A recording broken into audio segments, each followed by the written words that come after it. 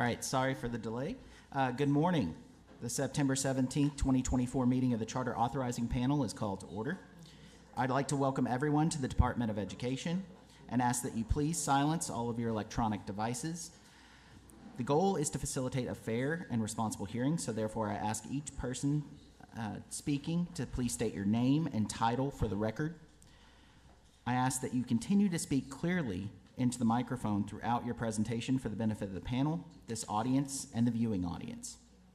This meeting is being live streamed and recorded, and a transcript of the meeting will be posted on the DESE website.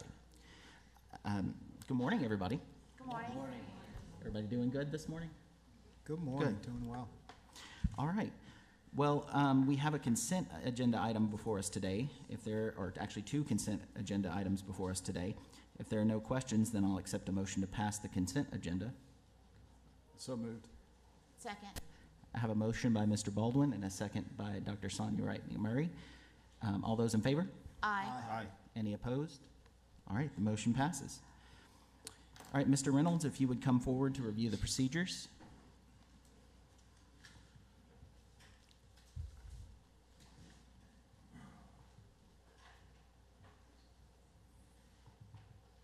Good morning.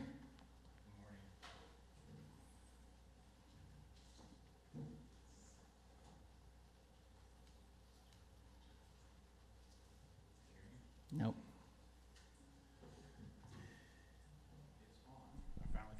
There we go. All right, good morning. Stephen Reynolds, staff attorney with the department. Dr. Sutherland, you'll want to swear in everyone except for attorneys that will be given testimony. The applicants will then have 20 minutes to present. Any opposition to the charters will have 20 minutes to present. To my knowledge, there's no opposition for any of the applicants on the agenda. All parties, please state your name before you speak, even if you've talked before, so we can have a clear record. Any community members or community partners that are here to speak on behalf of the applicants will need to speak during the 20 minutes. Any elected officials that are here can speak before the hearing, during the 20 minutes, or at the conclusion of all the testimony. That's up to the official and the applicant, how they want to proceed. Following the charter's presentations, we'll go through legal concerns and waivers, if any, and you guys can address any remaining concerns outside of legal or ask any other questions. That's all I got. Thank you. And I would like to reiterate, as you come up to the mic, if you will get very close to that mic, it makes it a lot easier for those that are online to hear. All right, so those who are going to be speaking on behalf of the charter, if you'd stand and raise your right hand. All right, do you swear that the testimony you're about to give is the truth, the whole truth, and nothing but the truth? All right, you may begin. Hello, everyone. I'm Todd German, the chair of Somerset.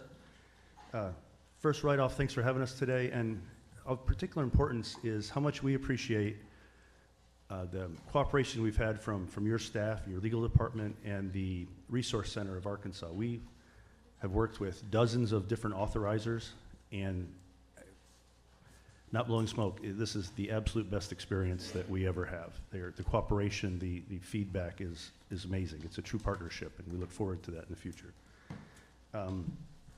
We have a few presentations today. It's pretty comprehensive. We're going to try to keep it quick and then get to questions, which is usually the most important part of it. Quick introductions. I'm the chair. We have the whole founding board, and I say founding board because eventually we will, as the school gets established, bring some more local people in, but right now you got to get going. I have Matt Cox. You're going to hear from him in just a moment. Taylor Smith, and a neat thing we just heard from the Governor DeSantis just appointed Taylor to the Florida Development Finance Corporation, which is a pretty big deal. And we have Chantel Morales. She is a current principal, and she is on our board here too.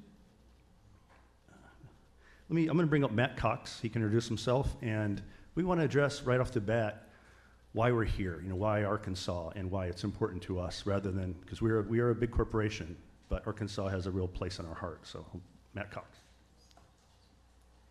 Hey, good morning. Matt Cox, as Todd mentioned. I am also a board member. So happy to be here today. Thank you for having us.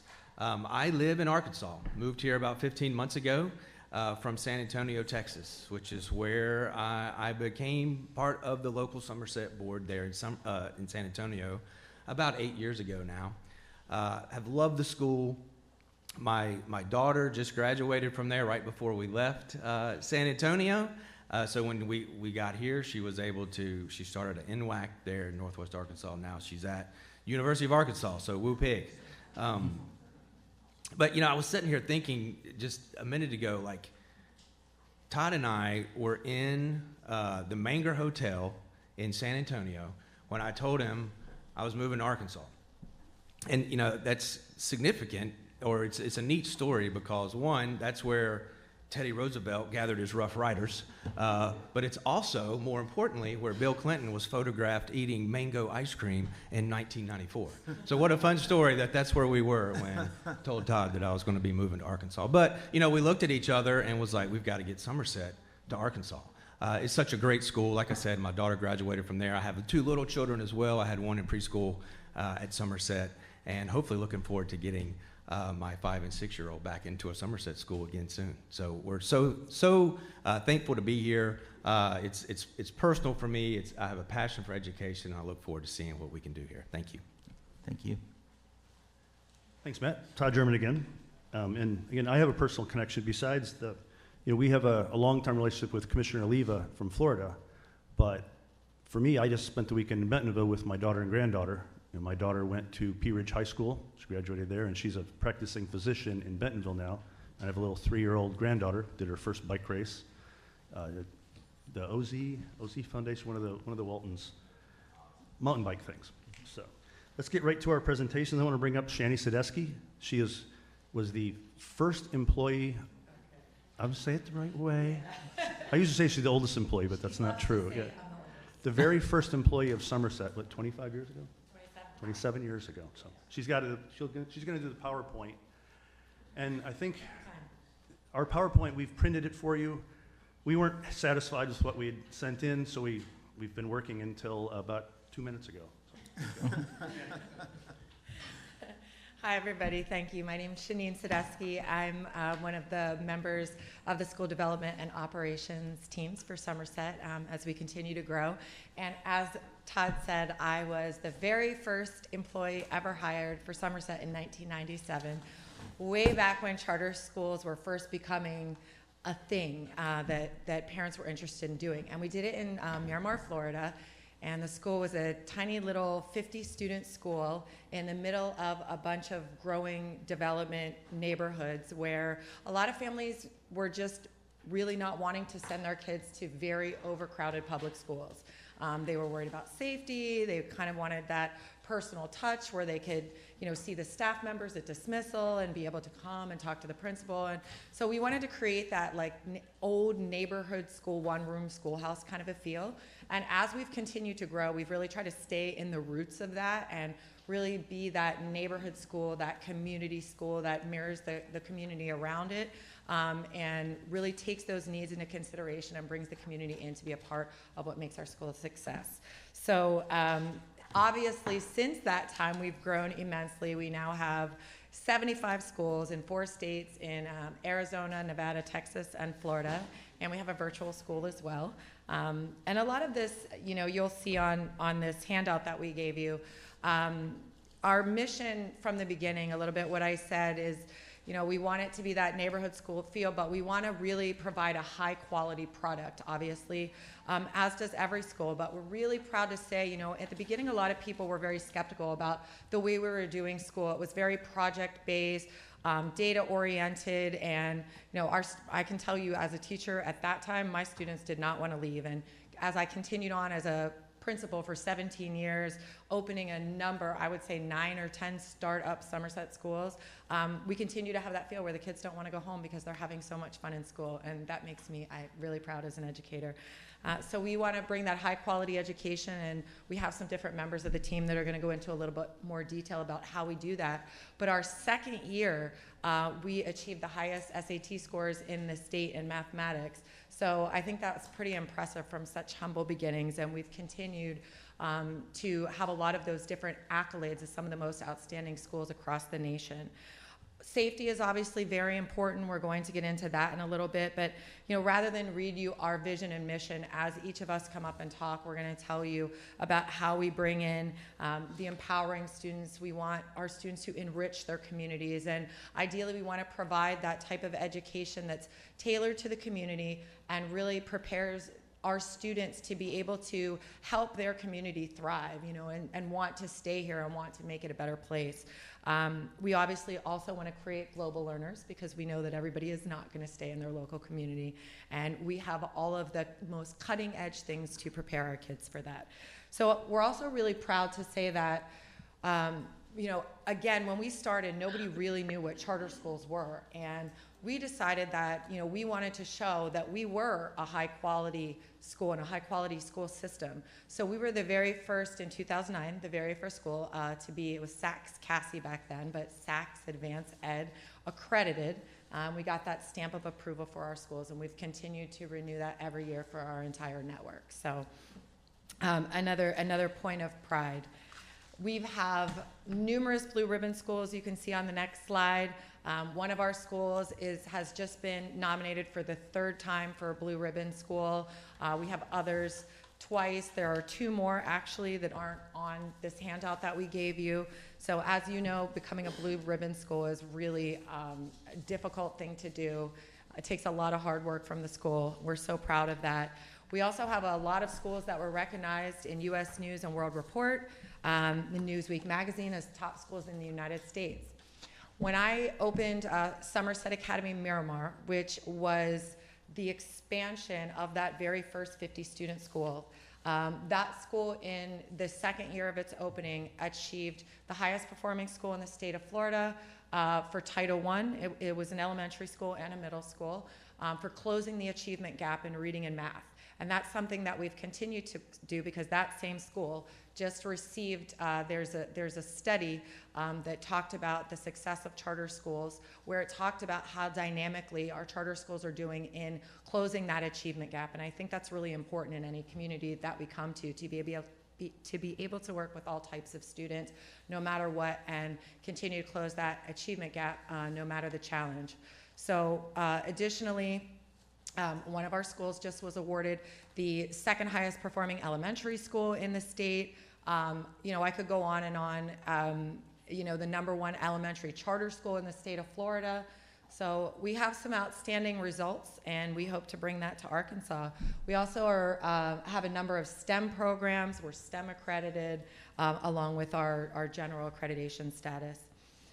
One of the things that I think is very reassuring when we're coming to a new place as well is that we can provide the adequate funding and resources that we're going to need to be able to do to make sure that we're going to be sustainable and we're going to be able to be scalable, and to continue to give the opportunity of Somerset Academy to more and more communities as we get our foot in and established in the state. And so we are constantly seeking grants and funding sources. We were recently the recipients of the CMO, it's the CSP CMO grant for replication and expansion of high quality schools. We received just over $53 million for that, which gives us about $1.5 million for each school that we open for those costs to make sure that we have all of the resources, technology, and things that we need for our students to succeed. We've also annually, pretty much, I think since I've started, been the recipients of the CSP grant for the school startup grants, which really is a game changer when you're doing a school from brick and mortar from the ground up. We've also received a number of Walton grants. We've gotten recently, I think CTE is so important. Not every student's going to go to college. Recently, one of our schools received a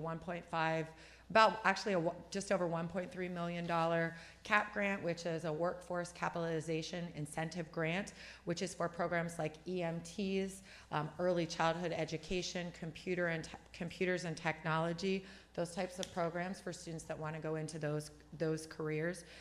Digital design, television production, and Sarah Fye, who's sitting behind me, is going to talk a little bit more about that. So we have constantly funding sources going on in addition to our network being very well established in terms of our reserves, in terms of having an annual surplus of over $9 million. So in the event that schools might need additional funding, the funding is there, and we're going to be able to make it the best school we can. So we do have a really quick video, it's about 30 seconds, just so you can kind of see our schools in action and get a little snapshot of what you might see here in Arkansas. And thank you. At Somerset Academy, we believe that every child deserves a high-quality education that empowers them to succeed in life. Somerset's dedicated teachers provide a safe and nurturing learning environment where students are encouraged to explore, create, and learn. Our innovative curriculum emphasizes critical thinking and problem-solving skills, empowering students to become confident and independent learners. Join Somerset's community of learners today and experience the Somerset difference. Visit somersetacademyschools.com to learn more. At Somerset Academy, we believe that every child... Thank you so much. Thank you for listening. I'm going to introduce Ms. Sarah Fye. She is a phenomenal educator. Her skills in curriculum, assessment, and data blow my mind every time I talk to her. So she's going to tell you a little bit about the academics. Thank you. Thank you. Hello, everyone. Thank you for having me here. I am Dr. Sarah Fye, and I serve as the Director of Strategic Planning and Academic Achievement for Somerset Academy Schools. I'm really pleased to be in front of you today to talk a bit about the programming we offer, the curriculum, and who we are. As you have in front of you, just an overview of some of the programs, and you've seen, of course, in our application. I'm going to go a little faster. They're nudging me to please go a little faster, so of course we'll be able to address any questions.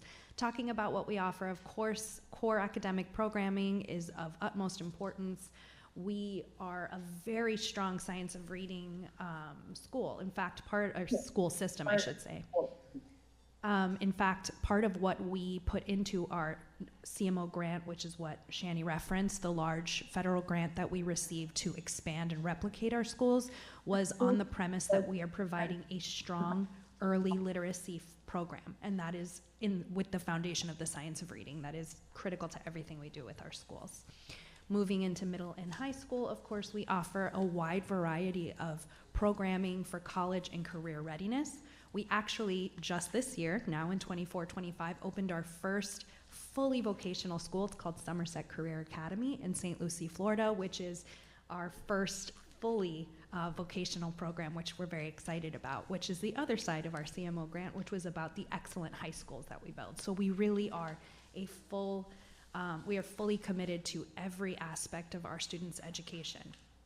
And to address a little bit of what Shani said about who we are and the communities we serve, we have this motto in Somerset. We say global mindset, local impact. We have this mindset that we want our students to be given the world. We want our students to have global perspectives and global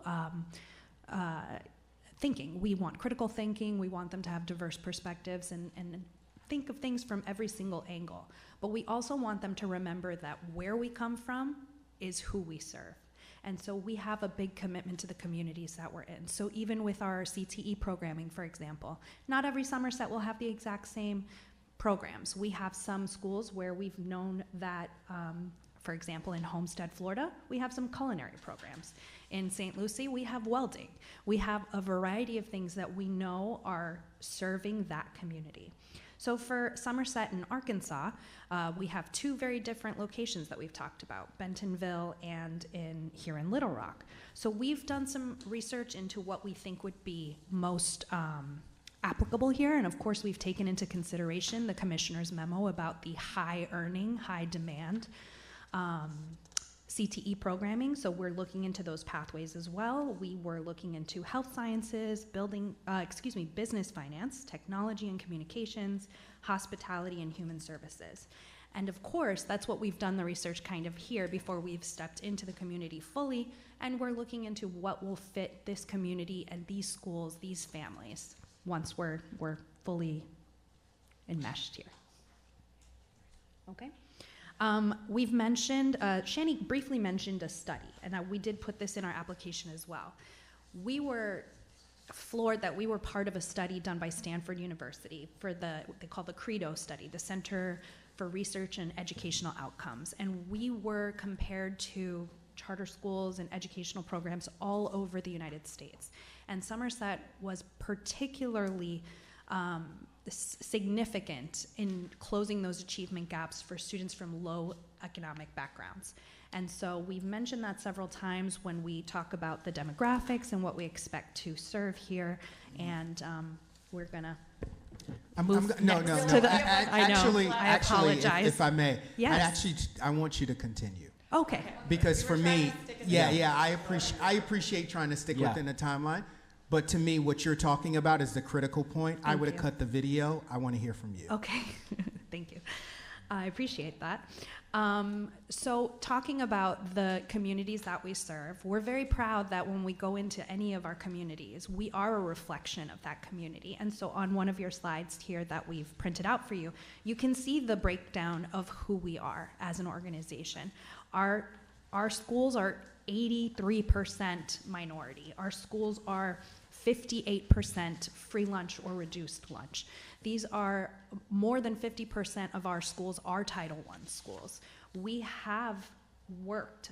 Our culture is real. Our culture is working. We have a very aggressive data culture in our schools where we have our stakeholders involved in every single step of our data conversations, at the very top all the way to, as a network, talking with our principals and our president and our vice president, all the way to, does every child have their data folder? Are they taking it home? Are they talking to their families? Do we understand what your goals are?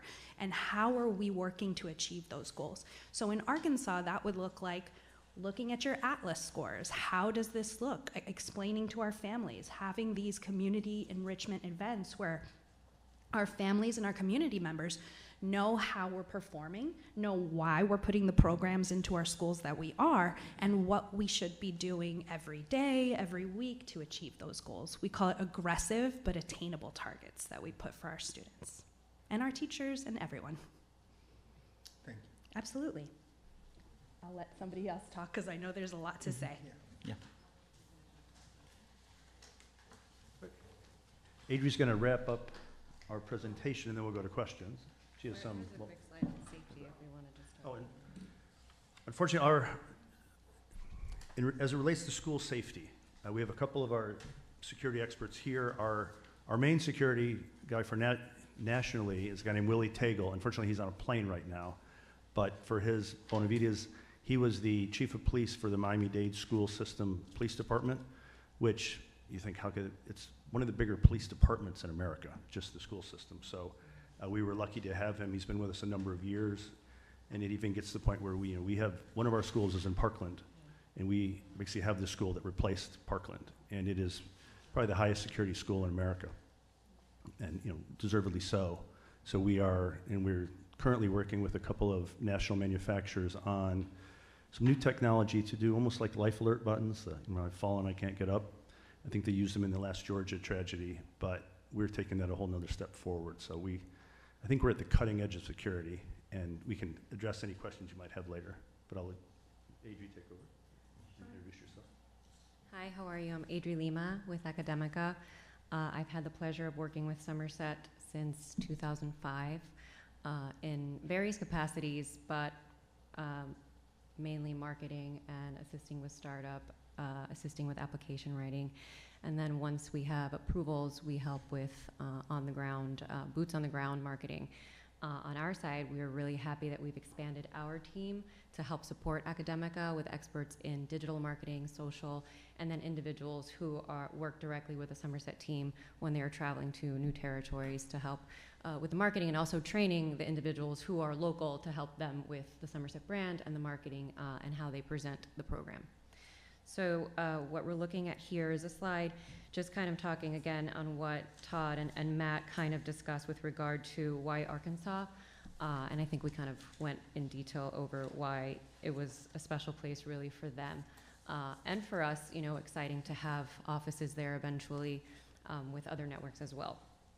So Somerset submitted an application that, to clarify, I guess, the format.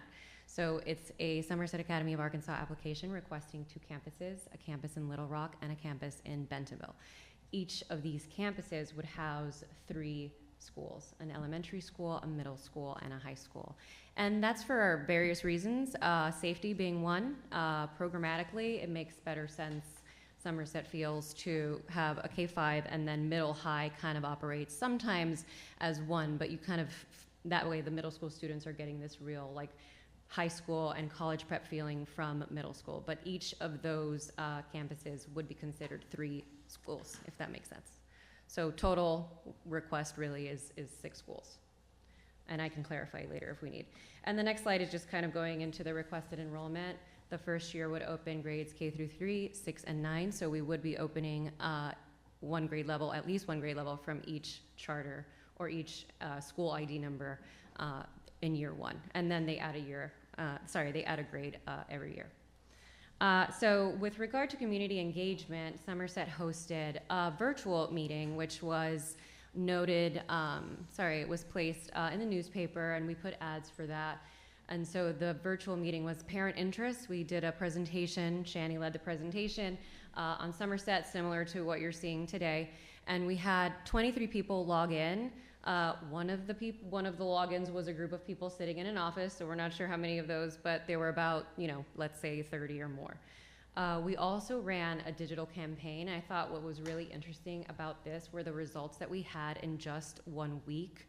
Of course, one targeting the Bentonville area and one targeting Little Rock. Pretty broad because there is no facility at this time, but we got 159 parent lead forms in the Bentonville area and 100 in Little Rock. And again, I want to stress that was just in the span of 1 week with a pretty, social media wise, a pretty low budget. And so once we're ready to ramp that up, we're really excited that we got that amount of leads with just those 7 days. So we really think that there's a very clear interest in the program and a need for a new program and obviously one with the history and the accolades that Somerset is bringing.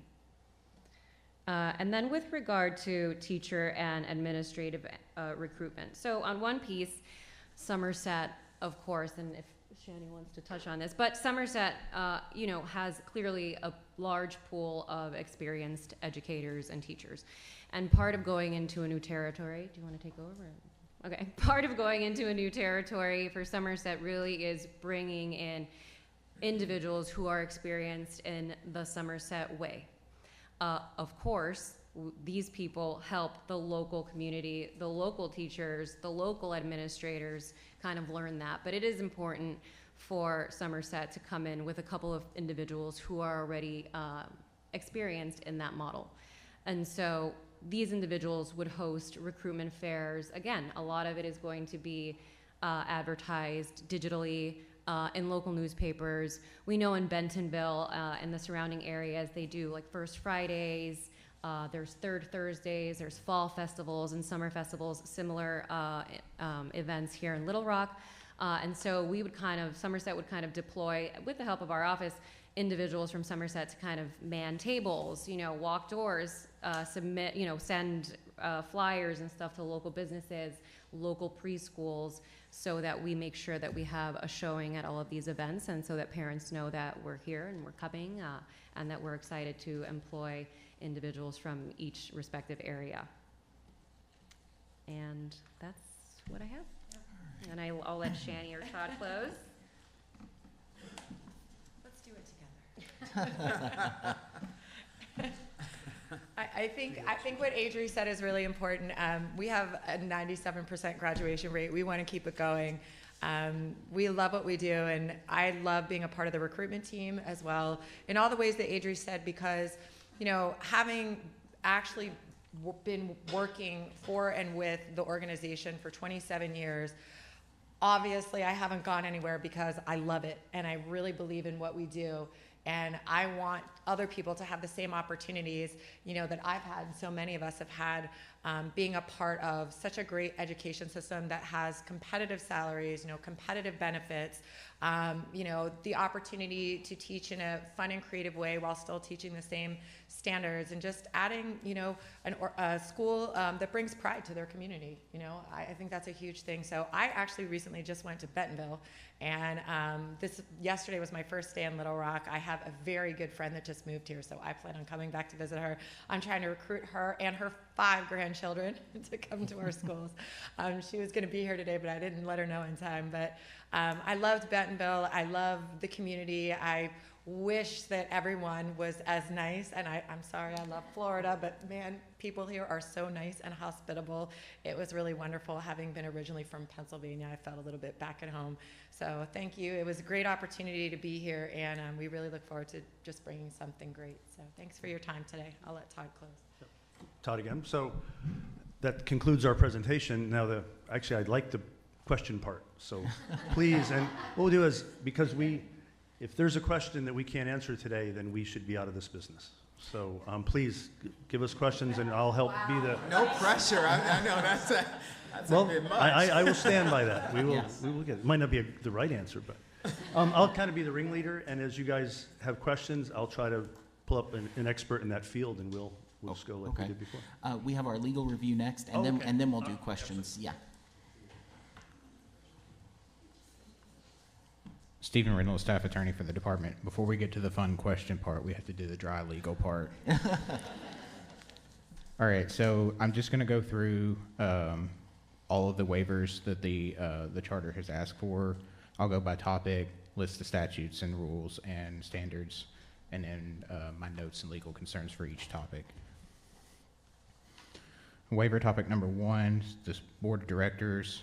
The charter is seeking to waive Arkansas Code 613-608, 613-611, 613-612C, 613-613, 613-615, 613-616A, 613-617, 613-618, 613-619A, C, and D4, 613-625, 613-622B, 613-630, 613-631, 613-634, 613-635, 613-1303, 614-101 et sec, and the department's rules governing school board zones and rezoning. I have no legal concerns with any of those waivers. Waiver topic number 2, I promise this one will be less long. The superintendent and principal, and charter seeking to waive Arkansas Code 613-109, 617-302, 617-427, the standard for accreditation 4B2, 4C1, and 4C2. I have no legal concerns with this. Waiver topic number 3 is facilities and flag display. The charter seeking to waive Arkansas Code annotated 613-105, 616-105, excuse me, 616-106, 621-117, 2 through 5, and I have no legal concerns with that waiver. Oh, excuse me. In addition, the charter seeking to waive standard for accreditation 6A1 and 6A2. Waiver topic number 4 is personnel policies. The charter seeking to waive Arkansas Code 617-2301C, 617-2301C1 and D2.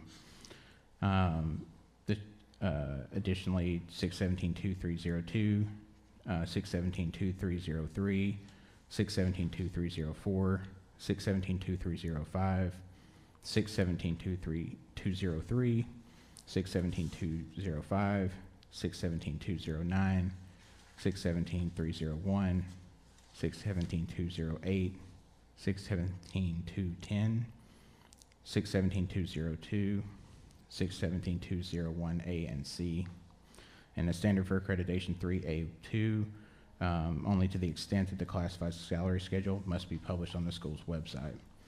And the department's rule governing documents posted to school district and education service cooperative websites, sections 5.01.4, 5.01.5, 6.01, 6.02, and only to the extent that the classified and administrator salary information is required to be published on the school's website. And I have no legal concerns with that waiver. Waiver topic number 5 is the school counselor and student services. The charter seeking to waive Arkansas Code 618706, Standard 4E1 and Standard 4E2. I have no legal concerns with that waiver. Waiver topic number 6 is a required instruction K through 12. The charter seeking to waive Standard 1A.1.3, and I have no legal concerns with that waiver. Waiver topic number 7 is to teacher licensure. The charter seeking to waive Arkansas Code 615.1004, 617.309, 617.401, 617.418, 617.902, 617.908, 617.919, Standard 4D1, and the department's rules governing educator licensure, just section 7. Now, no legal concerns with that waiver. Waiver topic number 8 is library and media services. The charter seeking to waive Arkansas Code 625.103, 625.104, the standard for accreditation to D1, and 4F1 and 4F2. Now, no legal concerns with that waiver. Waiver topic number 9 is the class size and teaching load. The charter seeking to waive Arkansas Code 617.812, the standard for accreditations, standards for accreditation 1A5 and 1A6, and the department rules governing class size and teaching load, and no legal concerns with that waiver. Waiver topic number 10 is alternative learning environment, or ALE. The charter seeking to waive Arkansas Code 615.1005B5, 618.503A1CI, 648.102, 648.103, the standard for accreditation 2I1, and the department rules governing student special needs funding, just section 4. Waiver topic number 11, to report cards. Charter seeking to waive, seeking a waiver for Arkansas Code 615.903A2, and no legal concerns with that waiver. Waiver topic number 11 is the planning period, duty-free lunch period and non-instructional duties. Charter seeking to waive Arkansas Code 617.111, 617.114, 617.117. No legal concerns with that waiver. And lastly, the charter seeking to waive, or it's the waiver topics number 13, gifted and talented. The charter seeking to waive Arkansas Code 620.2208C6, 642.109, the standard for accreditation 2G1, and the department rules governing gifted and talented program approval standards. And no legal concerns with that waiver. And then just a couple of general things. One, the charter was very easy to work with. They knew exactly what waivers they wanted and specified waivers to exactly what they needed. So I just wanted to return the appreciation. Also, when it comes to the vote, my understanding is that because of the federal grant situation, each school is going to need its own LEA number to receive the grants. Somebody could come up and confirm that on the record. And if that's the case, the panel's going to have to take 6 separate votes to approve each school. And that's all I've got. Thank you. Yes. Hi. Daniel Schertz, Somerset principal and part of our Somerset leadership and part of our Somerset CMO team who wrote the grant. Part of the federal program is each school is allocated up to 1.5 million. So having 6 separate school IDs would allow us to try to get additional funding for each school. All right. Thank you very much. All right, we'll start with Dr. Wright McMurray. Good morning, and thank you for your presentation and coming in to speak with us this morning. First, I have a couple of questions on the waivers and just probably clarification pieces on a few of them. And I don't have all the codes figured out, but personnel policies, just for my understanding, the salary schedule, does that plan to comply with what is in the LEARNS Act? Okay. That one was a bit of a, I think the change happened after we had started this, so we were very aware that it's now 50,000, and where we have adjusted that. If we need any detail, we have Richard Moreno from Building Hope, who actually wrote the budget, and he has adjusted it. He's on Zoom, but we're aware of that, and we have adjusted our budget to handle it. Okay. And I'm sure it's going to be tough for every school in Arkansas to make that work. But we are very aware of it, and we've adjusted it. So we've addressed it. Okay. And then my second question under the waivers, if I could just get a little bit more clarification on your plan for school counseling. It looks as if that you're asking for a waiver to be able to hire someone that potentially would not be certified, and then you're also asking for adjustments on the ratios. So just wanted to get a little bit more information on what that's going to look like. Great. Good morning, Liliana Salazar, National Director for Special Education and Student Support for Academica. Thank you for that question, and thank you for this opportunity.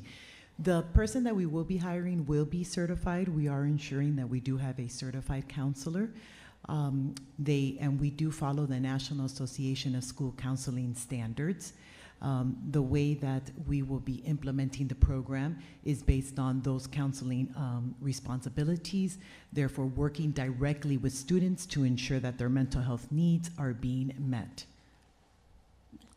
So what I hear you saying is that you do plan to hire someone that is certified as Yes. a school counselor, and you do plan to follow the recommended guidelines for ratios.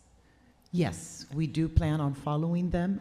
Yes, that is correct. Okay. That's correct. I was just wondering because it looks like in the waiver you were asking to not have those things considered. So I was just wondering the discrepancy. I think so. To several of our waivers, Daniel Schroeds, Somerset.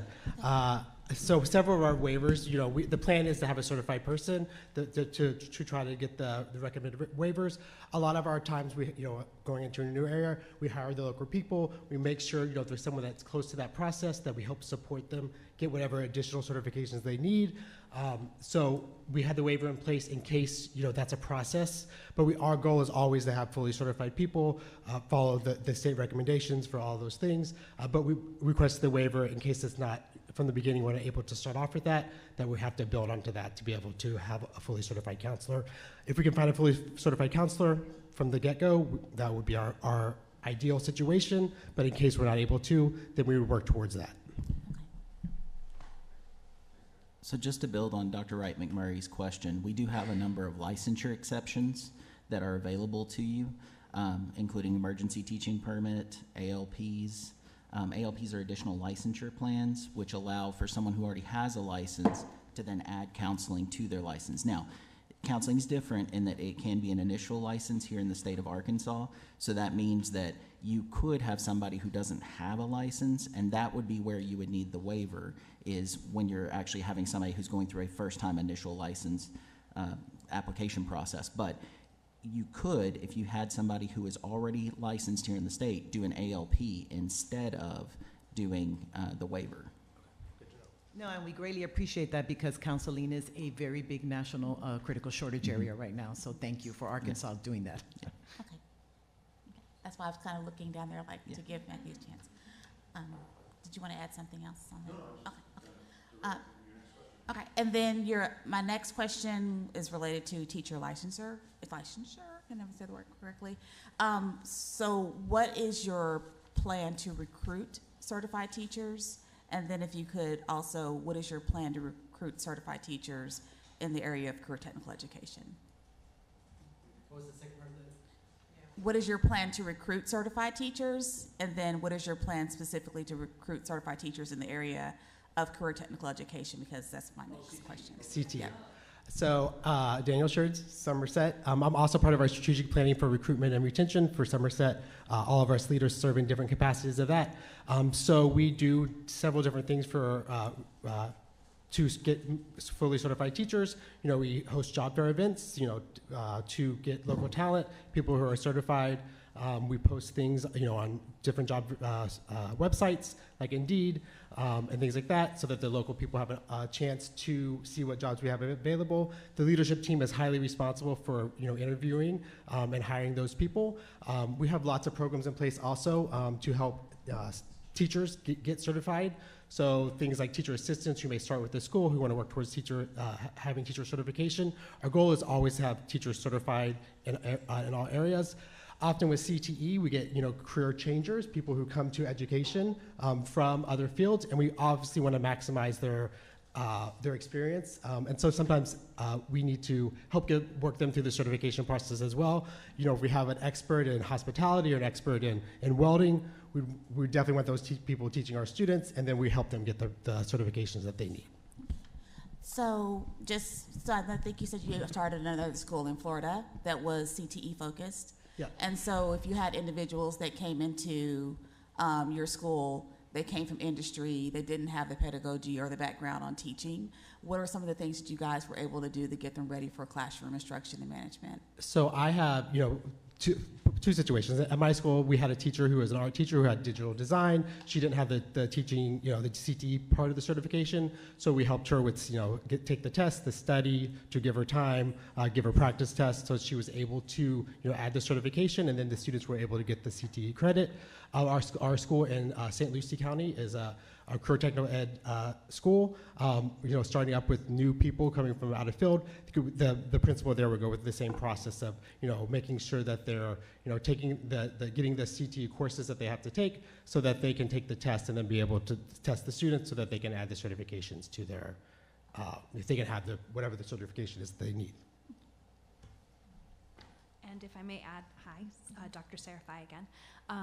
And we also have tuition reimbursement as a benefit for our employees. We have partnerships that we've built with local organizations and universities.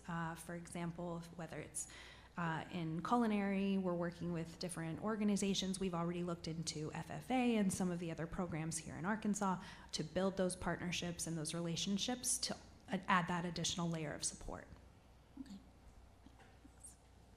Just a couple more. Okay. And so then, you may not want to. Yeah, okay. That's okay. That's okay. Okay. So I did appreciate that you mentioned in your slides that you guys are looking at H2 pathways. Yes. And it looks like that you have an idea of some pathways that you want to offer from what you listed in your PowerPoint. And you mentioned in your presentation that you've done some research on which pathways that you would like to offer. Can you give us a little bit more detail on what that research looked like? How are you identifying your pathways based off of the schools? Because two different areas, Bentonville is very different than what's going to be relevant for Little Rock. So what are you putting in place to make sure that you are definitely meeting the needs of not just the community, but the students so that they can have good opportunities? Okay, so those are different questions, but we may have additional answers. Some of the market research that was done, I think, were you jumping in to say something? Okay.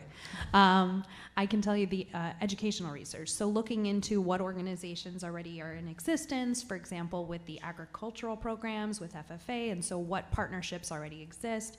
Just doing some research on what the local universities are offering and kind of mapping what is already in existence to see what the interest is. As I said earlier as well, we do want to make sure that once we're in that community that we're addressing those needs. So I do think that's a flexible thing, but that was based on that initial research, looking into those organizations and what's already popular and what's already in demand, because in the H2 pathways, as you mentioned, those are based on, I believe, my understanding was that those are where the industry is growing and not only showing high wages, but because that industry is showing a need. And then I will move. Ken Campbell, Academic and Support of Somerset. Basically,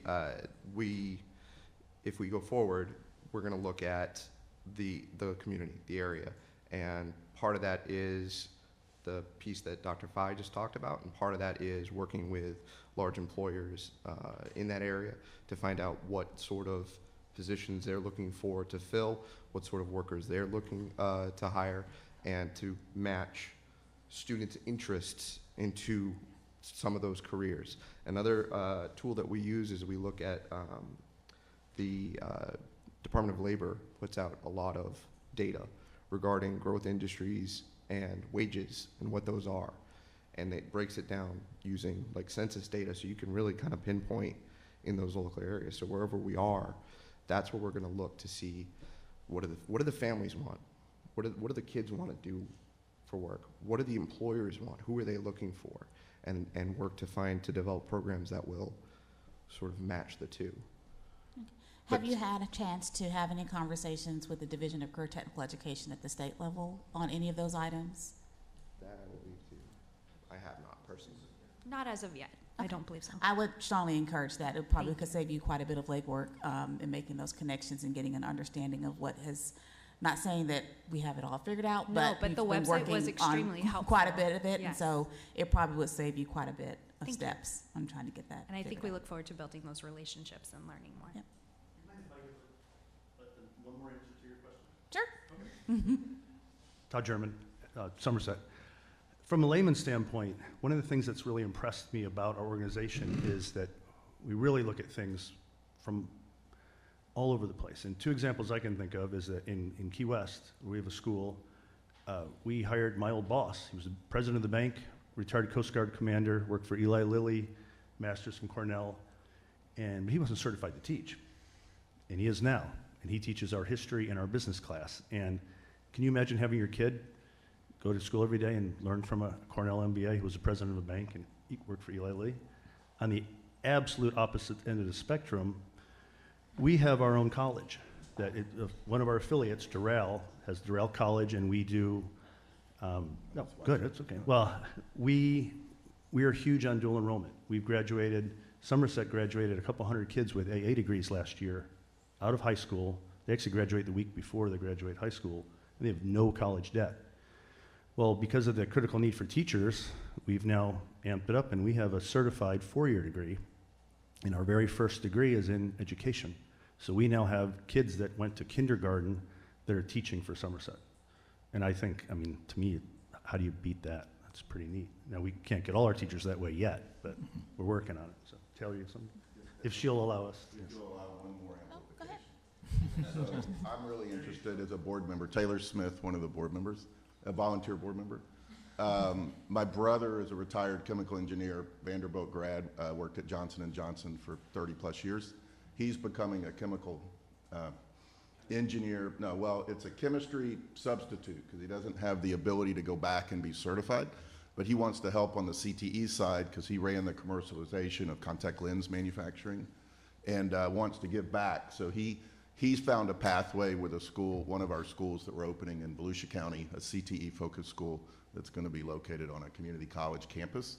And it led us to learn that the ADC, the Arkansas equivalent of what we have in Florida, which I'm involved with in Florida for work, that there are 200 companies working with the AEDC, that we've already started looking. These are manufacturing companies. And it's really fun for some of us on the volunteer side to amplify the staff because we work in the space.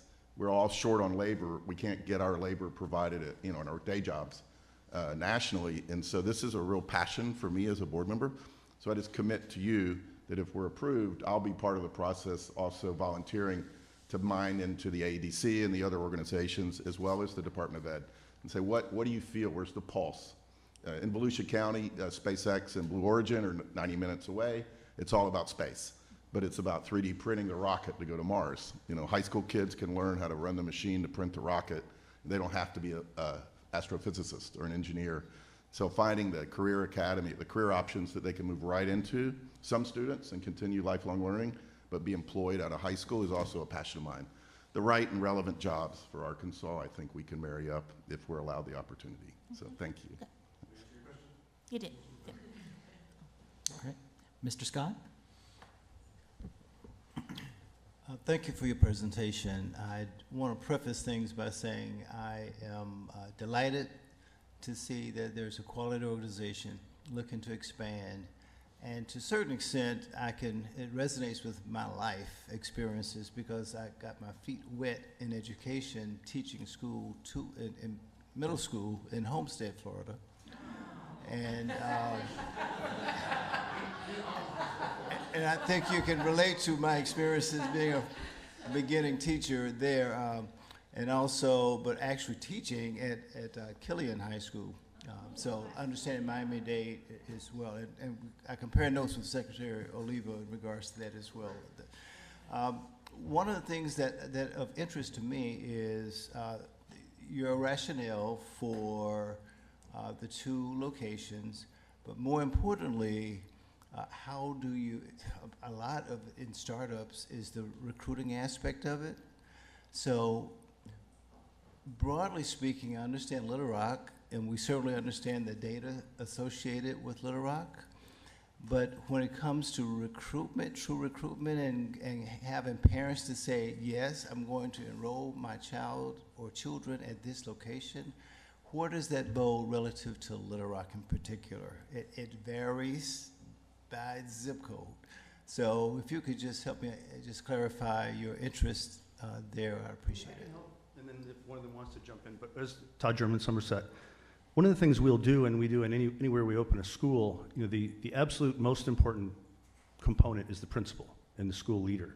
And we will ideally hire that person a year before the school opens. And then it is his or her job to build the school, and with that, build their staff. And I've seen them hold job fairs, knock on doors. They have to learn to know the community. Sometimes we hire from within the community as well.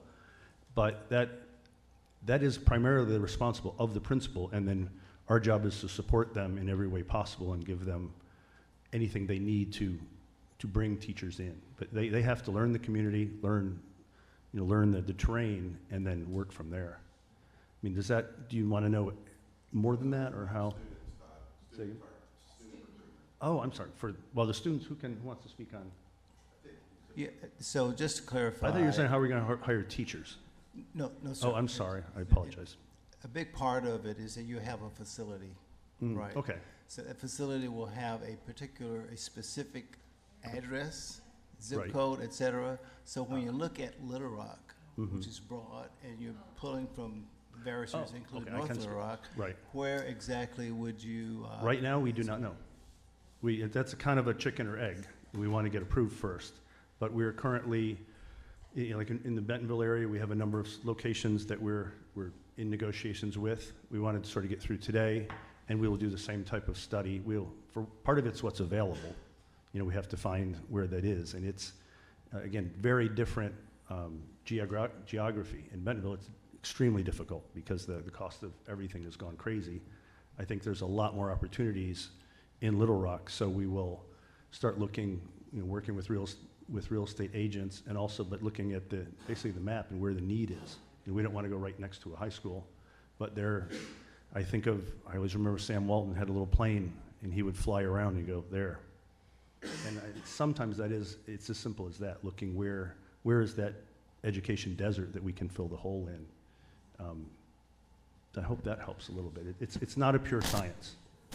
Well, I appreciate hearing that. You did specify some of the data that spoke to some of the failing schools in the Little Rock area. So love the fact that you have experience in being able to handle challenged communities and bring your wealth of experience to the table. One something I have in my pocket, and I think this could really go to that, in that opening schools is hard. We've never closed one. But they do not necessarily succeed right from the beginning. I would love to stand up here and say we're going to hit it out of the park immediately, but we are prepared for that. Just in Florida, we have about a $330 million annual budget. We have $107 million in cash in reserves. So it's 130-something days of operating, but that cash allows us to subsidize. We have some schools that have never, and I say profit, we are a nonprofit, but a school is a business. They have to either make money or lose money. We have schools that we've had to subsidize forever, and we probably always will. And that is something we're okay with. We have other schools that run insane surpluses, and then we use that to help other schools.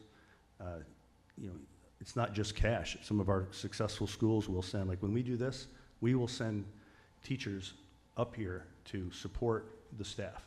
There's no way you can ever pay for that. We just take it all over. We really look at it as one big family. Yes, it's segregated by state, but we, as a big nonprofit, we're allowed to, we find ways to work that out. But it always at the advantage, and we will not fail. Thank you. Of interest also in your response. Thank you. Sarah Fye with Somerset, of course. I think I also wanted to tag on to what Todd was saying with regard to, it is very different when we come into a new market, such as in Arkansas. We have a very strong presence in some locations, obviously in Florida. You mentioned Homestead. I think there's one zip code in Homestead where we have 5 schools, so we're very well known already. But we also have within our organization some community engagement plans where we look at, well, when we're going into, for example, here in Little Rock, we do have a very specific age group that we're targeting. So we're looking at preschools, we're looking at houses of worship, we're looking at, I know I've looked at affiliations with the Air Force Base, with the Central Arkansas Library Association. There are a number of mom groups and family organizations that are really targeted towards reaching out into the community. And so partnering with them, building those relationships, I think are gonna be foundational to once we do have that zip code, how are we going to become a part of this organization? I like to make a little joke that if you've ever met someone from Miami, you think of Miami as this big town, but you find out it is the biggest small town in the world because you have a conversation and you build a relationship and you realize the connections you have. And that's what it takes. It takes us being here and making those connections and finding our footing in the community so that we know how to serve the community. Mr. Absolutely. Scott, Yes. may I ask a question that's related Absolutely. to yours instead of regurgitating it later on? So you say that you're not sure yet where you'll have a facility. Is there any preference when you look at the poverty of the zip codes? Because that's very different throughout Little Rock. Is there any preference that you're looking to target a higher poverty area, or are you just agnostic on that and looking to see where facilities might be available? I can't speak to this. Excuse me, if I might. Yes, please. I was thinking when Mr. Scott was talking and always about access. Access, And, yes. and even, I don't know what the demographics of the cities that you serve, but in Arkansas, Bentonville, you're just Very different community. But you're only a stone's throw from rural communities. Yes. And so access, I looked at the I looked at this piece in the proposal that said there's no transportation provided. So all those things connected together are concerns for. Absolutely. I see your history, and I'm impressed, and I think you have a good organization. But access is one Absolutely. of the things that. So the metropolis in Arkansas is Bentonville, Fayetteville, if you can imagine that, compared to some other big small cities. So when you have an innovative approach, and when you come to this panel and to the state. We don't want to eliminate a population of possibilities of students that have a problem with access. And I don't know, I know that there's a waiver for that. I don't quite understand it, looking at the fact that all young people should have access, or families should have access to quality schools. Absolutely. But so I wanted to kind of stir that in. Because I think, like I say, with recruitment comes and I noticed in the Bentonville area, you have some very small towns. Yes. And so to look at that as a challenge and as possibly an eliminator in terms of that being a possibility for them to be a part of the Somerset family. So in line with your question, in line with Mr. Scott's question, I didn't know if I'd lose it before I got to this. No, I appreciate it. So there were several questions there. Let me make sure I try to address as many as possible. So yes, we do have, we have an open enrollment policy. So we do not necessarily, we have, of course, we put ourselves out there. We have targets that we go and try to get this area, that area. But we are open to whichever families we do attract, which is fantastic. We do have, luckily, as part of our CMO grant that we mentioned earlier, we have already put into our budgets transportation. We have buses allocated through that, so that is not in the budget for the school necessarily that you would see, but we do have that allocation through grant funds. So we are going to build our transportation plan once the needs assessment is complete, once we have the actual location. Well, I understood that you were asking for a waiver. I believe they, yeah, because you want to, thank you. Ken Campbell again, thank you for your question. The reason for the waiver, it sort of goes into what Todd was saying about the chicken and the egg. It's a determination of, we find the location. And once we find the location and we bring the families in, where do those families live? And what is the need for that transportation? And so there is the funding for the transportation, but before we can say, oh yeah, we're gonna have X number of bus routes, this many buses, these are the times, I need to know where that school is, I need to know where those families are, I need to know how I need to draw those bus routes to figure out how many buses I need, get my bus drivers, get everything squared away and stuff like that. So the waiver was more just a matter of the flexibility of, you know, we're not gonna have a bus on day one because I don't know where my students are gonna need the bus on day one. And hopefully that answers your concern. Yeah, buses take a little bit to put together. Hopefully that answers your concern. Thank you. You're welcome. Chairman Sutherland, I have a question. Yes. So, and I guess I just need to know, how does that work with having the waiver on paper saying you're waiving the requirement of transportation, but then when you come back and then you add transportation, but you have the waiver, how does that work with, and I just need to know, how does that work with having expectations of what that should look like, how it should be operated, if there is a waiver on file for that school? So they can come back and rescind the waiver. Okay. And so if they were to obtain buses and actually provide transportation, they could actually come back and just say to us, we want to rescind this waiver, and then it would no longer be part of their waivers. Well, to answer your question, it's not if but when, as far as I'm concerned, as it relates to this. So I would like for the waiver not to exist, maybe, or not to grant the waiver if there is an absolute plan, because it rises or falls on having, again, access. Again, it is a chicken and egg. The way we understand, the way our intention for any of these waivers is that it doesn't mean we're never going to do it. It means we don't have to do it. We're not obligated to do it from day one. We have, I don't think any of our schools started out with buses. Now we have some, and many of our schools still have no buses. Others have fleets of buses. Buses are, we found, they're something that you add as necessary as enrollment grows. But if we can't have a fleet of buses from day one and then find that we don't need them. So that's. I appreciate that, but also appreciate the opportunity that you have to say we have a plan.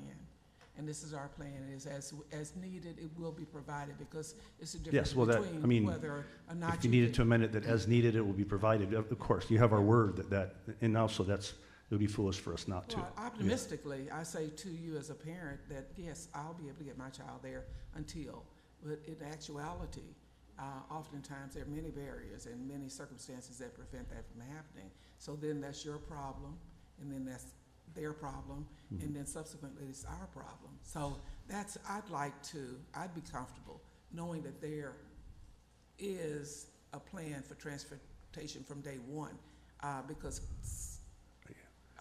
it's just difficult because we don't, to our point, we don't know exactly where we're going to be located. You know, this is different than if I was a mom and pop operator and I wanted to make this little building that I own into a school. I know exactly where it's going to be. Our scale is going to be, we're doing this for a big scale. I mean, this will be 1,000 children. I don't know where it's going to be. Could you consider smaller scale then, because of as critical as transportation is, and be contingent upon me making that decision is the assumption I have that that's going to be provided. Transportation is critical. It gets off of this particular application, but I can tell you when we met with the commissioner about a year ago, he expressed a huge, I can't say he asked us, but he said there's an opportunity in Arkansas to work with us. And he explained the need in many of the rural communities to put schools. And that is virtually impossible to do from day one. As we build scale, that will get us the ability to spread out and handle smaller schools. And each one of them there may be one that we've talked, I went to the Charter School Association meeting a couple months ago, and I talked to a number of small mom and pops that they struggle mightily with transportation. And part of it is I've talked to some of them helpfully to consolidate them and give them the wherewithal, maybe partner with them. It's going to be a process. But for this particular application, we need to have a large school, and if it's depending on the location, will depend on the buses. Well, then is it more feasible to assume that your plan might be to start in the larger areas first? Yes. But, you know, because like I say, transportation is critical. I'm from an area that is very rural, and without transportation, even if I wanted to access a different learning environment for my child, it could not happen. I'd likely come to you saying that yes, it can happen. I've talked to 2 or 3 ladies in the area, a parent down the street, and we got it worked out when actually we don't, or we did before the tires. And I would say, I think we're almost on the same page here. That's why we did specifically pick Little Rock and Bentonville, so we had big population centers with very different needs, but they had enough children to be able to make a school of scale. And then with that, we can bring in more support services, and that will allow us to, as with the commissioner said, I mean, I've told to our board and our people, we're trying to find a way to go down south, and it's going to be a challenge. I have you want to plan for that? I have none, but we've got a handshake with the commissioner that we're going to try to find a way to help him. And so can we assume as a board then, if your application is approved, that you're going to start where you can fully provide transportation and then go from that point? Because like I say, it's an absolute deal breaker. We're dealing with high rates of absenteeism that were probably here before, but more emphasized now because of COVID and those things. So we're fighting a battle with getting young people to school that can meet the bus on the corner. So I just, that's my concern, and certainly. I can promise we will endeavor to. Let me jump in and ask a question, because I live in a small town too, and so I share Toyce's concern. But I also understand the process of starting something up from scratch, where right now you guys don't even have a building. Right. You're looking at the future to do all this. I think the concern that the panel has is that a waiver will be, if granted, will be for the life of your charter. Understood. And so if you all didn't want to provide buses, you wouldn't have to, and we couldn't really challenge that if we grant the waiver. And it sounds like in the end we're going to be in the same spot. It sounds like you guys want buses. Do you understand the importance of that? If buses help us grow the school, we'll get buses. Which is responsive to our concerns. So I guess what I have is a legal question. Can we approve a short-term waiver for a couple of years to get you guys can get going, and then with the expectation that once you get through the startup stage and you get your, I think Mr. Reynolds? Well, yes, go ahead. Stephen Reynolds, staff attorney for the department. Yes, that's something that the CAP could grant. They could grant basically, it's a short-term waiver that doesn't go for the life of the charter. So generally, the waivers, when you grant the waivers, they're for the life of the charter, but the CAP can say, we're going to put conditions on the grant of this waiver. Our charter office will monitor, they monitor each charter school, and they'll basically kind of check in with them, see how they're going, how they're working on getting the transportation together. As a technical matter, that's what I went over. Yeah, before you get there, is another opportunity. I'm assuming where you're going is looking at what we have here. So is another opportunity for us? Do we have the ability to call them back in? Yes. If we want to. Yeah, you guys. So the law allows the CAP can call any charter back in for any reason. And then have questions in regards to the waiver, and then address it at that time. Correct. Yes. So as opposed to sort of doing it now, we do have the ability, if we feel as if, this is not moving in a direction that the panel feels comfortable calling them in seeing their plan, asking their plan, and then making the adjustments at Yeah, that time. that's something you can do, and it's my understanding that's something we've routinely done in Yes. the past. I have a question about that. Yes. Okay, so, what is the trigger, or who is the trigger to remind us that they would need to come back and have that conversation about transportation? So you could do it a couple of different ways. You could do it on a time basis, say, come back in a year, tell us how you're doing, or you can direct the charter office to check in with them and then notify, the chair or whoever on the CAP has the question, when they've noticed something that's amiss, I guess. Okay, because what I hear the charter saying, and the counselor and me, what I hear you saying, is that your intent is to provide transportation once you identify your population of students that would be served by the school. So is there a time frame that we can identify at this point that you would have an idea of when that is? Is that within 10 days of the school opening? I mean, what does that look like to make that determination? Because based upon when students are required to enroll, I would think you would then know your population and where they are coming from, and then you would be able to say, okay, we know we need to come back and provide, come back and rescind the waiver because we know we're going to have to provide transportation for these folks. I would truly think, Todd German, we're truly thinking this is a yearly thing, we're not talking weeks or anything. And again, as you saw, ideally we will open these up with kind of cadres of students so that they can grow with the school. If we get 1,000 kids the first day of school, we're buying a fleet of buses. That probably isn't what's going to happen. We're going to grow the school organically. The school is not going to, it's going to take a while to grow the school. And as we do grow the school, the transportation needs will become evident. And that is how every other school we have that has buses has done it. I've approved every bus we've ever bought. And I do it begrudgingly because buses are a whole nother department. Yes. And they break and they have bus drivers and all the rest. But one bus becomes 2, becomes 5. And the principals are very good, and it is another chicken or the egg. The buses drive growth, but the growth demands the bus. Well, then my question becomes, why not take the waiver out and work in the way that you're talking about it as needed, that you'll make the evaluation? But I think sometimes, and this may not be completely even, but I think buses are as important as meals in the process, in terms of. And during COVID, we used our buses, we turned them around and delivered meals to all the children. And we talk buses, I don't know what the opportunity is for contractors to provide transportation. Everything is not a bus. And there are we can give bus pass, and this may be a hybrid thing where we start with giving bus passes to the children. And there was one of the ladies I talked to with a rural charter school.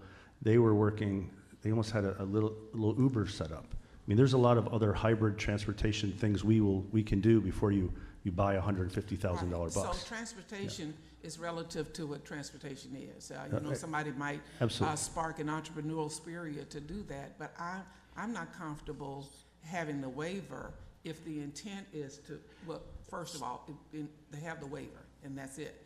But I'm more comfortable with developing a plan, and so if we're going to build the airplane while we're flying it, I would think that a waiver wouldn't be necessary, because you commit to the panel to come back to the questions that have been asked earlier. So for the waiver, it will be necessary for their standards for accreditation. So they would end up flagging, which would impact their accreditation in terms of, because they couldn't say, because they have to put in a statement of assurance each year, and they have to say that they're providing all of these things. So if they're not providing those things and they sign off on that, that then puts them in a state where they're not going to be accredited fully, which puts them in a detriment, as opposed to being fully accredited for the year. So we, in the past, and it's not really an uncommon waiver to give that we've done for charters, where maybe even we put it in the notes for that waiver to say that they have a plan in place and that we'll revisit this within 1 year. We can do something like that. But I just don't see a plan.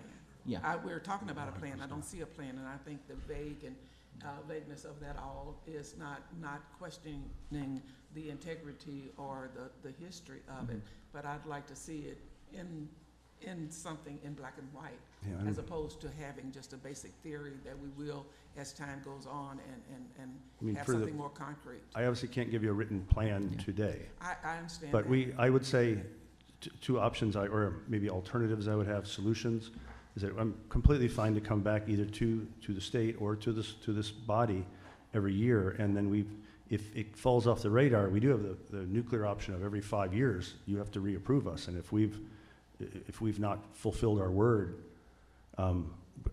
we've got to stand in front of you and acknowledge it. That's the absolute worst case, is that 5 years from now, you're saying, what about those promises you made?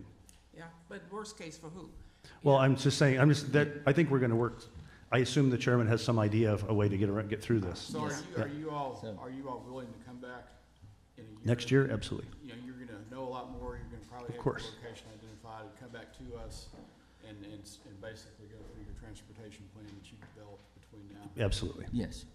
Okay. And that could be an And by then, option. we will have a location, we'll have a better idea. Like I said, we have schools near the cities where buses would be ludicrous because everybody can walk, and other ones absolutely have to have buses or we wouldn't have any kids, and I just don't know yet.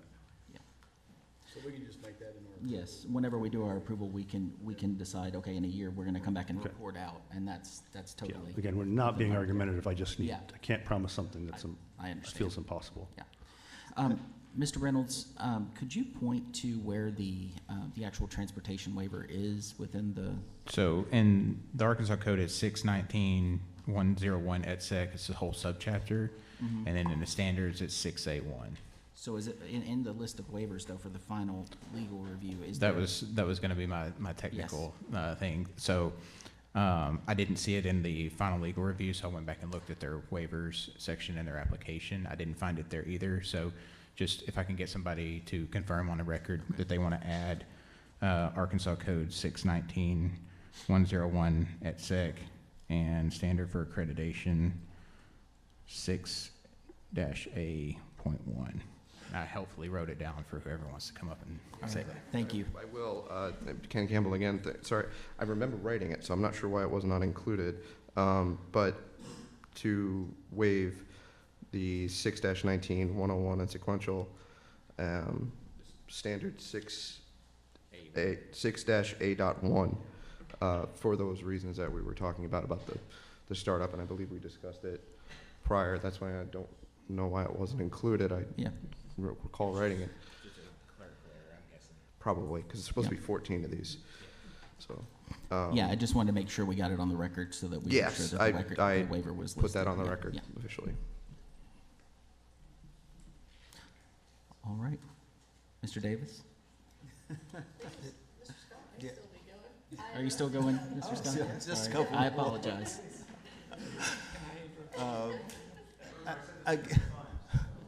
I guess akin to the conversation about transportation, it gets back to the original question about location and facilities.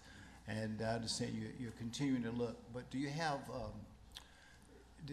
I'm liking this process to the business plan. You've done your market analysis and your strategies, you're working through that, and so you have your operational budget, organizational budget, all the way through. So when it comes to establishing facility options, what would you consider options as far as locations? That may have a bearing also on the transportation. It will more than likely be a two-step process, and that if we find a location where we decide that we want to build a school, obviously that's a long glide path. We will more than likely find a temporary location. We have operated in everything from storefronts to church. We run a dozen schools for the Archdiocese that we've partnered with Boys and Girls Club. It can run the whole gamut. We've done movie theaters, which actually worked out a lot better than you think. But I'm sure it will more than likely be a two-part process unless we've even bought schools before.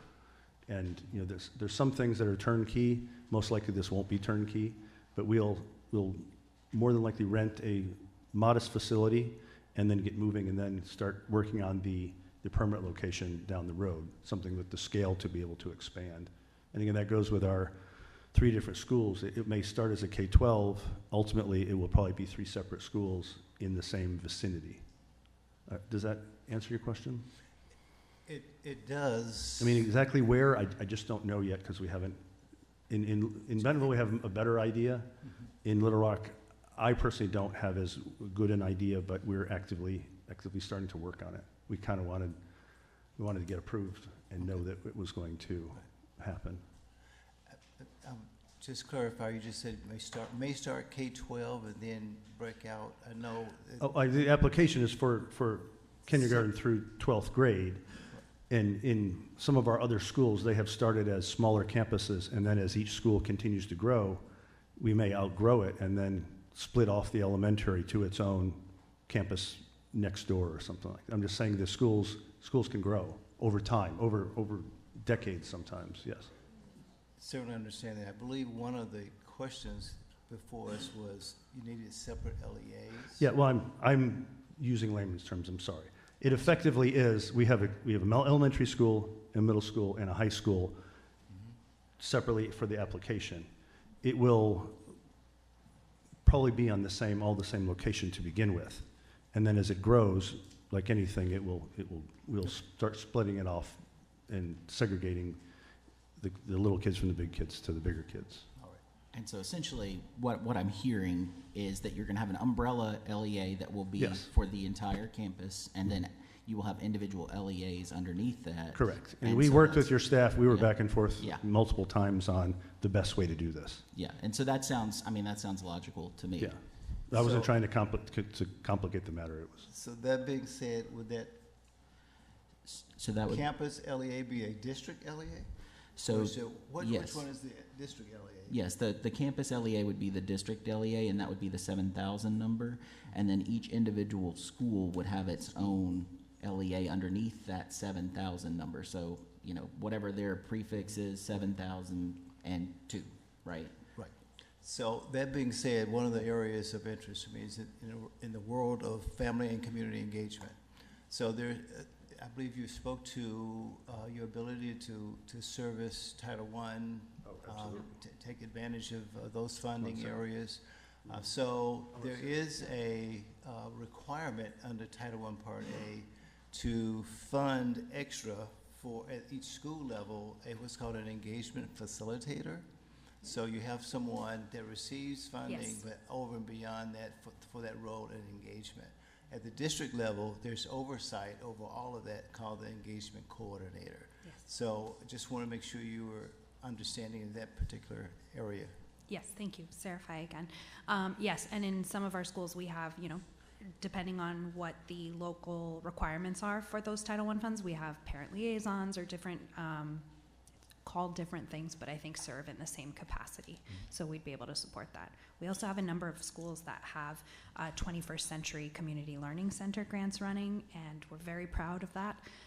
We've done, if I may say so, because I have been a part of it, done tremendous things with that as well. So we're very familiar with those kinds of programs and how to run them responsibly and make sure that we're getting the most community support as possible. So that being said, as you look at your budget, there's just extra funding associated with that school level engagement facilitator that should be represented in the budget, that's all. Thank you. I know that when the budgets are prepared, it's with the assumption of none of that additional funding, because we do believe our schools should be able to sustain themselves based on that, but we know there is additional grants opportunities for our schools. So I'm feeling better in the sense that as a startup, I love the fact that you are talking about community partners. Yes.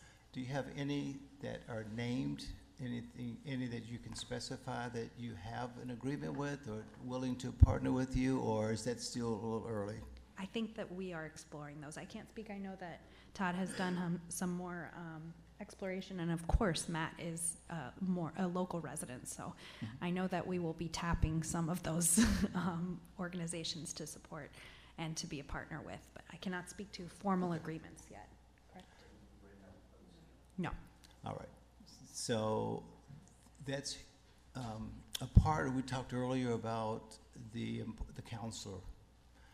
And a part of LEARNs obviously deals with the student success plans. Yes. The students. And the role that that counselor plays in that. Yes. There's also an element of community service learning. Yes. So especially for the high schools, that you're in a position to actually work with business partners to provide some avenue that they can have some volunteer hours. Yes, we've And I looked think into you've that already spoken to that. An Yes. ideal scenario is that they're not just spending time volunteering, doing Right, whatever, but it's providing aligned with their the career aspirations. shadowing and those explorations as Yes. well. Yes, Okay. sir, we have looked into that. All right. Yes. Mr. Davis? Yep. Clearly, you all have done a really good job in regards to education. What are you going to do about Florida State football team? No, I'm just kidding. I'm just kidding. Just joking. I am going to not take that personally because my water bottle, if you can. No, just. I actually went to school there, Mr. Davis. Okay. All right. Yeah. It is a sore subject. Just give me a little bit about moving in community. Obviously, very Florida representative here, but you're also in Texas. You're also in, I think, Arizona, Nevada, and Arizona. Talk to me about how you moved into those communities, what you've learned. I'm really interested in that aspect. And then from a staffing perspective, I know you talked about. I heard a little bit about teachers potentially coming in and assisting. Are you attempting to source teachers from your current pool? Is there a pipeline of leadership for your teachers? Maybe someone in the Florida school kind of leading here. Are you looking to the local community to find that leader? So talk to me just a little bit about how you move into community and then the sourcing of the staffing and what that might look like. I'll definitely have Todd or somebody else come up to help me, but yeah, I think the first answer is yes and, right? It is definitely a yes and because we are building our own leaders and we're actively looking in those communities. You had a couple different questions. One of them is how we got to the other places, and that is different each time. I know specifically like for, they call it Nevada, not Nevada, they yell at you, but Okay. in Okay. Vegas was before the crash in the early 2000s, and their schools were they had tents set up. And so we made a huge push there because they begged us to come and help, because sometimes it takes the scale to be able to do it. Phoenix and San Antonio, some of it was purely the two of the fastest growing communities in the country, and it's easier to go in a place that's growing than a place that's not. So that basically is what the impetus was, and our sister affiliates have schools all over the place. Specifically to how we're going to bring a principal here, it's something that they get tired of me talking at the board meetings, but to be a Somerset school, I would ideally like to have one of our a seasoned Somerset principal come here and lead it. And they will more than likely or get their staff or from the local population. We may have some. We've been talking specifically about giving bonuses and incentives to get people to move to all the areas that we have, because they bring their expertise with them. That, and then it's kind of the hiring like everybody else. We will still advertise locally and let the principal position be known, because you never know what kind of rock star is just waiting for something to happen. Yeah. Go ahead. Just to add to that, because I've, along with all the team here, I've really done this quite a few times. When we go into a new community, we have to give it all we've got. I mean, I've done everything, with my team, from ride around in ice cream trucks to go to local parks, local summer camps, visit churches, speak at local churches. That's like a really great place to meet community. And that's how we not only recruit and bring in and get to know students that may be interested in what we have to offer, but also trying to find teachers. And word of mouth is a very powerful thing. So the more people that we get to know in the community, and we oftentimes invite them, hey, come see our schools in these different states. When, I think one of the things too, and it's a phrase I think we've used for a couple of decades, we are not a rowboat in the ocean. We are the fleet of ships that comes to help that rowboat in the ocean. So anytime we go into a new community. You know, it especially for a lot of the mom and pop charters, you do struggle to survive because you don't have that network of support. And so when we opened in Arizona, we saw immediately, you know, even though, you know, we were partnering with the local church and going to community events, that school needed a lot more support. The students were way below where they needed to be, the ones that were coming to us. You know, we really had our work cut out for us. There was huge issues with absenteeism. You know, there were issues with motivating the students to even want to learn, to even want to be in school, transient communities, some migrant. So, you know, we had to really figure out, what are we going to do? Well, we found our schools, our principals, our leaders, you know, our talented teachers and curriculum coaches and reading coaches in our schools, in our pools, in the other states as well. And we said, okay, this person, these people have done an incredible job in these different arenas where we have this need, for instance, in Arizona.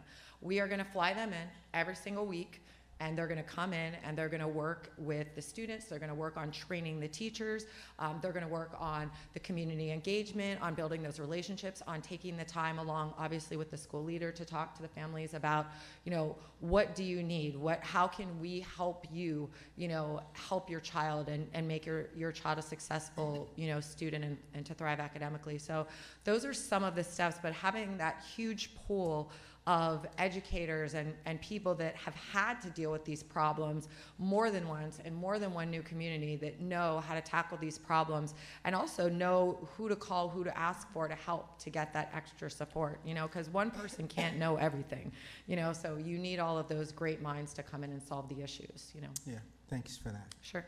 Nothing else. Thank you. Mr. Baldwin? All right, thank you all for coming.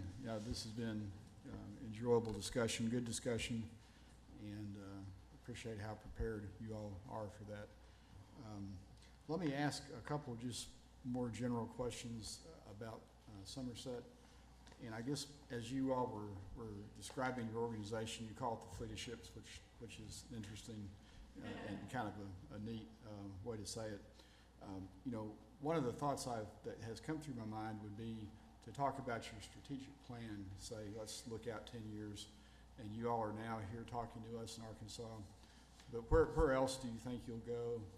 And, you know, how big do you want to be?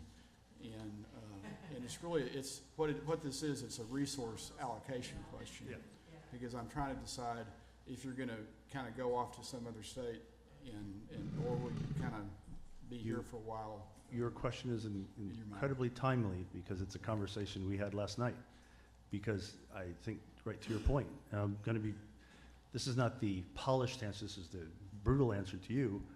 We were talking about that we need a much better strategic plan meeting, and it's easy to get over your skis and stretched out. And with this, hoping we get approved today, this will be a very great, I want to focus more on Arkansas rather than continue to grow with no real direction. You know, we have affiliate groups that are going all over the place, but there are limited resources. There's only so many of us. But Arkansas specific, this is going to be one of our main focuses. You know, with our other, where we're going to go, I can't tell you. We are going to grow. There's a lot of people that want us, but this will give us the scale, and we have real ties here. It's much easier to focus on Arkansas, and part of you heard the snickers when you said strategic plan. It was absolutely what we talked about last night, and my focus is going to be getting these up and running before we get doing too much other stuff. And we have massive resources, but there's never enough. There's never enough days in the year. Thank you. I'll just add, Daniel Sherd, Somerset. I can remember maybe 5 or 6 years ago, Todd said at a board meeting, we need to pause our growth. We know we're growing fast in Florida. We need to give our chance to build new leaders. So, you know, I think we've had a good pause of opening schools. For our CMO, for our expansion grant, it's mostly in areas that we already exist in Florida, in Texas, in Nevada. So we don't have a lot of new areas on our list of schools that were approved by the grant. We don't have a lot of new states. So we really can focus in on, you know, the states that we are focusing on here.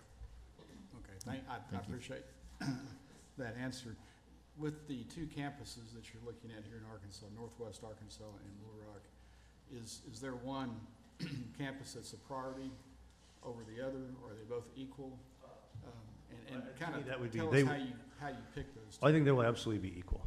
You know, some of it will be which one we find the location for first, and we'll get going on that, but they're both standalone, so there's no priority of one over the other.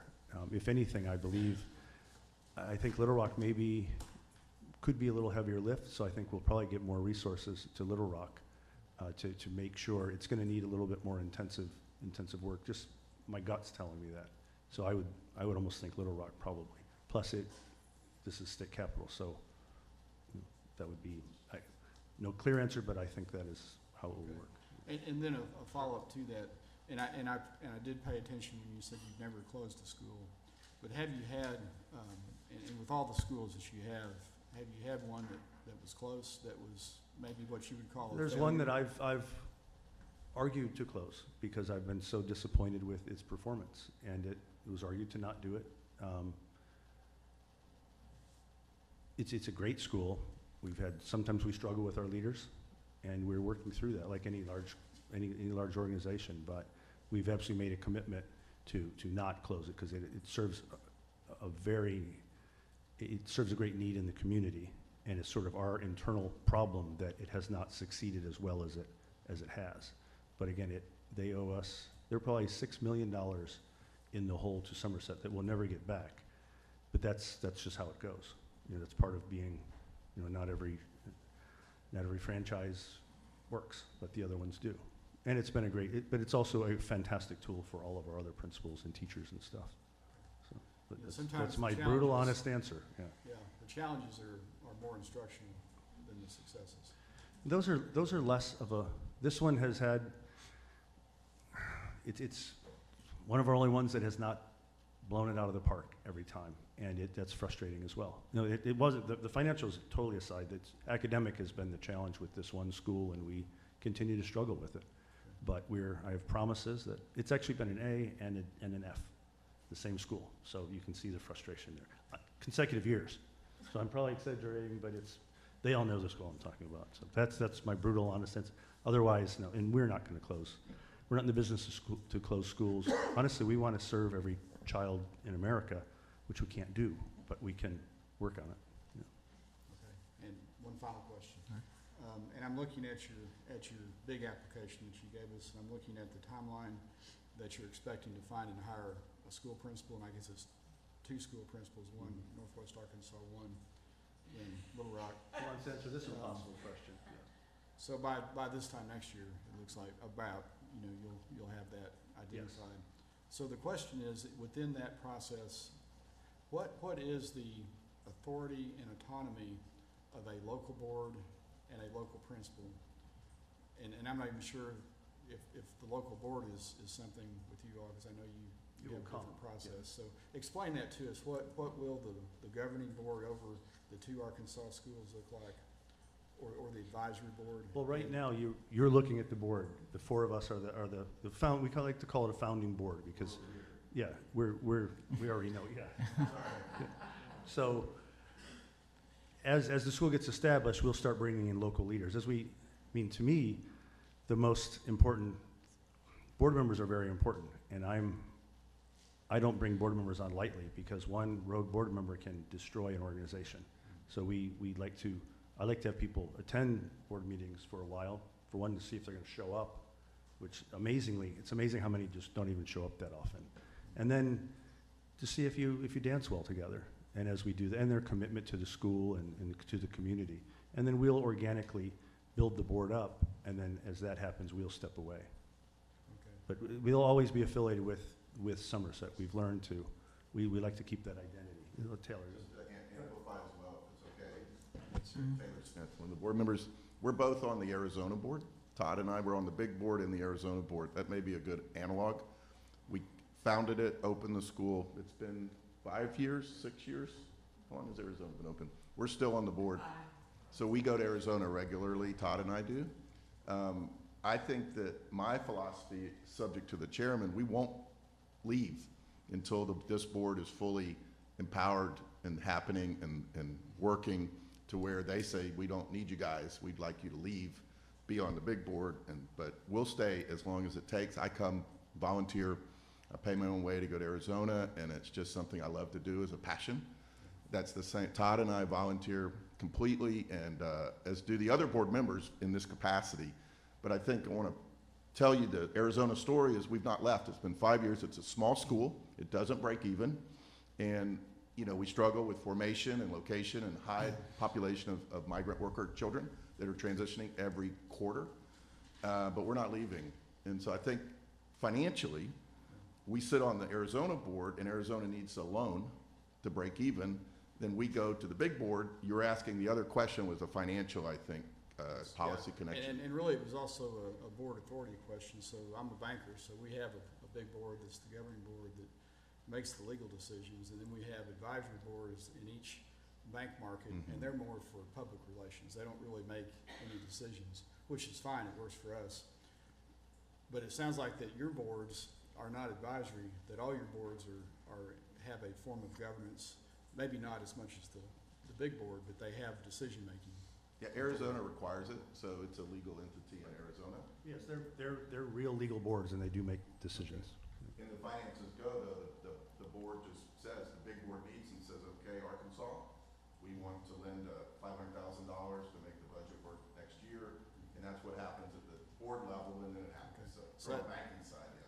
So that sounds good to me. So then the question is the principal, the authority of the principal. You all talked about how different schools have different curriculum, and you'll tailor that to the local needs. So does the principal make that decision, or is Great question, and probably one of the most wonderful things about our system is that the principals have an incredible amount of autonomy, and especially if they're performing. If they perform, they run their own budget and they do their curriculum. I mean, we have the mandated curriculum. If we get into curriculum stuff, Sarah will jump in it. But for the most part, you walk in our schools and they're as different as you can imagine, but they have consistency in that the principal has found a way to succeed. And as long as they're succeeding and meeting all the guidelines, we leave them alone, because our student populations are incredibly diverse. We have schools in the richest neighborhoods, the poorest neighborhoods, anything you can think of in each school has their own identity. It's really neat. Go ahead. Yes, Sarah Fye again. Absolutely, our principals have their autonomy. They hire their staff. They put in programs that they feel strongly about. It's interesting because I sometimes have trouble describing what my job is, because my job is not to tell the principal, you need to do this, you need to do that. It's a support role. But everything we do is data driven. So if the principal wants to bring in a program, we might talk about, well, what is the data to support that? And what success have we seen? And where have we seen this work and not work? Principals will call me and say, you know, I got a recommendation from a vendor to implement this program this way. And I'll say, let's pause that. I'm gonna look at which schools are using this program. I'm gonna look at the demographics of that school and see where it's working, where it's not working, before we, you know, together make a decision that we're going to implement this program this way. Have the data chats. We have a very, as you have seen, a very strong board chair who will tell us, you know, if things are not working after interim assessments, after what have you, they need to be alerted, because yes, there is autonomy, but at the end of the day, they do have to report to our board, and there is a strong statement if things are not going well. And having been a Somerset principal for 17 years, I can tell you that, you know, the really great thing about it is that autonomy, but you are still accountable. So when we hire new principals, we make sure that they are assigned a mentor, that not everybody is used to that type of environment. For instance, if we recruited a local principal, not someone from within, and you know they were used to the way a traditional public school ran or a private school ran, it's very different than how it is to be a principal at our school. Having done a lot of startup schools, you know, you're making every single decision, from the furniture you buy to, you know, the textbooks, obviously in alignment with what's required, but additional supplemental programs, how you run your before or after school Saturday tutoring programs, how you create your master schedule. It can look very different from one school to another, and you do have that autonomy, but at the end of the day, you do still have to report to the board. And you have to report to how you're doing, how your financials are doing, and obviously how you're doing academically. We have to provide data on the academics to make sure our students are showing progress.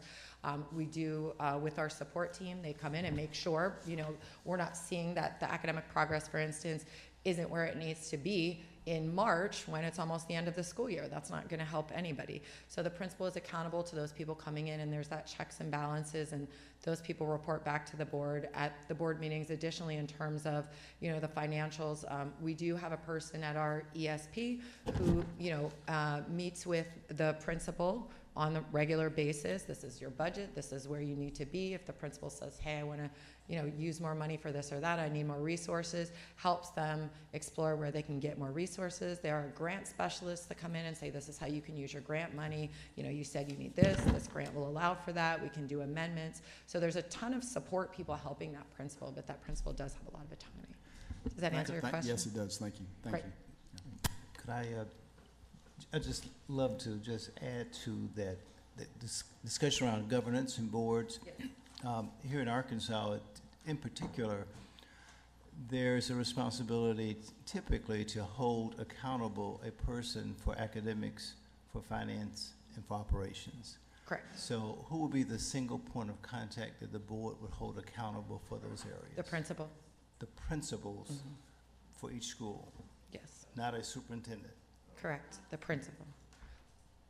Do you want, Adria will Just speak on to the that. superintendent, sorry, Adria Lima with Academica, and there are some areas where we do have, like in Texas, for example, where Somerset has a large presence, and so they do have a superintendent role that kind of oversees the individual principals, and so that may happen once the schools scale and once they have, all the schools established. Maybe, perhaps there is, and we state that in the document, that they may look into perhaps having a superintendent, but really we find that a principal at each school is really the best person. That's the person that knows what they're doing on each site.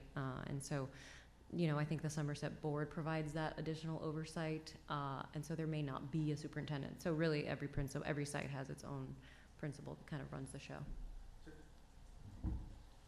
Todd German, to clarify also, in that, personally, I think the board, I don't believe in superintendents for our model. And our founder, Fernando Zulueta, is vehemently against that model. We like the principal to be their God in their little world, as long as they do things right. In Texas, what Adria was mentioning is we do have a superintendent because the state requires it. He's also a principal. So he happens to be the superintendent of all our schools in Texas, and he's a very strong principal. So he is technically in charge of them, but he has his own giant school, and then the other ones have that too. But yes. Yeah, and Bernie, we have a president who's also a principal. We want principal to be the pinnacle of our organization. We don't build a district. It's not our model. And it's frustrating to some people, but we want to put it in layman, I want little kids around the administrators every day. And as soon as that happens, you lose something. They need to have children. They need to interact with children every day, not be in some district office somewhere. That's not a knock on the districts, but it's our model is to be around children. So, I guess go ahead. Last question around boards is the professional development requirements here in Arkansas for the boards. I assume we're up to, we do our required training in every state and every board, and most of us have extensive board experience on, like all of you, we're serial masochistic volunteers, and we're probably on 10 different boards all the time, so we make sure we keep up with our stuff.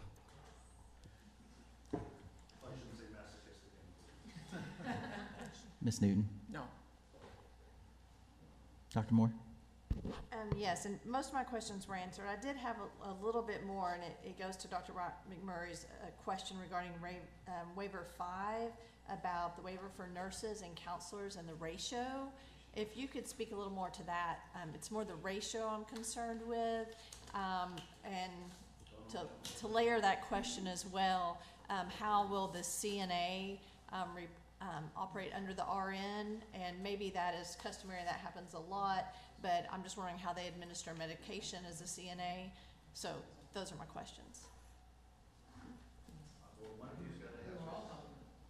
Oh, well, and before you answer, I do want to say, before voting, I think we probably should have all gone to Miramar Beach and checked out that school.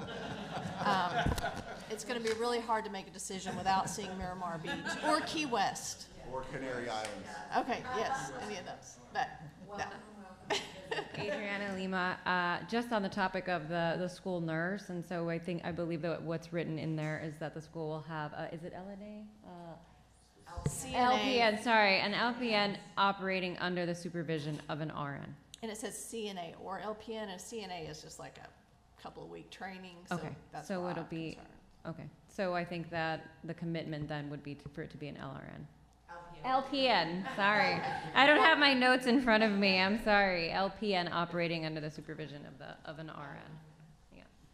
Ken Campbell, if it's amenable to the panel, we can put on the record that, yeah, we'll take the CNA part out and it'll be the LPN. Okay, that would make me feel a lot more comfortable. No problem with that. And then, on that same waiver, if you could speak to the ratio matter. The ratio matter was more, that and the it council. goes into the whole, we don't know who we have until we have it, and the idea that we're gonna have, once you hit that certain number, you have to get that second person. Doesn't always work like that in the real world, so it was more to provide the flexibility of, just in case, because those enrollments can fluctuate, and depending on when those surveys are done, to find out the numbers, to determine how many nurses, counselors, et cetera, you might need. Ideally, we want to go by what are the ratios prescribed in statute and standard and rule. The waiver is more just of a, in case something happens. You know, if we hire one nurse and then we have 1,000 students show up, what do? You know, gives us a little bit of time to be able to flex the flexibility in order to match the people to the need. Okay, because in Arkansas, unless something has changed, 450 to 1 is the counseling ratio. Mhm. So, I mean, it's a very low threshold ratio already. So that just concerns me that it would be anything more than 450, because No, it's already such a low We don't foresee expectation. it. We don't foresee it being like that. It was more of a not knowing what we have yet to cover all the bases to make sure that we have as much flexibility as possible to be responsive to the needs of the students and the families. So could that be one that maybe we add into the transportation plan, that we follow up on that? It could, but I would also like to put out there that there is a possibility for a long-term sub for a counselor, meaning that you could have someone placed in there where you wouldn't necessarily need the waiver. You would just get a licensure exception, and that individual could come in as a long-term sub so that you would have someone to cover until, and that's for 2 consecutive semesters. So that means for a year, school year, you would be able to employ this individual without certification. And that's something you can get through our licensure division. Yeah. Yeah, thank you. If that's a solution that would be amenable, that, of course, that's what we'd like to. Okay. However I think this is certainly not a big sticking point. You know, again, as Ken, Yeah. most of these waivers, I know it, when the poor attorney had to go through all this, most of them are simply hedging bets so that we intend to probably hit all of them eventually, just when you're starting up. The way we read it, we can't do all that from day one. So that was our intention with most of the waivers. So whatever we have to do to address that seems very reasonable. So whether that be Do you- what Dr. Sutherland Yeah, do you want to strike that, or do we, suggested, the waiver that he's talking, I mean, the exception that you were talking about sounds very reasonable. Yes, I mean, they would have to have a bachelor's degree, but, upon that, they can be granted a long-term sub. May I say something? Lily Salazar, Academica. Definitely agree with you. Understand the concern regarding the counselor. It is, and I appreciate the options that we have. We definitely want to have a counselor. The issue is that we sometimes struggle finding counselors. I know that there are options available. So we would like to keep the waiver in place if it's possible, but understanding that Somerset has a huge commitment to counseling and to mental health and meeting the needs of families. And that will be a priority. That's basically like 90% of my job is just working with all of the families and the mental health options. So I absolutely agree with you. I just don't want to be in a situation where I might not be able to find someone immediately, but know that that is a priority for us. Okay. And based upon your track record in other states, I trust fully that you intend to do that. But since we set precedent, that's why I'm concerned Yeah. to do something that's an evergreen waiver that's going to be there. So maybe to revisit it would be a good option as well, just for that safety net on our end, because we want to have that same expectation of all schools. Absolutely, and also other things that we look through within our all of our schools is that we just don't only look at counseling. We've also hired licensed mental health clinicians, school social workers, school psychologists. So we are very open to looking at different individuals that have that mental health expertise that we can bring into our schools if we just can't find a counselor. All right, thank you. And then on those same notes, in your application, it mentioned career exploration and career readiness exploration would be done by the counselor. And oftentimes, and Dr. Wright McMurray could speak to this even more, career and technical education has specific classes for that. Yes. And courses, and it's really the responsibility of all teachers, correct, especially with the LEARNS Act and especially with student success plans. Yes. So, and if your ratios were off at all, I don't know how the counselor could handle being Absolutely. In charge of all that. So could you speak a little bit to that? Yes, we do agree that it is part of the entire curriculum, not solely the counselor. That was not the intent of it to, sorry, clarify again. But we also mentioned several times that we do have the courses involved for career exploration. We have the career shadowing, all of those included, but that was just one statement of the counselor, but we do agree it is part of the entire curriculum. All right, I believe that's all my questions. Thank you so much. All right, I've got just a few questions, and then we'll move forward. So I've got a question about the literacy block. Can you explain that to us? Yes. So just the specifics of what that looks like in practice. So depending on the grade level, of course, your literacy block may look different, but we have a dedicated, in our K2 program, we have a dedicated phonological awareness and phonics block. We have programming that's in there that's explicit direct instruction, specifically regarding phonological awareness and phonics. We have, then we bring in, we prefer, I should say, because our principals do have some autonomy and some schools do things a little bit differently.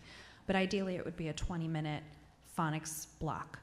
They would be then small groups, and we do a significant amount of work with small groups. So we would have word work centers, we would have comprehension centers, we would have teacher stations, of course, and we bring in a lot of technology. So we would also have technology centers. And so we would expect that to be I believe it's 90 or 120-minute, I forget exactly, depending on which grade level.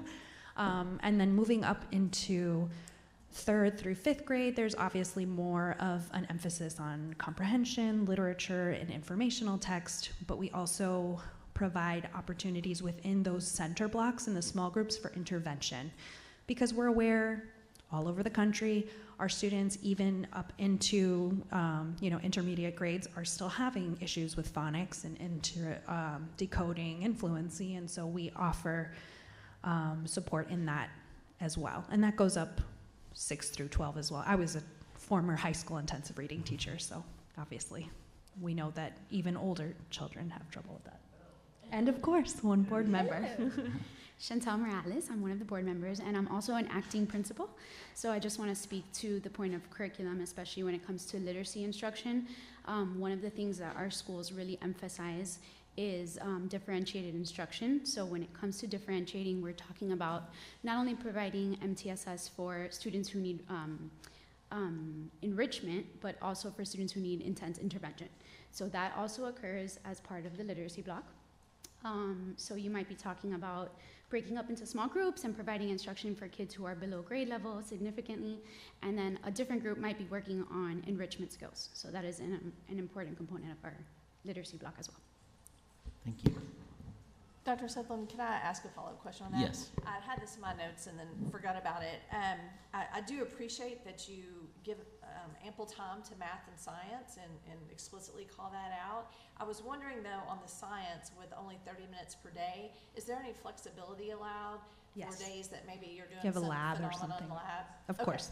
Yeah, so it would, sometimes it would come out of specials time, or it would just be allocated, yes. Thank you. And Chantal would like to expand. Chantal Morales again. They can also integrate, so like cross-curricular, they can also integrate within other subject areas. So if it is a lab, for example, it could take up your entire maybe math and science block if there's math involved. There might also be even reading and language arts involved. Okay. Thank you for that. You know, when you see 90 to 120 minutes, you immediately think attention spans are not going to be near that long. So you need to know exactly Nor what's will going on. ours. Yeah, yeah. Could you provide more detail on how you'll provide special education services? The rest of your application is very detailed, but when we got to that section, we could use a little more information. Absolutely. Lily. And Daniel. I'll bring Daniel up too. He's a practicing principal too. Liliana Salazar, Academica. Daniel Schertz, Somerset. So overall, we adhere to all of the rules in IDEA, and therefore we go through the process of the child finding a child that is in need of special education, going through the evaluation process. Once they qualify for one of the 13 IDEA categories, then we go ahead and we hold a meeting and we put an IEP in place. Based on those IEPs, as we start enrolling students, we start reviewing those IEPs. What are the needs on those IEPs? How much specially designed instruction are they going to be receiving? And based on that is how we start creating our master schedule and offering our related services. And so it really all depends on what we come in, because there might be some students that require a more intensive setting, such as pulling out and giving them a resource setting. There might be students that require support facilitation, where the special education teacher goes in and provides additional support. So it's those IEPs that drive what services we're going to be providing, and then definitely we will be providing. Danny, you want to talk a little bit about in your school, how you look at all the different exceptionalities? Sure. So we do provide the full continuum of services for all students. You know, we have a push in, pull out model for students who have support facilitation, or if they need direct instruction, they're pulled out as well. We also contract with SLPs and OTs to make sure that we provide whatever services that students need. So those, you know, whether they're in the school or they're contracted service providers, we're able to meet the needs of all of our students. And parents are our meaningful partners when it comes to working with students with disabilities, as they are with them much more time than we are. And so when they come to those IEP meetings, we very much stress parental input to ensure that we're capturing the needs of the students. I'd like to open it up to the panel if there are any other questions regarding special education services. Yes, Dr. Wright-McMurray.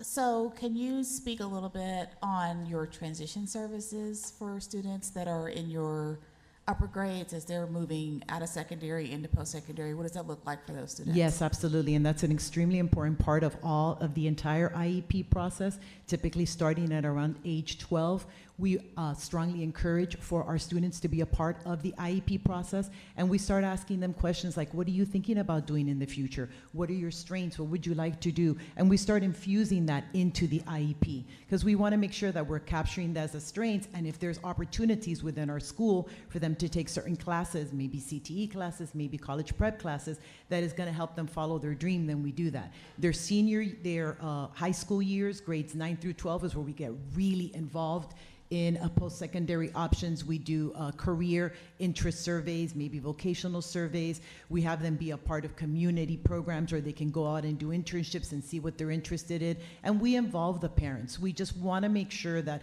we're always tasking them and asking them, where is it that you want your life to go? And then if it's within the school community to start preparing them for that, then we absolutely do it. If not, then we reach out to community resources. Vocational rehabilitation is a wonderful department to work with also, that we can get all the things that they need in order for them to be successful in the post-secondary. The last thing we want them to do is graduate and not have something to do. We want to make sure that they either go vocational, college, or if they just want to go straight to work, they do that as well.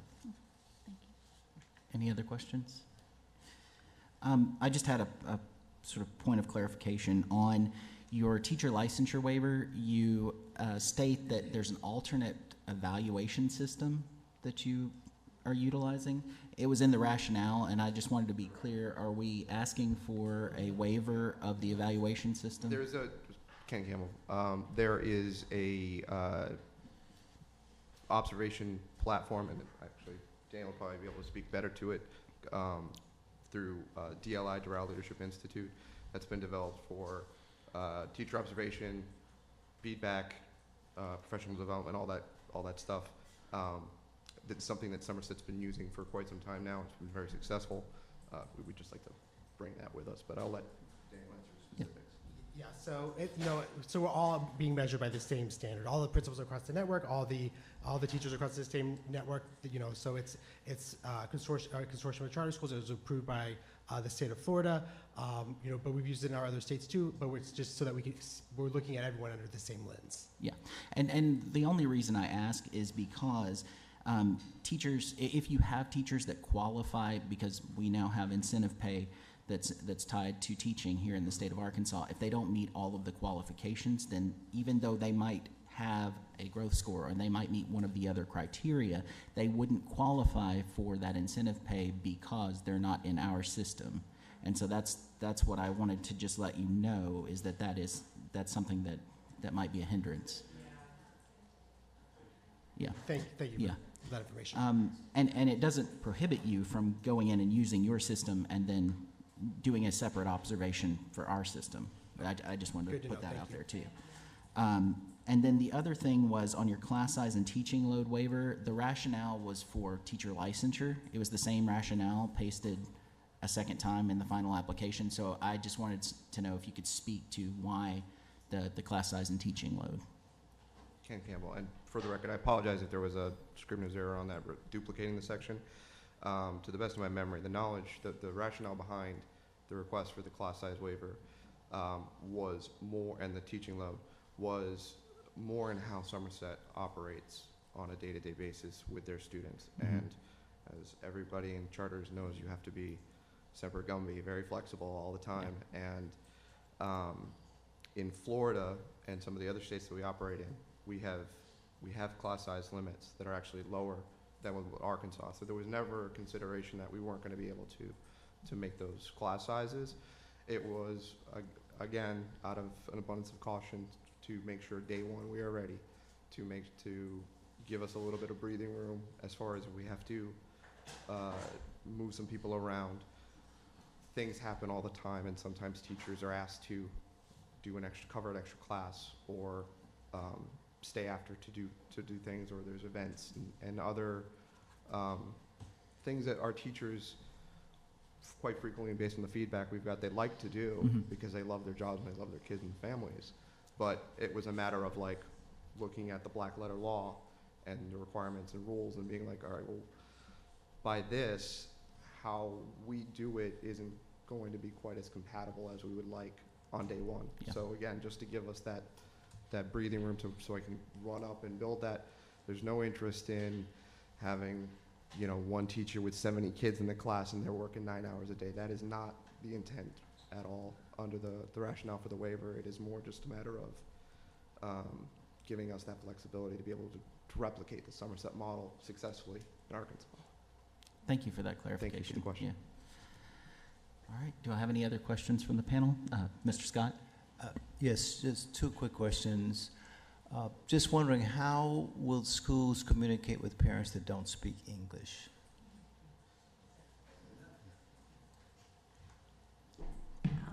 We already have a number of schools, obviously, where our parents do not speak the same language as they don't speak English. We offer, obviously, the home language survey to see where students might need English language support. But we are very fortunate that we have a diverse faculty, a diverse principalship, where we are able to translate and provide services so that our families have that communication. And even as somebody who speaks multiple languages, I'm not above using Google Translate and AI to support those translations to make sure that our families are receiving communication, whether that be newsletters that go home, providing that in multiple languages, whether that's the Class Dojo or some kind of remind system that we use. We obviously survey our families to see what communication works for them, and then we make sure that they have it, because that partnership is vital. Thank you. Are you familiar with Transact and parent notices?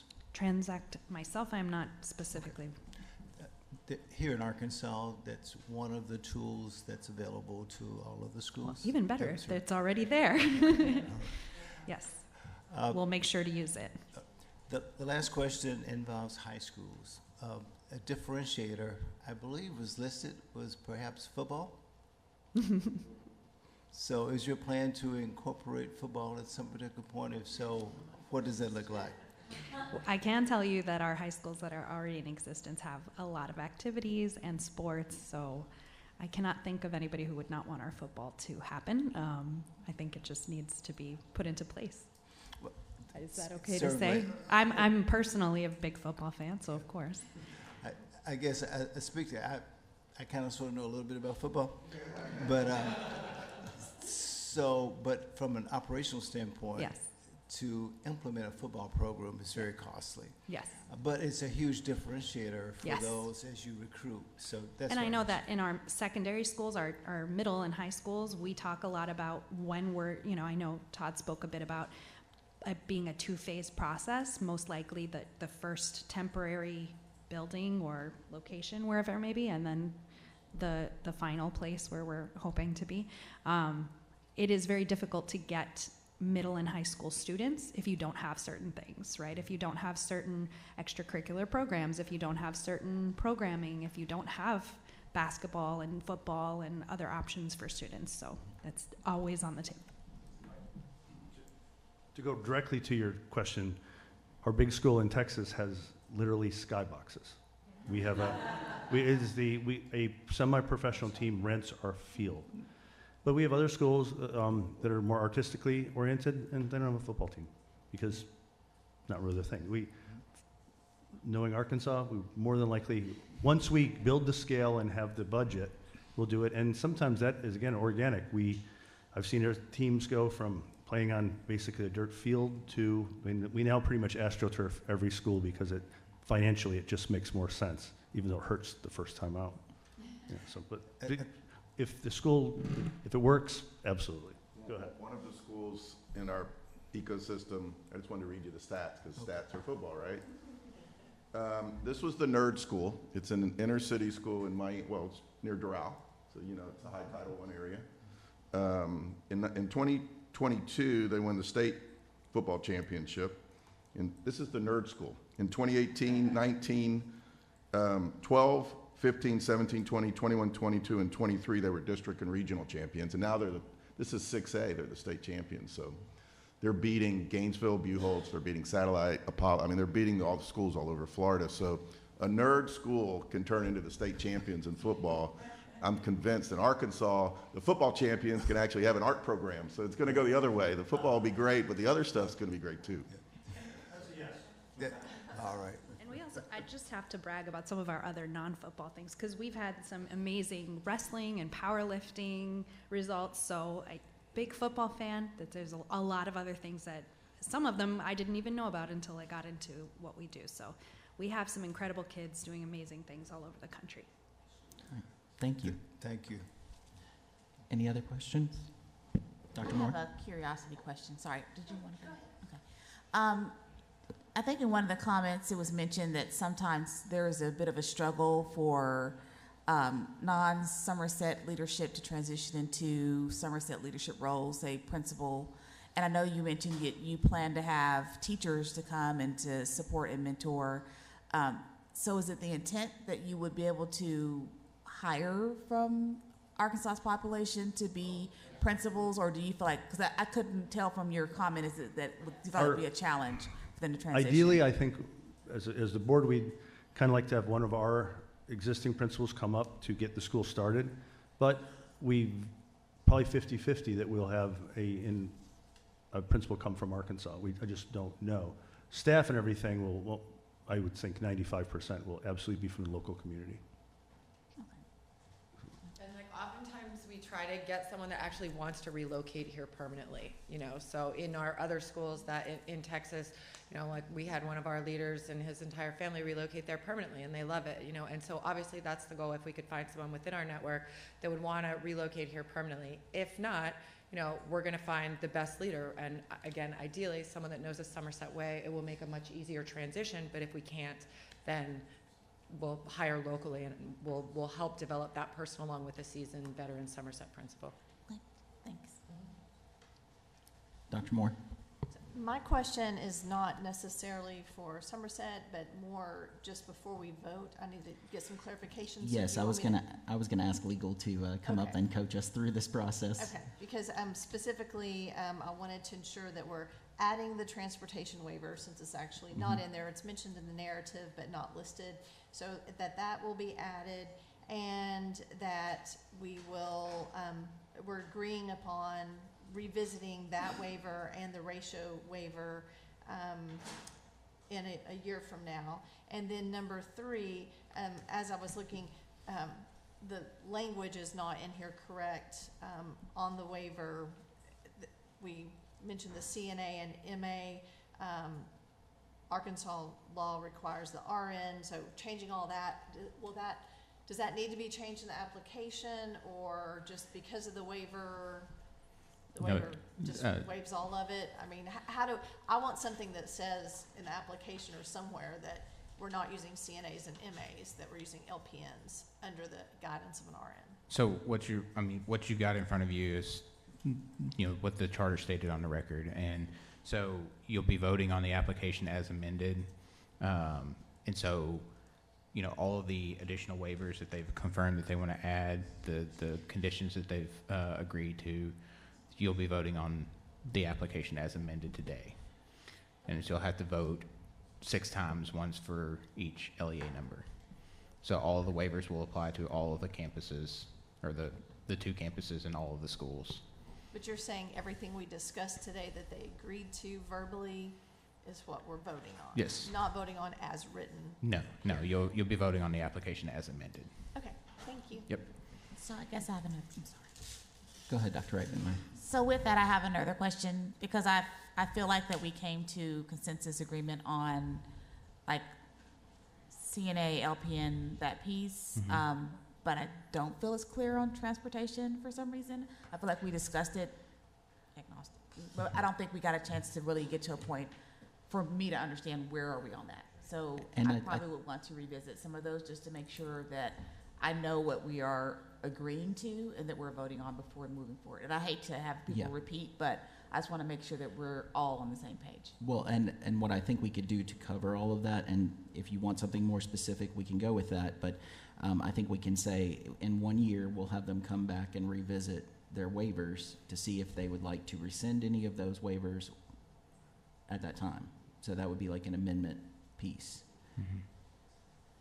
And I think back to, I think there was agreement that no, they're not wanting to say they're using CNA. They would prefer LPN to be the language, but currently it says CNA. So, but if we go forward with the way that the waiver is written or intended, so that's why I just want to make sure I'm clearly understanding what they're agreeing to, that they're okay with. Right. So on the record, they did state, and we can go ahead and reconfirm this if we need to, but they did state that they would go with an LPN versus a CNA. Am I correct on that? That's what my notes say. Okay. And then the other was the piece on transportation. And so we said that we would revisit the transportation waiver in 1 year. Is that correct? That's correct. And then also, I know that, I posed the question, and then you came behind, did the cleanup on the various options. It relates to licensure, and I don't know where they landed on that. Are they going to keep that, or are they going to utilize the options that you recommended? Yes, and that's still a question. That's still a question. I don't know the answer to. I don't That's have something any closure on that. And part of that comes from the fact that I guess what my concern is, and I think what Dr. Moore was speaking to as well, is if we have a waiver of ratio, that doesn't provide the services to the students. If we have the ability to go in and actually hire a long-term sub alongside that counselor that they may have in place, then that does provide some services to students that wouldn't be provided otherwise. And so I think that's where the apprehension comes in is, let's say they do have 1,000 students. Well, the ratio is supposed to be 1 to 450. Right. where are those services going to be provided and how? That's the piece I think that we're still kind of circling around. And I certainly can't speak for the charter, Yes. So then, if a motion were made, is it made with a contingency or? Well, so everything that we've said so far is on the record, and so anything that they've agreed to on the record becomes part of the motion. So, one area that was still open was outside of waivers, but more so a particular location. So at some point, I'm sure they get to the point where they identify a facility that impacts obviously their budget. Mhm. Well, So, they will have to get that facility approved anyway, so they'll have to come back for that. Yeah. All right, sorry. It sounds like one of the things, the waiver on the counselor, just because we're even confused ourselves on it. Like most of these waivers, we're looking at it that when we have 1,000 kids, we don't have no problem with the waiver. It's more when we have 100 kids. Yeah. And that's where we, in the 450, at 450, we have, obviously, we're going to have a counselor. We were looking at more the waiver for the first, as we're growing, because I think the way the law is written, it's like day one, you have to have all these things. And it's kind of an insurmountable hurdle. So that's where we're understanding. That's why we asked for the waiver. We're not looking for it. We're not trying to have 1,000 kids with one counselor. So Right. that's. Well, that actually I want to makes get us me back on. go where we back were. to Dr. Sutherland's question. Those 100 kids, then, how will they be serviced How do we do it normally? if you don't have a counselor? We will have a counselor, but I don't know if it's going to be a fully certified counselor, if it's going to be a licensed mental health clinician, a social worker, a school psychologist. Counseling services will be met. That is extremely important. I just can't commit that it's going to be a counselor per se. And this is where that long-term sub comes in, or the emergency Yes. teaching permit. Yes. You wouldn't need the waiver if you were to employ a long-term sub or an emergency teaching permit for someone who has the work experience behind them and the college course credit. You could get a year-long emergency teaching permit, and if that person decided to continue to work for you, you could then have them work towards a licensure in that year. And then they could even be awarded a second year of an emergency teaching permit if they make ample progress towards a license. And then that would enable you to have a licensed counselor here in the state. But you wouldn't necessarily need a waiver of counselor or counselor ratio to do that. And again, I understand that it's just nationally, it's just so hard to find individuals to go into counseling, period. And so that's where, the needs will be met. I just, I can't, right now I couldn't commit to you that I'm going to be able to find a person, but I will definitely actively look into the different credentials or the different pathways that we have. And I think this is a two-part question, though, that I think we're bringing up is, okay, let's put the licensure piece aside. Okay. And let's say we grant the licensure waiver, just hypothetically. Then we come back and we grant the ratio. The question is, how are those students that go over the 450 with the extra services that you've described in your application, how are they being served? That's the question. So not saying that there is a person that is licensed, because again, the goal is to have someone that is licensed or someone that, that is, so if there is someone that is licensed, anytime if we do go over that 450, then we will definitely revisit then hiring additional personnel, because we know that your ratio is up to 450. So, and as Todd was saying, we're not going to have one counselor to 1,000 children. Right. I guess that's the question that we're asking, though, is, okay, if we're going to hire a counselor, they're unlicensed, and we're going to go to the 450, but then we're waiving the 450 ratio because that's one of the waivers. So then you go over the 450, what ways are those 100 kids, 200 kids going to be served? That's the question. So we would revisit that counselor's schedule to ensure that that counselor is only doing the main responsibilities and job of what a counselor should be doing. Because there are times that sometimes our counselors are pulled or for other things, and that would be very impossible to do. So we would have to make sure the principal would have to closely supervise the counselor's schedule and ensure that the counselor is actually doing what they're hired to do, which is working with our families and working with our students. But even at that, the recommended ratio is 1 to 450. So the question then becomes, are we overburdening the counselor? Even though we're not having them do those extra duties that aren't typically under their purview, are we overburdening them in terms of the student caseload, and are they providing the best services to students? And I think that's the question that's on the table. Yes, I understand that. And in schools, and some of our schools, we do also pull out and we work with local community agencies and services and co-contract with them, because for example, there are a certain group of children that just might need specific mental health counseling, counseling as per their IEP. So in different states, we do work with outside agencies, outside mental health organizations that could come in, and we contract with them, and they would be able to provide that pocket of service so that our counselor could then be able to address all of those services. So we are most definitely open to working and co-contracting with other partners, and at the same time, if available, virtual. There are some of our schools that are also accessing mental health services in a virtual setting, and they do get it that way as well. So hearing that makes me feel better that there are some contracted services that go on beyond the individual who is serving primarily as the counselor. Yes. Dr. Moore, did you have more you wanted to ask about that? No, and I appreciate you separating the fact that there's a license one and there's a ratio one, and trying to understand why we need both of those, because it's two different reasons. So, but I would like it to be something we flag to revisit a year from now.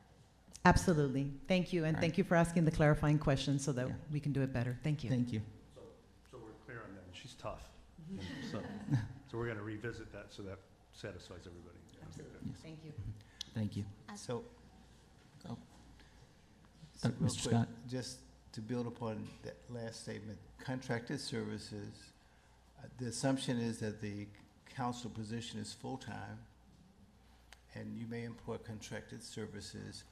Are those numbers in the budget at all for the contracted services? We do have a line item for contracted services. Richard, are you on? Oh, he had to come off. But we do have a line item for contracted services, because as part of the IEP process, sometimes it's not only speech language pathology, occupational therapy, physical therapy. There are sometimes behavioral services that we might need to contract with, and definitely counseling could fall under that as well. Thank you. Dr. Wright McMurray. So just again for clarity, I know that we have discussed credentials and licensing on a couple of items. And so one being school counselor, one just being as teachers as well. And I think on that one, there was a recommendation of various options that are available so that you don't have to have the waiver in place. And I'm not 100% sure that we landed on an agreement there either. So again, before we move forward with the vote, I just want to make sure I know what we're voting on, and then what the expectations are for the charter, if approved, to come back with additional information. So what I'm hearing is we need some clarity around why the waiver for for licensure for counselor versus one of the licensure exceptions that's an option. Can you give me one moment, please?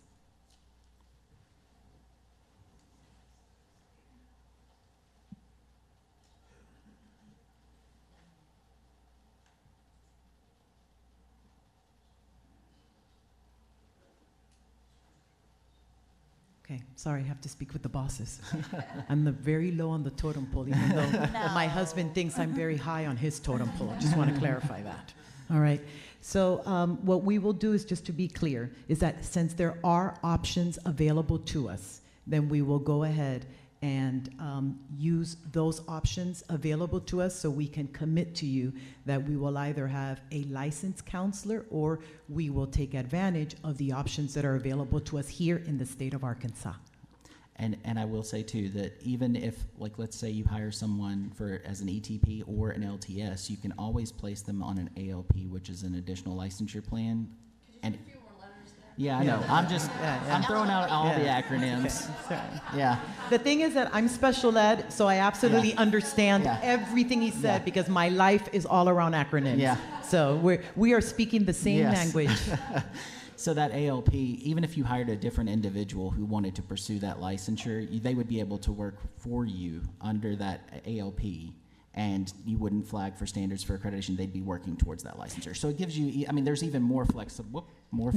And I really appreciate that because I do want you to know, not because I'm saying you guys are so wonderful, but we are in a lot of states, and very few states give me wiggle room for when it comes to counseling. And it's very hard to become a counselor because many people have to take an entire semester off to do their hours, and who can afford to do that? Right. So I greatly appreciate that you guys have those options available for us, and we are totally going to take advantage of them. I appreciate that. Thank you. Thank you. Any other questions? So I'm going to ask the question about the motion. So are we down to just having you all come back in 1 year to discuss the transportation waiver? Is that the only waiver that's a 1 year? I think, and we still have the ratio. Yeah, I think Yes. I'm fine to just keep those. Let's just hit some things next time to make sure everybody's comfortable and that we're. So the ratio waiver is in there too? Yes. That's fine too. Yes, Yeah. it would be part of that. Okay. And so, Mr. Reynolds, we can have one motion, but then vote on that motion for multiple schools, or how would we go about that process? So, Yes. I want to make sure we're all clear. Yes. We've seen we've been round and round. As you address that, I want to make sure that we have as much flexibility as we were Yes. sort of understand there's one vote for everything, not six. But well, because you'll have 6 LEA numbers, each LEA number will have its own individual charter, and so to approve each charter, you'll have to have a vote from the CAB.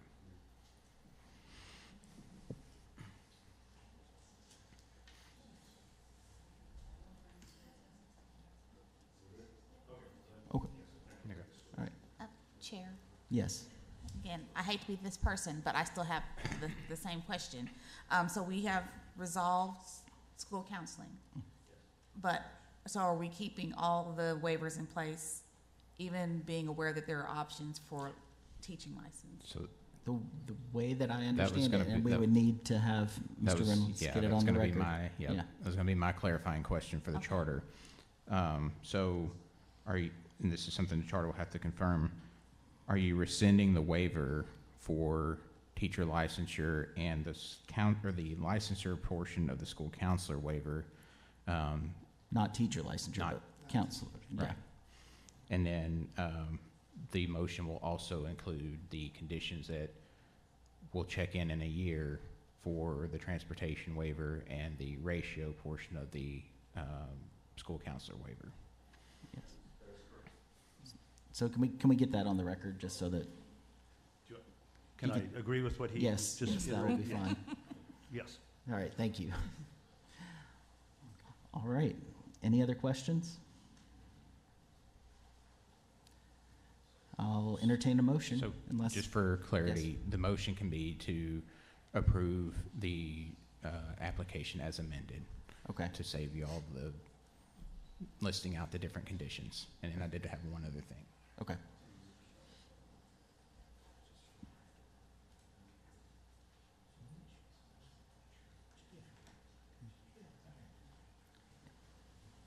Let me make a shot at this. Okay, Don't go very far, because I'm. yes, we may need your help. Okay, so I vote to approve the Somerset application as amended by the charter panel to open charter school campuses in Northwest Arkansas and Little Rock, Arkansas, with each campus providing a K through 5 school, a 6 through 8 school, and a 9 through 12 school. The motion includes reconsideration of the transportation waiver and the counseling, what did you call that? Ratio. The counseling ratio waiver after 1 year from today. I second. You nailed it. So I have a motion from Mr. Baldwin and a second from Dr. Moore. All those in favor? Aye. Any opposed? Any abstentions?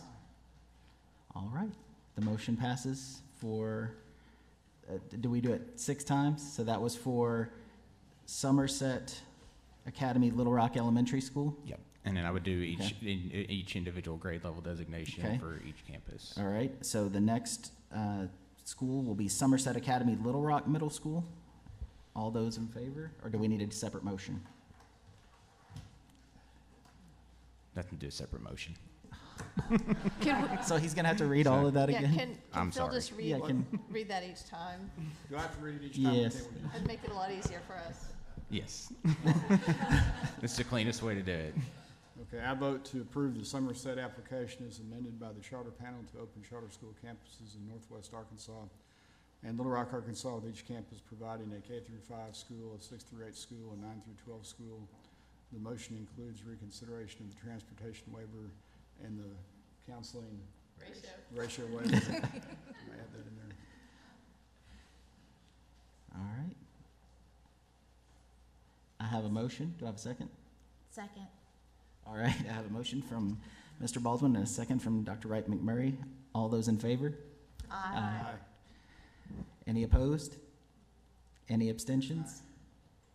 All right, motion passes. We'll move on to Somerset Academy Little Rock High School. Okay, I vote to approve the Somerset application as amended by the charter panel to open charter school campuses in Northwest Arkansas and Little Rock, Arkansas, with each campus providing a K-5 school, a 6-8 school, and a 9-12 school. The motion includes reconsideration of the transportation waiver and the counseling ratio waiver after 1 year. Okay, do I have a second? A second. So a motion by Mr. Baldwin, a second by Dr. Moore. All those in favor? Aye. Any opposed? Any abstentions? All right, the motion passes. All right, next up is Somerset Academy Bentonville Elementary School. I vote to approve the. What? Yes. In the last motion, you already named the K-5, the 6-8, and the 9-12 for Little Rock, correct? And so now would just be the K-5, the middle, and the high for Bentonville. So it should be really It has to be 6 total, but Yeah, it has to be 6 separate motions. each motion then would include 1 grade level band. What we're saying, when he made his motion, he read off the elementary and the. I've included all of them in one, because I just think I was gonna do one motion. I didn't in the beginning. I just want to make sure it's Yeah. okay. 'Cause He seems to be speaking to the big picture. Yeah, that's what That we're approving it for them. Oh, Yeah. No, I think the motion, as you're reading it, is fine, even though we're voting on each individual LEA number. Okay. Just so long as the record clears which school, which LEA number we're voting on. Mhm. And I think that Dr. Sutherland is Yeah. It's a good question. Yeah. All right, so I'll go back to Somerset Academy Bentonville Elementary School. All right, I vote to approve the Somerset application as amended by the charter panel to open charter school campuses in Northwest Arkansas and Little Rock, Arkansas, with each campus providing a K-5 school, a 6-8 school, and a 9-12 school. The motion includes reconsideration of the transportation waiver and the counseling ratio waiver after 1 year. Okay, I have a motion. Do I have a second? A second. Motion by Mr. Baldwin, second by Dr. Wright McMurray. All those in favor? Aye. Aye. Any opposed? Any abstentions? All right, the motion passes. Next up is Somerset Academy Bentonville Middle School. I vote to approve the Somerset application submitted by the charter panel to open charter school campuses in Northwest Arkansas and Little Rock, Arkansas, with each campus providing a K-5 school, a 6-8 school, and a 9-12 school. The motion includes reconsideration of the transportation waiver and the counseling ratio waiver after 1 year. All right, I have a motion. Do I have a second? Second. All right, I have a motion by Mr. Baldwin and a second by Mr. Scott. All those in favor? Aye. Any opposed? Any abstentions? All right, motion passes. Okay, next up is Somerset Academy Bentonville High School. I vote to approve the Somerset application as submitted by the charter panel two Upper and Charter School campuses in Northwest Arkansas and Little Rock, Arkansas, each campus providing a K through 5 school, a 6 through 8 school, and a 9 through 12 school. The motion includes reconsideration of the transportation waiver and the counseling ratio waiver after 1 year. Okay, I have a motion. Do I have a second? Second. All right. Have a motion from Mr. Baldwin, a second from Dr. Wright McMurray. All those in favor? Aye. Any opposed? Any abstentions? All right, and I think we have one more left. Let's see. I believe it's Somerset Academy, Little Rock High School. Is that correct? Okay, last one. Mm-hmm. Okay, I vote to approve the Somerset application as amended by the charter panel. Two open charter school campuses in Northwest Arkansas and Little Rock, Arkansas, with each campus providing a K through 5 school, a 6 through 8 school, and a 9 through 12 school. The motion includes reconsideration of the transportation waiver and the counseling ratio waiver after 1 year. All right, I have a motion on the table. Do I have a second? Aye. Okay. Sorry, second. You're good. Let's have a motion by Mr. Baldwin and a second by Dr. Moore. All those in favor? Aye. Any opposed? Any abstentions? All right, the motion passes. Give us just a few minutes to fill out our voting sheets, and we'll get right back to you.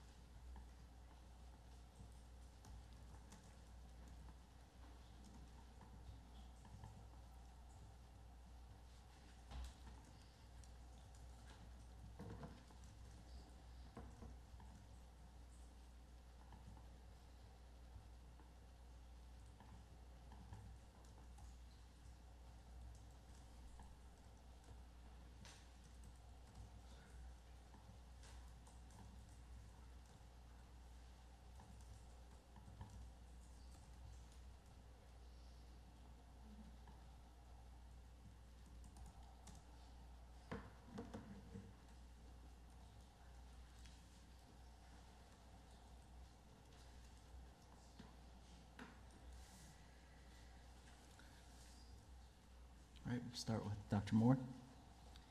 Okay, I made these shorter and sweeter than normal, in case I had to say it 6 times. Yeah. Do we need to say it all 6 times? I don't think so, because we're approving all of them. Okay. But, you know, we're just giving them their feedback. Okay, good. So I just put, like I said, short and sweet on all these. I vote to approve the charter request for each of these 6 campuses, as amended in today's review. All right, Ms. Newton? I voted to approve the application for the charter, and the comprehensive, my justification is comprehensive structure and educational history of the applicant provides confidence that their plan is solid and addresses all aspects of necessary to student success as well as community growth. All right. Mr. Baldwin? Okay. Welcome to Arkansas. And we're excited to have you all here and have confidence in your program and all the good that you're going to do for students here in Arkansas. All right, Mr. Davis. Yeah, they got one more hurdle. Like this is, they still gotta go to state board. No response from me. Okay. Mr. Scott? Congratulations.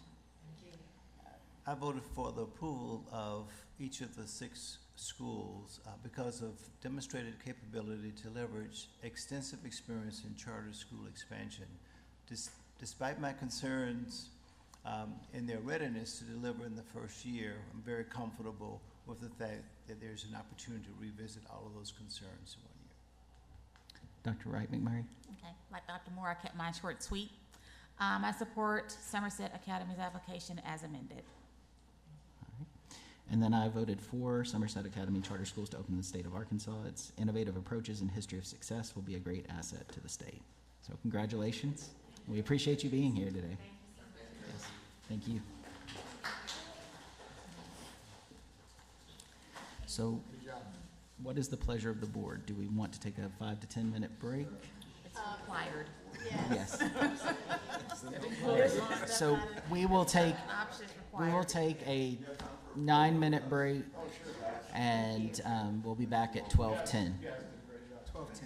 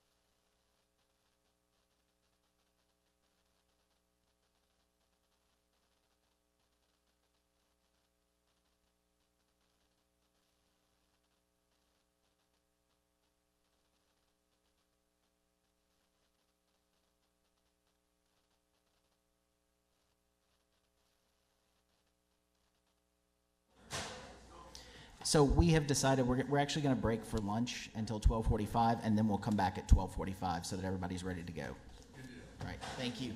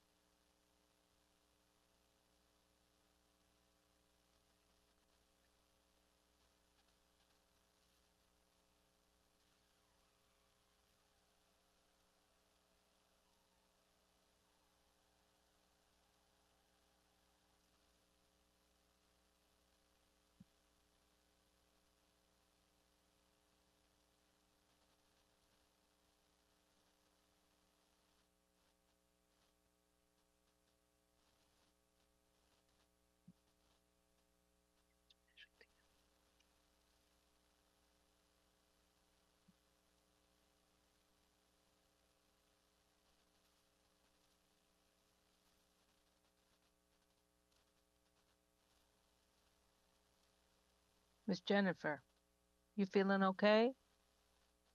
Oh, good. It's going around. Everybody's sick.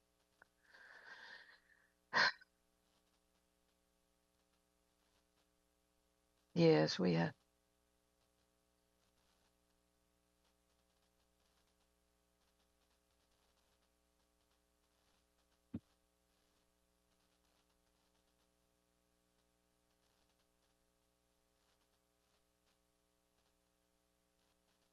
Yes, it's a good idea. I thought about that too.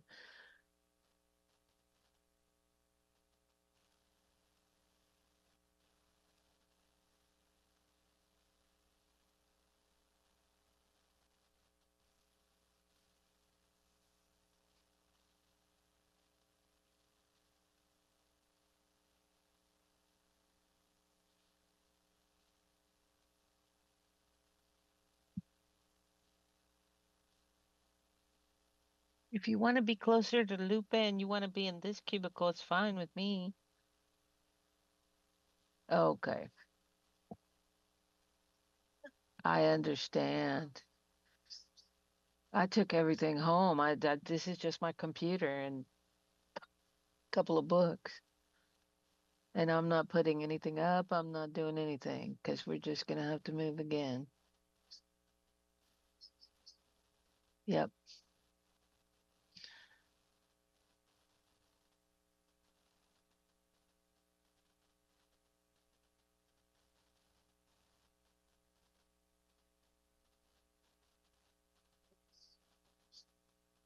I know. I know. I took the boxes and I took they're in my garage. And I love pictures of my granddaughters and family and all that, but I'm not doing any of that.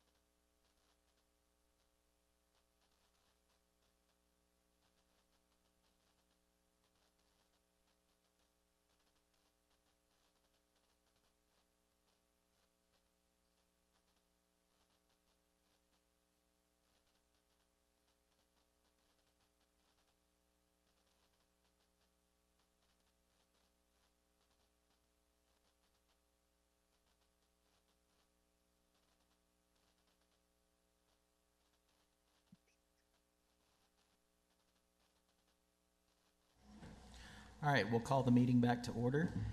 If Ms. Summons, if I could get you to introduce our next charter applicant. I kept going to the voting sheet, but then my fingers weren't used to nails, and they were typing stuff that wasn't.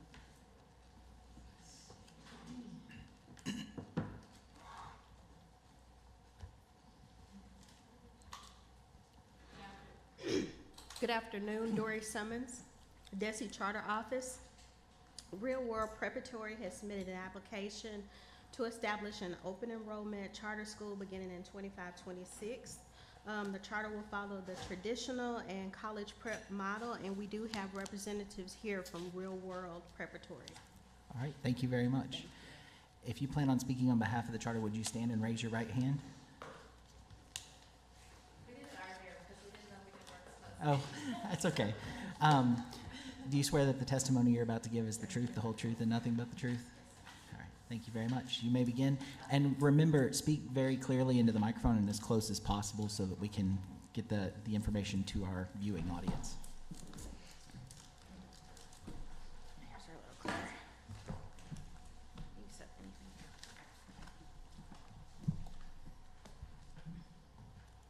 So we were just talking, and I got tears in my eyes when I looked up and saw this and said, that looks pretty dang good, doesn't it? Who would think that 2 teachers would be here because they wanted to change education? Good afternoon. My name is April Moore. I will serve as the superintendent and co-director for Real World Preparatory. As active educators in Arkansas, we are going to be a model to our students. This is our dream big, so this is why we're here. It's no coincidence that we chose a triangle to represent our logo because it has historically been the strongest geometric shape. And it makes the best choice for building structures like bridges, the bridges that we want to build. Which one is it? Oh, there we go. Oh, okay. Good. So we have some pillars about transforming student passions into opportunities with our mission and vision. One would be the social capital that we have obtained as 30, 40-year-olds. It took us a long time to build our networks in the community. We want to give these to our students when they're graduating, at least the intro to this networking and this ability to meet people and to advocate for themselves. We want to retain talent in our community. We are in Northwest Arkansas. We are born and raised Northwest Arkansas, so of course we want to retain the talent in our community. We also want our kids to go out. We want to encourage them to go out, to leave, to learn, and to bring it back. Relationships. We're very, very heavily relationship-based, as you will see. Relationships are everything. The community of practice. We don't want to gatekeep all of our information, and we want to encourage schools to come together, because if we were a unit in Northwest Arkansas, we would be a lot stronger than all of these entities separate from each other. But there seems to be a gatekeeping thing right now, and we would like to break down that barrier and invite others into our school. Culture is going to be very, very important. Again, it goes back to relationships, relevance, and rigor. And we're going to serve the whole child. We want to love the whole child and serve the whole child, and that's exactly what we plan to do. So this has been 3 years in the making. Speaking of our social capital, we have joined Rotaries, we have joined Chambers of Commerce, we have gone to several community celebrations. We have been boots on the ground to come up with and develop over 400 community partners in Northwest Arkansas for the past 3 years.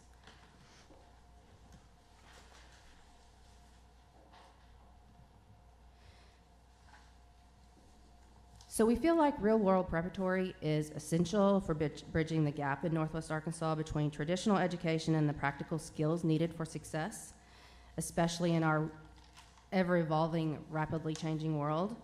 According to U.S. News and World Report, Springdale High School has an 83% graduation rate, and Fayetteville has a 90% graduation rate. Those are not acceptable, not for our kiddos.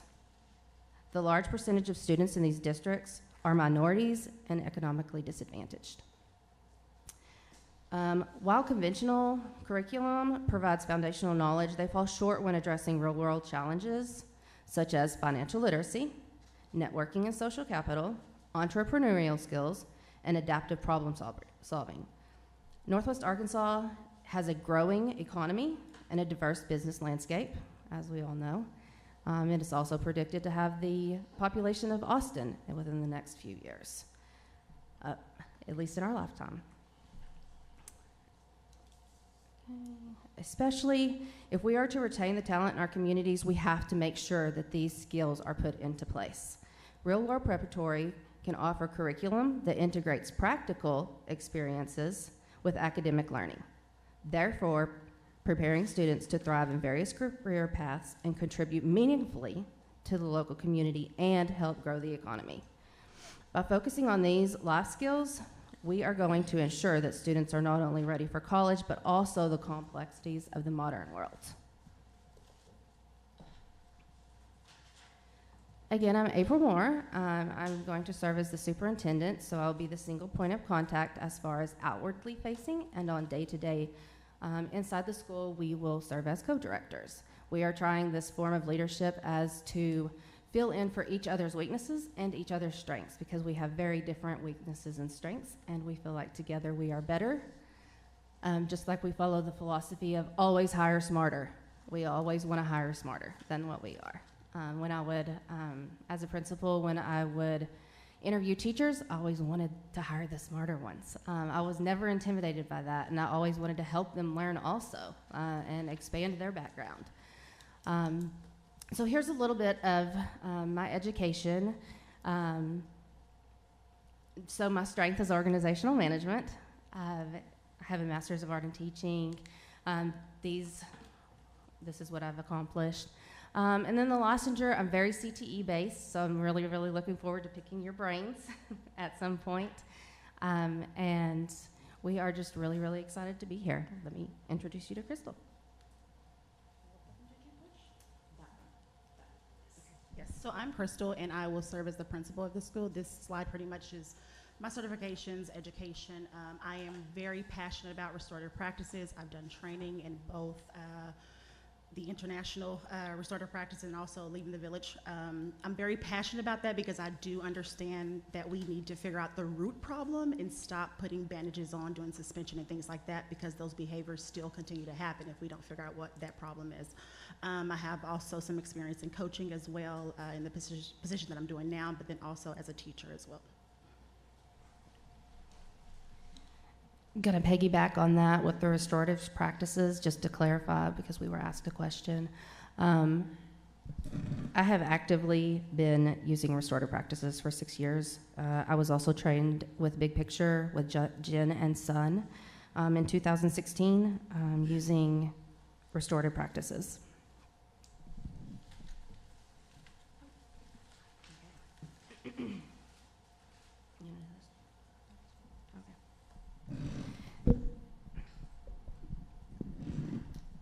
I'm definitely the shortest one today because I came over here and played with it during the break.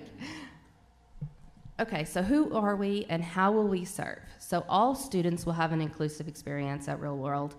I know that a lot of school districts say all means all will mean all to every single one of our 300 students. We've seen it happen before and we can do it again. So students, when they come in, they will be assigned an advisor, and during the first couple of weeks, we may shuffle based on personalities just a little bit, but that advisor will stay with the same 15 to 20 students the entire duration of their high school career. They will know that student, they will be the liaison between that student's family, between the community. They are the first outreach for that student. Just as an example, my first advisory that graduated, I got an email from one of them this morning for a reference for law school. And just to stay in contact with those kids, and that's also building their social networking and social capital. So we will have a really diverse curriculum. You will see that we've asked for several waivers, and we can explain those. They'll be given equitable access to all aspects of school life, whether it be academic, extracurricular, or social activities. We will strive to make sure that there is equitable access. We've also asked for a waiver for ALE and GT due to having the diverse offerings of courses in our community that are already offered by NWTY, NWAC, Virtual Arkansas, and we plan to go the extra mile to make sure that extension happens. When students are passionate in a particular area, we will make it our mission to make sure that they are able to extend that knowledge. For example, we have an amazing contact in Bentonville who is a local artist, and we're very excited to partner with her. She's excited to have interns for art. She has her own gallery, and we are really, really excited. She's excited to partner with us, and we have 400 more of those that we've been working on. We will strive to be a model in the community for entrepreneurship and education in Northwest Arkansas. In the future, we would like to offer spaces for student businesses or small businesses to operate within our school for student workers, especially for the mentor program, to help build those up. Again, at Real World Preparatory, all will mean all. Each and every student will be seen and heard. Their student success plan and weekly advisory one-on-ones will be sacred to our culture. They will not be time for pep rallies or just where everything falls. It seems to be the catch-all with most of our schools. I know with my advisory right now, it seems to be the catch-all to do all the things. That will be sacred to our culture, and that will drive student learning. The advisory will consist of social, emotional, and behavior support also. If you can imagine, that person has gotten to know those students very well so that they can provide that support, and those relationships can later be leveraged in their education. As students are advised, reflection and pivoting will occur to ensure that we are responsive to student needs on their student success plans. In order to be responsive to student needs, we will partner with several organizations. At the core of our programming, we will partner with Big Picture Learning and CTE. While we have asked for a waiver for CTE, it is due to being small and not wanting to overextend ourselves at startup. We will be very involved with CTE, but want to offer all programs that students are interested in. By partnering with other organizations, we can offer more programs to our students. Last fall, the Walton Foundation actually came out with a study, and I was surprised when I read the top careers that CTE would be looking at for the future, because they weren't the things that we're focusing on right now. CTE is gonna have to pivot. Eventually, we want to offer the most popular programs on our campus. I know that agribusiness was one, hospitality, there was a list, it was in the newspaper. And they were just things that I wouldn't necessarily, like construction and welding weren't on there. We mention partnering with others often at Real World Preparatory. We will not gatekeep best practices, and we hope to be a community of practice with all neighboring school districts working together instead of gatekeeping resources and best practices. Okay, so April has mentioned big picture learning a couple of times already, and so I am going to kind of talk about that. So we will be implementing and actually following the big picture learning model. I feel like I'm just going to take this off and talk. And so we will actually be, if approved, we will be the only BPL school in Northwest Arkansas. 97% of BPL students admitted into 2 or 4-year colleges, 88% of alumni enroll in post-secondary education or training within 2 years of graduation, and then 74% of alumni who entered the workforce secured a job through an internship connection. We believe social capital is very important. We believe in getting students out there and deciding what they want to do. Yes, we love the CTE, but what are we doing before they decide CTE? Like, what are we doing before they say, okay, this is the career path that I want to do? What type of exploration are we doing before that? And so Big Picture is really big on that, is exploring those different interests that students have. And so coaching communities of practice is very important. Student opportunities, leadership programs. We will also be implementing Harbor Freight, which is one of our initiatives. So April and I both have taught at a Big Picture school. That's the reason why we know about this model. I currently work for Big Picture as a program director, actually in Northwest Arkansas. And so we have a lot of black background on BPL. Harbor Freight is one of the initiatives that BPL has, and that's where we get students paired with mentors that has something to do with tools. That could be welding, that could be construction, whatever that is. They receive a stipend for that, and they get to go out in the community and actually learn that stuff. But the stipend is where it's like, okay, I'm gonna get money for this. It's not a free internship. And then the International Big Picture Learning Credentials, which is something that actually started in Australia. We are currently trying to move that to the States, and we will actually be following that model as well. I actually start training in that Wednesday. It's an 18-month training so that we can actually implement that into our school, and it's actually for 11th and 12th grade students. Oh, me again. Okay, so the next one, I kind of spoke on this, the restorative practices. We implemented restorative practices in the school that I was previously in. Like I said previously, I had training in it. I was also part of the leadership restorative practice team that actually gave support to different teachers in the building. We actually had to do different hearings when it came to students who the restorative was just not working. And I truly believe that both can coexist in a school, restorative practices and also the traditional discipline, because sometimes we get to a point where the restorative is not working. But I also think the important piece of restorative practice is, again, figuring out what the root cause is, but not only that, when we do, I hope we never have to suspend a student, but what are we doing when we re-enter that student into the community? Like, are we just re-entering them in, they just go to class? No, we're going to create a circle where we have every person involved and we have a discussion on what's going on and how do we move forward, and we don't repeat those things. And so restorative practices will be very important in our culture.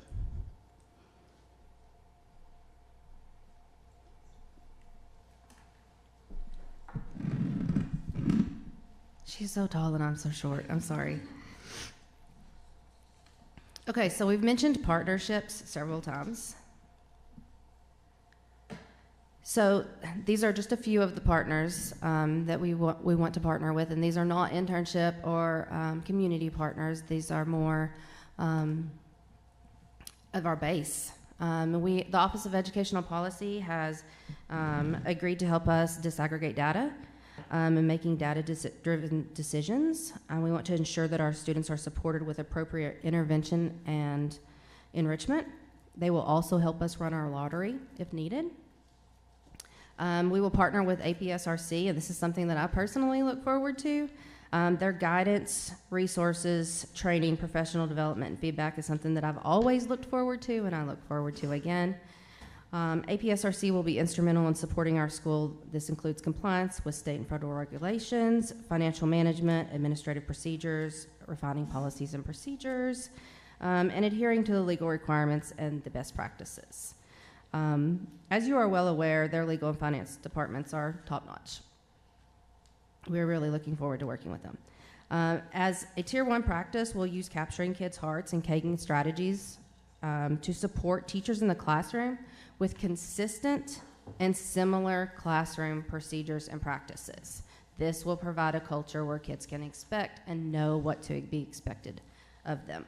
We will also implement a positive behavior incentive system, which I've actually done in Springdale before, and Northwest Arkansas. The kids were really, really receptive to positive behavior incentives that they had never seen that before, or with Fidelity, they hadn't, with all of their teachers on board. So we want to recognize students for doing the right thing, because too often we recognize them for doing the wrong thing, and those kids are the kids that get attention. We want all of our kids to get attention. So part of our outreach has connected us with many businesses and professionals in the community. Community Services, Inc., which submitted a letter of support, they actually provide the counseling and support services for families and individuals involved with the juvenile court in Washington County. We formed a relationship with the individuals in both courts to serve and support the students who may have not made the best decisions in the past. We want to try to change that and give them something worth looking forward to. Sometimes a smaller school with flexibility is just what these students need, and that's what we want to provide for them. NWTI and NWAC are excellent community partners. Actually, our board president works at NWAC. He's a certified counselor, and he runs the Trails department and loves his job. And he's really excited about this also. So we're going to partner with NWTI and NWAC and possibly even individual school districts to provide CTE classes that maybe our kids can fit into a spot because it's just one child interested in something, concurrent classes, and an opportunity for students to attend college or gain industry certifications prior to high school graduation. As we strive for every student to graduate, we want them to be enrolled, enlisted, or employed. That's also our triangle. We want them to be one of our E's. We will also partner with the military branches who are very active in Northwest Arkansas. In the past, we've given all of our 10th graders at another charter school that we helped start the ASVAB. And it actually really helped us, and now that youth science is coming in and playing a role in the aptitudes, maybe we can compare those two. So there will be a plan in place with the branches. We just didn't want to go make the plan before we were approved. Okay. Okay, so the next one is our academic plan. You are short. And it's all of our curriculum is Arkansas approved, and they are all HQIM approved. We both, as educators, April taught math and also science. I was English. We all have experience in this curriculum, so it's nothing new to us. Originally, on our original application, we did not have the curriculum chosen because we wanted teachers to have that autonomy to decide what curriculum would be taught, but then we kind of reflected on that. It was like, no, we probably need to make that decision ahead of time, and then we can go and make changes as needed. So the next one is school culture, and April actually brought up the 3 R's previously. So relationships, relevance, and rigor. So relationships, that is so important to the core of our school. I remember growing up and my mom would always say, it's not what you know, it's who you know. And I think now we've moved to it's not what you know, who you know, it's who knows you. So you can say you know people all day, but do they know you? Do they know to mention your name in rooms that you're not in? And so we want our students to understand that relationships are so important. When they're out doing internships, the relationship that you have with your mentor is so important. The relationship that you have with your teacher is so important. Advisor, principal, those relationships are very important. Relevance, especially when it comes to our curriculum, like what we teach our kids, is it relevant to what they are wanting to know? Is it relevant to the times? A lot of times we have to switch what we're teaching because that's not what is relevant to the times that we are in education at that time. Rigor, yes, meet everyone where they are, but are we pulling them up to where they need to be? So we will definitely meet all of our students where they are, but we're gonna actually push them to aim a little higher when it comes to the curriculum and learning things on our campus.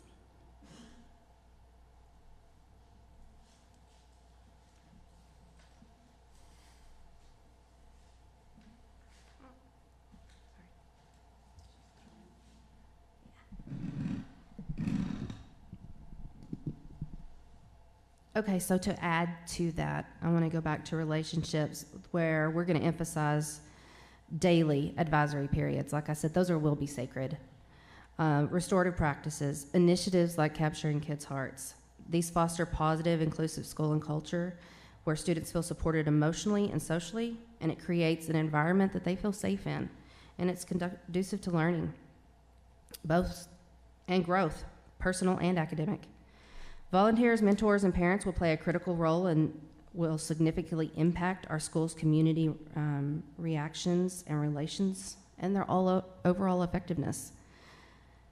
Parents will be encouraged to participate in school board, providing feedback and advocating for their children. We're also going to try to teach our children to advocate for themselves. We will encourage parents to be volunteers and have open communications using something such as school status. I know that it translates, and it also does Marshallese now too. So we will encourage parents to be volunteers, and we will have open doors. We want volunteers to assist in activities in the school. We want them to be tutoring. We want extracurricular programs, but this also brings up the point of safety for our children. So we will absolutely do background checks on our anybody that comes into our school. We can use the Adam Walsh Act and do the volunteer background check through the state police. I used to do those for my internship program, and we also run an additional sex offender registry check, just to make sure, because you can never be too safe with our kids. I mean, these are our future. These are our children. We have to be safe with them. So let me make sure. Sorry, I lost myself. I'm so sorry you have to listen to my voice. I've had a cold all week. So again, all adults that mentor or volunteer or even have contact with the students will have a cleared volunteer background check. Community relationships will be essential to our model. And for it to work, those relationships have to be there. We've definitely put in the groundwork for it. So we're waiting. We've tilled the soil, and now we're just waiting to plant the seeds. We will actively strengthen the community by building ties and trust and support that has not been there before. Again, this is something that we're really proud of. The 3 E's, employed, enlisted, or enrolled. We really want our kids to have a plan and starting day one with their student success plans, actually upon enrollment, when they're interviewed for enrollment. And not interviewed is a bad word, but when they come and enroll, they get met by us. They get met by us and their teachers. We help them fill out their paperwork. We talk to them about the school. That's when our relationship starts. It doesn't start when they come into our school day one. It starts when they walk in our door or when we shake their hand for the first time at the Christmas parade, for instance. So just a few more clarifications.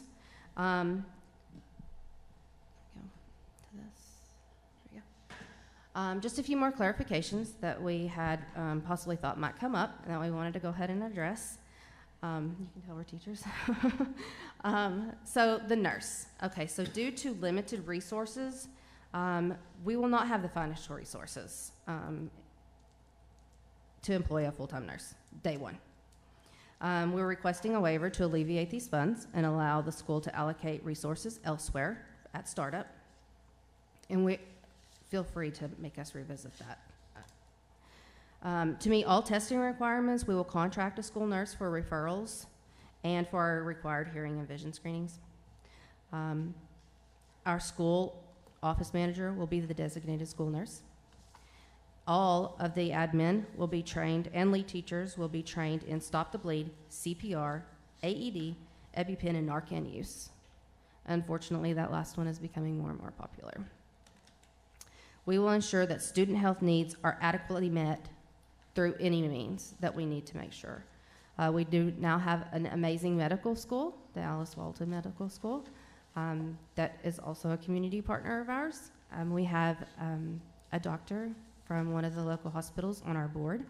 So we are positive that we can get this taken care of. The counseling program. We've requested a waiver to address the unique needs of our high school community by adapting our counseling program to better serve our students. We aim to enhance the effectiveness of our counseling services and support our students' academic, social, and emotional development through advisory and our school culture.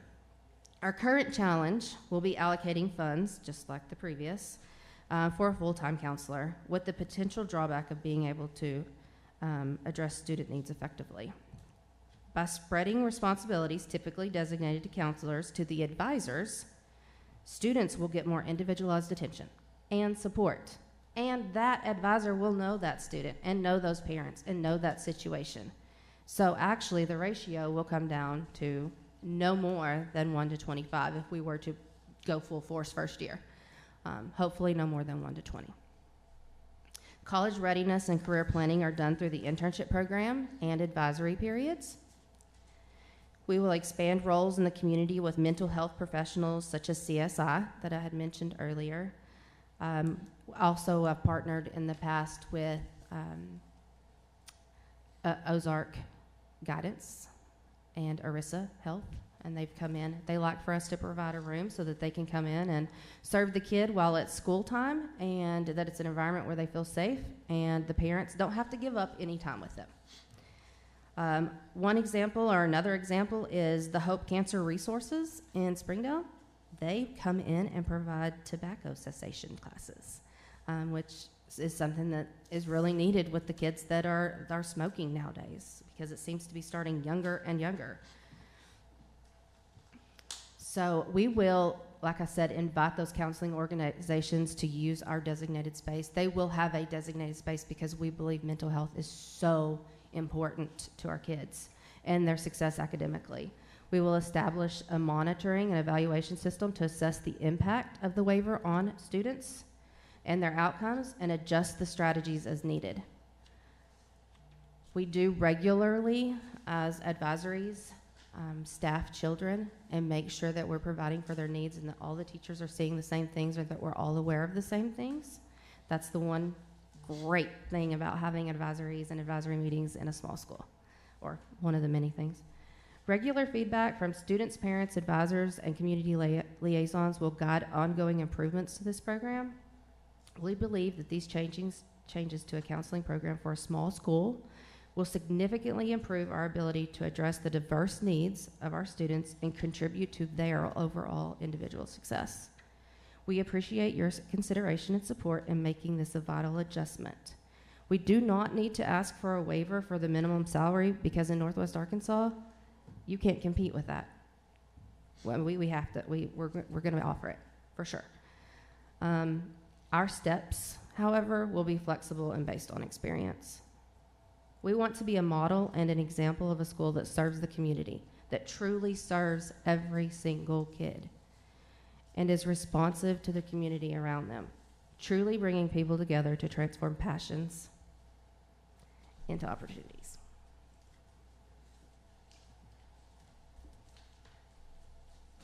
Thank you very much.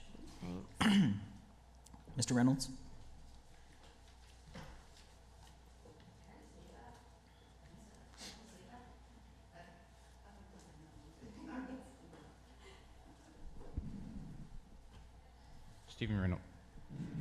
Stephen Reynolds, staff attorney for the department. I'll go over the legal review real quick. So just like this morning, I'll go waiver topic by waiver topic and list all the code sections and standards and rules that the charter is seeking to waive. So, can y'all hear me? Okay. All right, so there we go. There we go. So the waiver topic number one is the board of directors. The charter seeking to waive Arkansas Code 613-608, 613-611, 613-612C, 613-613, 613-615, 613-616A, 613-617, 613-618, 613-619C, D 1 through 4. 613-6205, 613-622B, 613-630, 613-634, 613-1303, and 614-101 et sec. And I have no legal concerns with that waiver. Waiver topic number two is business manager. The charter seeking to waive Arkansas Code 615-2302B and the department rule governing the Arkansas Fiscal Assessment and Accountability Program, but only Section 12. And I have no legal concerns with that waiver. Waiver topic number three is personnel policies. It's employment of licensed personnel. The charter seeking to waive Arkansas Code 617-301 and the department rule governing educator licensure, only Section 7. And no legal concerns with that waiver. Waiver topic number four is curriculum, the required instruction. Charter seeking to waive standard for accreditation 1-A.1.3. No legal concerns with that waiver.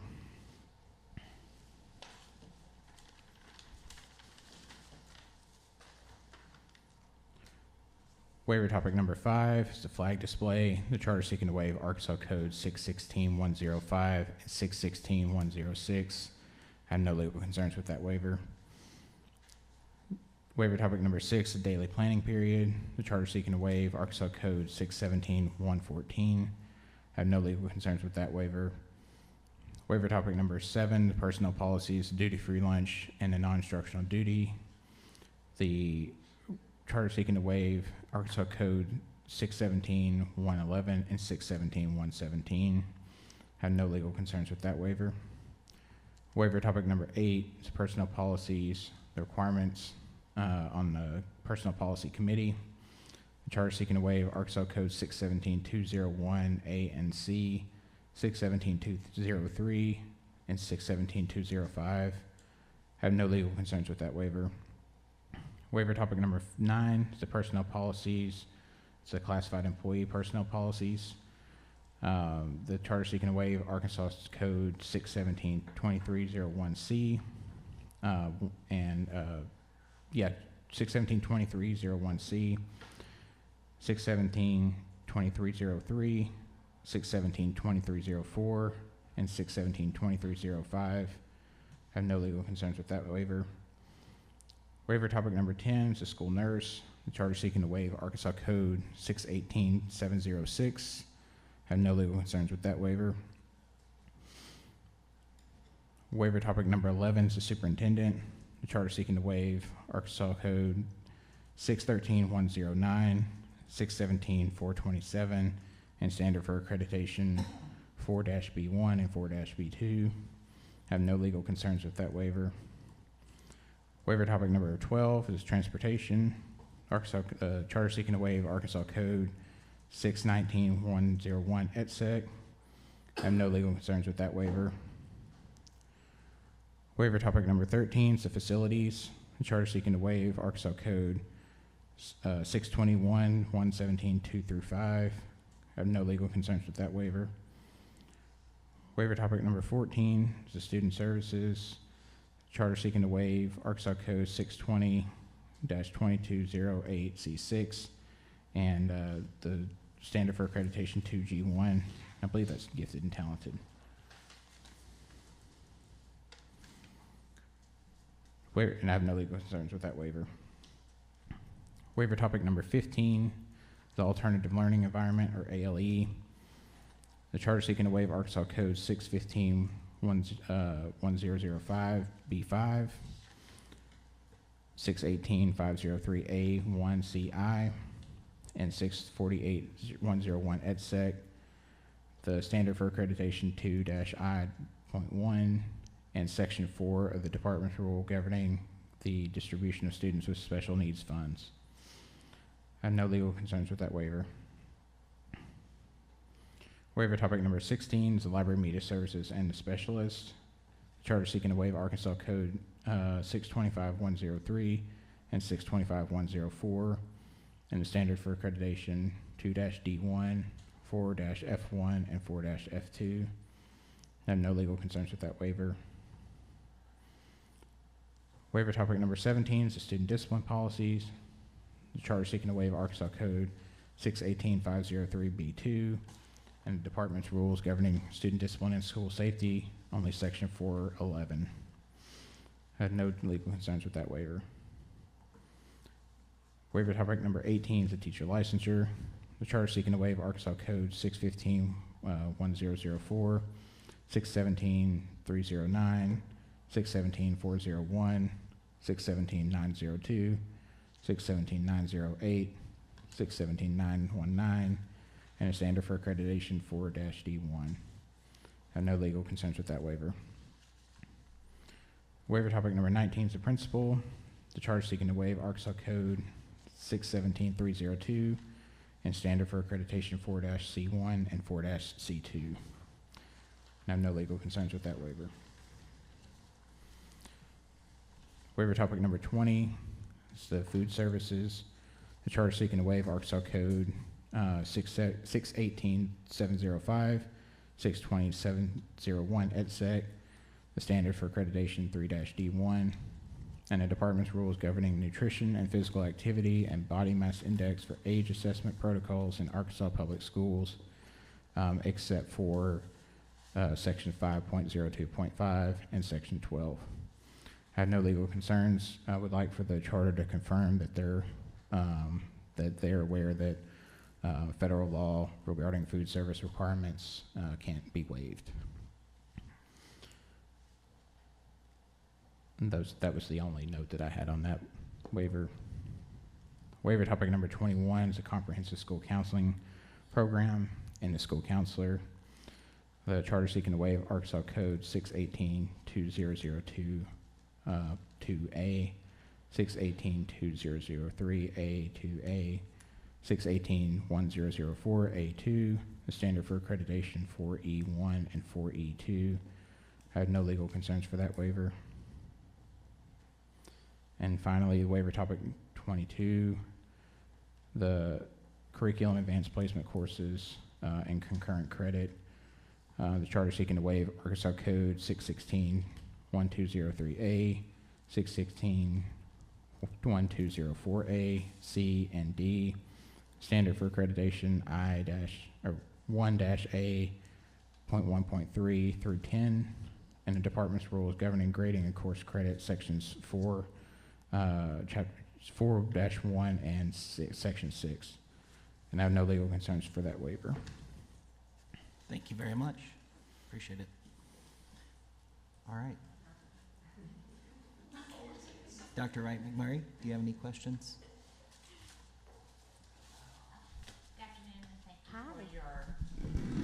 Good afternoon, and thank you for your presentation. So I do have a couple of questions. One is back on the waivers. So just for my clarification, as it relates to superintendent, so you're waiving, and I may have to have legal to clarify for me. So it looks like, is it 6-17-427? And so it's being waived because there's not an intent for to complete the department's mentoring program? Is that correct? I do intend to complete the mentoring program. Is that what that's intending to say? Yes, that's what the code section requires. Okay, so if they waive that, then they are waiving the requirement to participate? Yes. Okay. Can So I participate even if we waive? Yeah, if you participate in the mentoring program, then there's no need for the waiver, because the waiver removes the requirement. The waiver would remove the requirement to participate in the student or the superintendent mentoring program. So if you intend to participate, then you wouldn't need the waiver. We always want to better ourselves, absolutely. I was under the assumption that it was the licensure, the licensing. okay, so would they need to rescind that waiver request if they do plan to participate in the mentoring program? That's correct. Okay. So if you if you would like to rescind that waiver on the record. I rescind the waiver to not attend the mentoring. Are you looking at waiver number 11? It's, yes, so 617-427 is the code section that they were referring to. Okay, but as of right now, you are not licensed to be a superintendent, No, correct? I am not. I'm only building level. So would she, since she's not a superintendent, do they not still need that waiver? That's what we thought. That's a good question. Yeah, to me, the waiver's still needed. So I guess I'm just slightly confused. So the waiver for the licensure component is in the standards, and so that's what they would flag for in SFA. Right. But I guess it does make sense that if they're not a licensed superintendent, then they wouldn't be able to participate. Right. We don't let non-licensed superintendents participate in the school mentoring program. Right. That's my understanding. Mm-hmm. So yeah, if they're going to need a waiver for the superintendent licensure, then yeah, that by definition they would have to have the waiver for the superintendent mentoring program. Which would mean that they could not participate in that program. Right. Because they can't participate in the program anyway because they're not a licensed superintendent. Right. Okay. Yeah. Okay. Yeah, so That helps. I just need clarity on that, but yeah, that's fine. so she's asking, could she be in the process of licensure? And the answer to that would be that this is part of the, like, after you're licensed, then you would be mentored. So this would be after the fact. Right. Okay. Sorry. Okay. Thanks. Okay. So my major question, and just kind of looking at your application and looking at part of the rationale for why you feel that your charter is needed is the limited opportunities for all students to be able to participate in career technical education and other pieces. So I guess what I'm having a challenge with is that it seems like that your application is strongly focused on those components that would be considered career technical education. And so for there to be a request for waivers in place for CTE, and then it seems almost trying to create a parallel track to what is already in place that could support students, because it seems like the students that you are wanting to support would be those that would be traditionally under-resourced or underserviced. And that's a lot of what CTE does under like categories under Perkins Special Populations. And I saw that you referenced the Jobs for Arkansas Graduates program, and that's a huge focus of that program, is support students who, for whatever reason, have some type of barrier to graduating on time. So there's those structures and avenues that are in place. So I guess I would need more detail from you on what systems are you going to have in place that are not already going to meet the needs of what's already been established. So what hasn't been established, just because I work in the districts there, I want to be careful with my words because I don't want to say anything against anyone. I see kids fall through the cracks every day, every single day, that are parts of these programs, and they're not being supported. That's why I think taking it into a smaller school instead of being such a large district, because the 4 main districts have kids falling through the cracks every day. They ran out of ankle bracelets last year. I mean, like for the courts. Like, I just feel like there are so many kids that fall through the cracks that are designated and will be perfect for these programs, but due to barriers of having to serve time or having siblings that they have to babysit. There are so many things that are not supportive outside of school that we could help with. And our advisory program could help with that and help with the community resources, because there are so many resources in Northwest Arkansas, but I don't feel like they're utilized to their fullest, and they could serve our kids so much better. That's why we want to have a small school, and we want all to mean all. We want to serve those kids and have them dream big. We want them to be able to do the things and remove those barriers. And I see it every day. I see those kids falling, and then they are either incarcerated or they drop out. We want to stop that. So, I can't remember exactly where your comments, you mentioned pathways such as like agriculture and those pieces. So what would be your plan for implementing those pathways in your charter? To do more research. I know that is going to require money, and it's going to require resources that aren't necessarily just readily available, because even the Waltons said, according to this study, we're going to have to pivot. Something has to be done. So we will be moving with them, and hopefully maybe even a couple of steps ahead of them, because we're smaller and can move faster and on a smaller scale. So we will have to do more research, to be really, really honest. Oh, okay, so you're saying that as you're working towards opening your school, then you would be researching the process to develop and implement pathways for your students? Yes, absolutely. Okay. And then remind me again, because I'm trying to work through our new application. That's okay. Remind me again, so your grades are starting where? So originally, and this was something that I wanted to correct on our application, originally we had wanted to start with 10th and 11th grade, but the Office of Educational Policy, their advice is to start with 9th, 10th, 11th, so that we don't just have one group of testers giving us our report card score. I think that's a great idea. So we're going to go ahead and open the enrollment for 9th grade, and hopefully we have enough for a class. I think we will. I have junior high students right now, so they'll be trickling into this. We're asked nearly daily by teachers and students and parents, when is this going to happen? We want this to happen. They actually encouraged us to do this, so that's why we're here. Something that you asked about the waiver for CTE, we just wanted to cover all of our bases, because we know that we're not going to be able to offer all of these programs on our campus or without a partner. So we wanted to cover all of our bases and not get into any kind of legal trouble. just to cover ourselves. But our intent is to absolutely wholeheartedly offer everything that we can. Dr. Wright McMurray, on that note, I just want to ask, and this might be a legal question. I saw in the narrative that you were asking for a waiver for CTE, but I didn't see it in the list of waivers. So am I overlooking it? I've looked twice, but. I was see it having either. trouble as well. Okay. But I know that she mentioned it in her comments. Yeah, and it's in So that's it's in why I application in the narrative. So I was just wondering if Stephen could speak to that.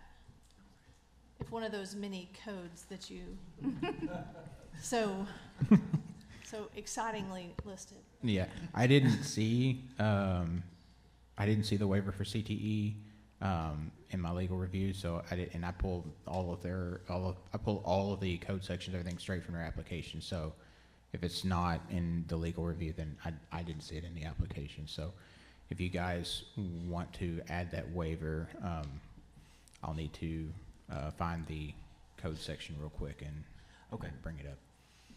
We'll continue on with questions, and then we'll let you come back. Yes, please.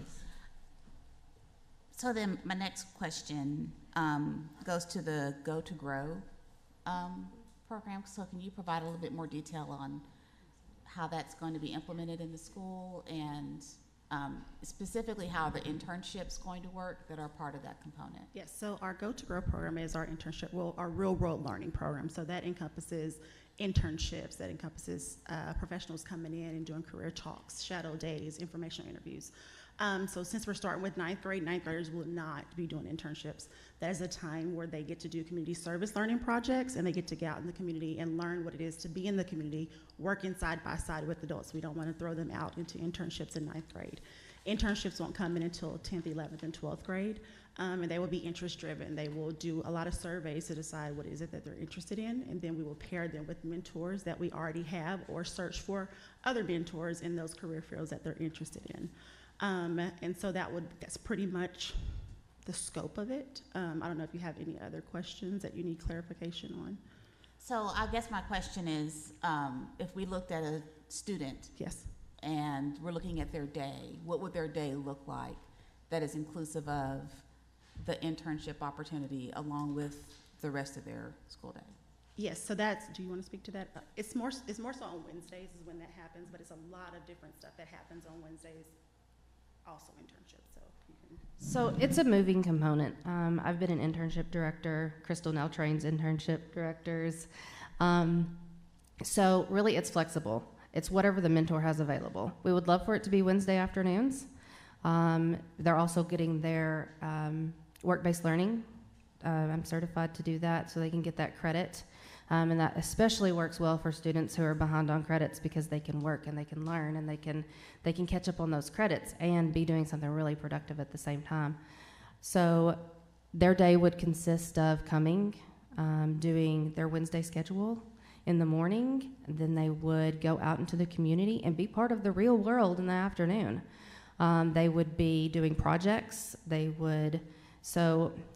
For example, we had a group of students who undertook Miss Charlotte's community gardens in Fort Smith, Miss Tidwell's gardens, and they revamped it. They redid a program, and they actually did where they went and gave fresh fruits and vegetables to the different schools in the afternoon, so the kids could take those home. And some kids had never tasted like a banana pepper, or it was just something that they could experience and grow on those actual experiences and background knowledge. So it could look different for every student. If they have an art internship, they would join the studio, and there might be, so the advisor and the internship director would sit down and talk about what do you want this to look like? The mentor, what do you want to get out of this? Because that's a big ask for someone to take on a kid 4 to 6 hours a week. What do you want this to look like? What are your available hours? Do you have something that you need solved? Is there a problem that you need solved? Because you know what? These kids can usually do it, especially with tech. So we want to put them into that and then let them start learning what they're doing And is there a way to slip that in? Is there a way to connect what the mentor needs, possibly, being solution-oriented, and what the kid can do, and what they can provide, and what they're interested in? So that's our goal. Now, sometimes those two things don't align, so we have to be really creative and be a generalist. And that takes someone going in and being very creative, and we will very much so train our advisors and be back up anytime they need someone. Our advisors visit the kids every 2 weeks on site so that they can support the mentor also. That's really, really important to keeping that relationship, the communication open, and that relationship sustainable to the next intern. Because some kids might decide that they don't like their internship. I had a girl in the 10th grade that went, she wanted to be an EMT, that was what she wanted to do. That was what she wanted to be. She got on the ambulance, saw blood, passed out. So that wasn't going to work out for her, and she didn't realize that. So why spend the money and the time when you could have learned it in high school? You could have learned it through these different experiential opportunities. So course credit-wise, are you only going to focus on internship or the other work-based learning courses? We want to eventually do the other work-based learning courses. I'm actually enrolled to get the 418 and not just the 412. Okay, so you don't already have the endorsement? I do have the 412. Okay. Mm-hmm. But do you have the endorsement for work-based learning? Yes. Okay. So I guess back to my previous question then, if you're planning on allowing students to get credit for the other work-based learning courses, like career practicum or pre-apprenticeship, then you would have to have CTE pathways in place to do that. We're going to have to rely on like Virtual Arkansas and different partners because we don't know how many kids are going to be interested at the very beginning. We just want to cover ourselves for startup. We don't want to overstretch ourselves because we are homegrown. We are ground zero. And we have literally been called to serve our community. And that's where we want to keep it. We want to keep it little, and then we can always come back and say, hey, we don't need this anymore. And as soon as we don't need it, we will be back. Okay. So you're planning to offer CTE through Virtual Arkansas is what you're saying? Yes, or NWAC or NWTI. Yes, absolutely. Okay. Because they have some great programs. Sometimes they just don't have the room. I know that for one of my courses 2 years ago when I tried to get some of my girls into the nursing program, they only had 12 openings for all of Northwest Arkansas. Mm-hmm. So, ideally, eventually, I'd like to have a peak center in Northwest Arkansas, something that of that capacity. Mm-hmm. But that's my big dream after this big dream. All right. Mr. Scott? Well, continuing on the mentorship and internships, I'm thinking about also the role of the counselor, and in particular, the student success plans. So describe to me how all of that works, because there is a requirement, especially at those grade levels, to establish the student success plan. So logistically, which resource handles what? Yes, so we are asking for the waiver of the counselor, but that's where our advisory program comes in. So I was an advisor, April was an advisor, I was an advisory director, and that's where a lot of those pieces come into play, is the success plan that is created in the advisory between the advisor and the student. They go over that plan, put in things that they plan on doing, goals, all of that stuff. Credit checks, that happens in the advisory as well. So a lot of those components that a counselor is supposed to do, those type of things, exploration, those type of things, that all happens in the advisory. The assumption is the parents / family members? Or Yes, they are a part of that as well. So they do one-to-ones, we do, so in a normal school, you have your parent-teacher conferences. We actually do more than just the parent-teacher conferences. They have to do actually 2 other conferences before the parent-teacher conference, and that is where the parent comes in, and it becomes a family. That's your point of contact, your advisor. I don't know how many times me as a parent, I call to the school and try to get in touch with the counselor, whoever, and you can't because they're so busy. An advisor only has 20 students that they are responsible for, and it's responsible for those type of things, and that parent can get in touch with that advisor quickly and find out that information. And then also those meetings that we have in between and after the normal parent-teacher conference as well. So You've also talked about the mentorships and mentors, and also community partners. And let me commend you on identifying specific community partners. Of question is the impact, what kind of relationship that is. Is it in kind? Is it something that's going to impact your budget? How does that work? Yeah, so the internship program does not impact the budget. Those are professionals in the community that are offering their time to mentor a student. They go to their internship and they learn. There's no money that has to go to a mentor to actually be a mentor. There's no money going to that at all. Can I piggyback on your question? So you discussed background checks a little bit, but who's going to pay for background checks for mentors? Because ultimately, if they're doing this, as a volunteer, are they going to have to go and get a background check if a student is coming to them in their place of business?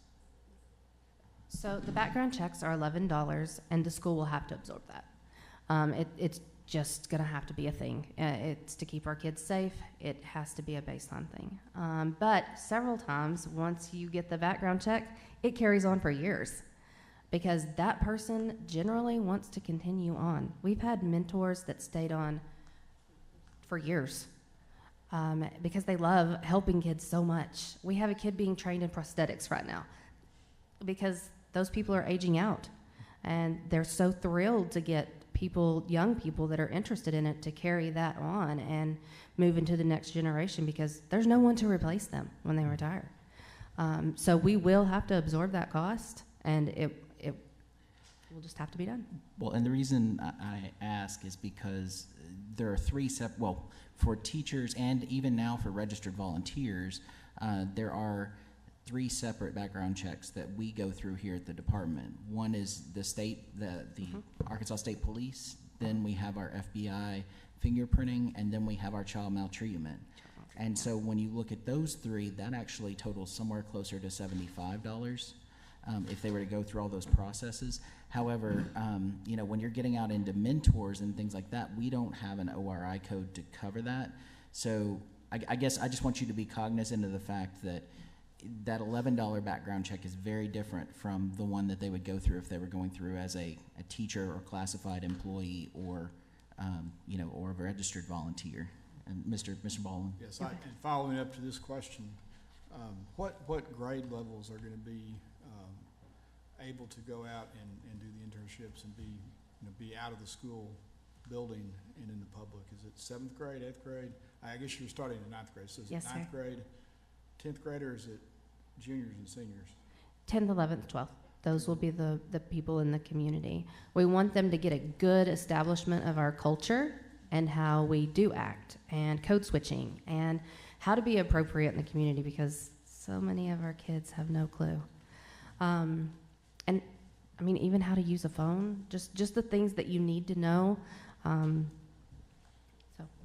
So I would kind of following up with the background check, but there's also an insurance question for the business. So my bank used to do a bunch of this with the school systems in Batesville, and we would only do juniors and seniors, and really we only really wanted to do seniors because our insurance company didn't like us having underage kids that weren't employees, full-time employees on our property. It was a problem for us with insurance. So just know that is out there too. Yes. I remember in the past talking about riders and different, well, thank you. Mr. Davis. Yeah, just quickly on the same topic, because it's one of the questions I have.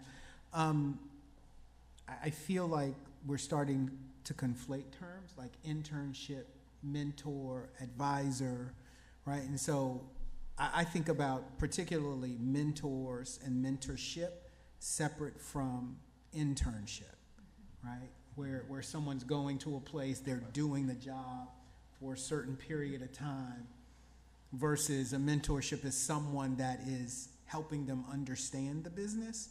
So can you talk about, when you talk about this partnership, these mentors, internships, can you separate that for me a little bit? Sure. So are they doing mentors and internships? Yes. Are they just doing Yes, internships? they hold hands with each other. So at every internship, they have a mentor. Okay. That person is the go-to. That's the one that has the background check. That's the one that stays with them. That's the one that's responsible for them when they're there. That's their go-to person. They will have a mentor. That mentor is the person that they go to talk about their project, to talk about their reflection of the day, and that is also the person or group of people that surround them and support that mentor that would come to their exhibitions every single or their scholar showcase every single semester. Those people are going to be coming into our school and looking at all of the projects so that they're like, wow, okay, so getting ideas and tossing things around, and then they can connect with each other too and maybe help each other out or collaborate with different interns. Got it. Got it. Yes. Just one more quickly, Yes. and I know we're trying to go down the list here. So I completely understand mentors, and typically, mentors are unpaid in that relationship. But when we talk about internships, are the internships, the students working in these places of employment, they will be unpaid as well? Okay. It really depends sometimes. So like, I'm an internship coordinator, director in Northwest Arkansas, and I find internship placements for students. Just the other day, I got one at a financial institute, and they actually decided they were going to pay the student. So sometimes it can be a paid internship. It just depends on the mentor and if they have the funds to provide that to the student. So it can actually be either or. It can be an unpaid or a paid. Okay. Mr. Scott? On that very point, Yes. so getting paid for it is a huge incentive for most of the students, right? That's great. And you have to balance that with the community service learning hours, Yep, which is completely different. truly volunteer, Yeah. right? And it's kind of tough when person A is volunteering at this establishment and they know their friend, person B, is getting paid, right? So it's a balancing act, but glad to know that there are several options out there, and that's a tough sell to your students there. We're going to try to have them knock their community service out in 9th grade. Because that's where they get to learn how to act appropriately. And that's kind of an odd age also. So their advisors will be with them, and they will be their mentor for that When semester. you say knock them out in 9th grade, what do you mean? Do what? Get all the hours. Get the hours. Oh, get the So hours. what do you mean by not Get the the hours, 75 hours for their credit. And we want them to go ahead and earn it when they first come into our school. I believe there's a minimum of 20 hours each year, Each year. with a maximum of Mhm. 7. They did do that, didn't Mhm. they? So They did. it's Okay. doable. We're going to do it. We're going to do it. We'll get it knocked out. And we'll have summer stuff. I mean, we are not going to really probably close our doors during the summer hardly at all. I know that at previous schools, our doors were open all the time. So we'll be doing stuff all summer and having those kids really involved in everything in the community. That our community between Fayetteville and Springdale is so rich in culture. There's so many opportunities to do that and so many opportunities to learn about it. So we want them to take advantage of that. So before I get into the next question, I want to take a pause and commend you all, because you're not coming here as a robust charter management organization, but you are educators. They have a heart's passion to help your community in schools. So I want to commend you on that. Independent of whatever decision that's made today and whatever decisions made from the state board, et cetera, I encourage you to follow your heart's passions. That's going to be huge. We need more of that for the students that we're serving here in the state. Okay? Trying to be a model. All right. So the questions I have are designed to take a deeper dive into operationally how things are going. So one of the first waivers pertain to school boards. So help me understand governance as you operate the school in light of some of the perceived waivers. So we have 3 school board members currently. We hope to add 2 more, but we want them to be very specific in their industry so that they can mentor us or our business manager. We want to be strategic about it so that they're actively involved in helping that person grow too. And then they get to see, oh, okay, I did that, so then they can speak to it. So we have 3 right now. Aaron White is our school board president. He also is a school counselor who works at NWAC. So our partnership there is going to be amazing. He has a heart for kids. He's worked for about 2 decades, a decade and a half, in helping kids. He was actually a teacher for me at the last high school that I was a principal, and he's amazing. He was the first person that we instantly thought of to bring on board. He's been instrumental in planning this. So we have 2 other board members who are educators or professionals in the community. They have a heart for this. They actually approached us about it when we started talking about what our dream would be at some networking events. And then we started conversing back and forth, and every time we saw each other, it just got more and more and more. We were able to add on to that. Can you tell us who their names are and what their professional background? I'm sorry to interrupt. Yes. Well, we know that Aaron is. Aaron White, Emerson, and Sarah. I don't remember their last names, to be honest. She's an educator right now. Emerson is in the medical field. Let me get his actual. I noticed that one was from McGee, Arkansas. McGee, Arkansas, one of your board. Yes. So Emerson Goodwin, he serves as a senior vice president of business development for AR Care in Northwest Arkansas. And so we actually met him during networking. And the funny thing about him is when I was like, hey, can I meet you? I have something I want to ask you. He is completely against charters. I'm just going to say that. And just for him to, after talking to him and talking about our goals and what we want to do, he was actually like, now listen, I'm not going to be one of them board members that's just going to say yes, yes, yes. I'm going to be hard to work with. Well, that's what we want. We don't want a school board that's just going to say yes all the time. We want pushback. And so it's exciting to have him on the board, knowing that he just does not agree with charter schools for whatever reason it is. And then Sarah Burns is actually an educator. She McGee, yes. So she originally was an English teacher at Future, and she transferred to McGee, where she is an English teacher and journalism teacher right now. Yeah. Thank you for sharing that. I thought about your board composition. Sounds like you nailed it in regards to education, educators, someone that understands your academic model. Because at the end of the day, there will be reports to the board. They're overseeing that report, academics, finance, operations, and someone on the board that understands your academic model is huge.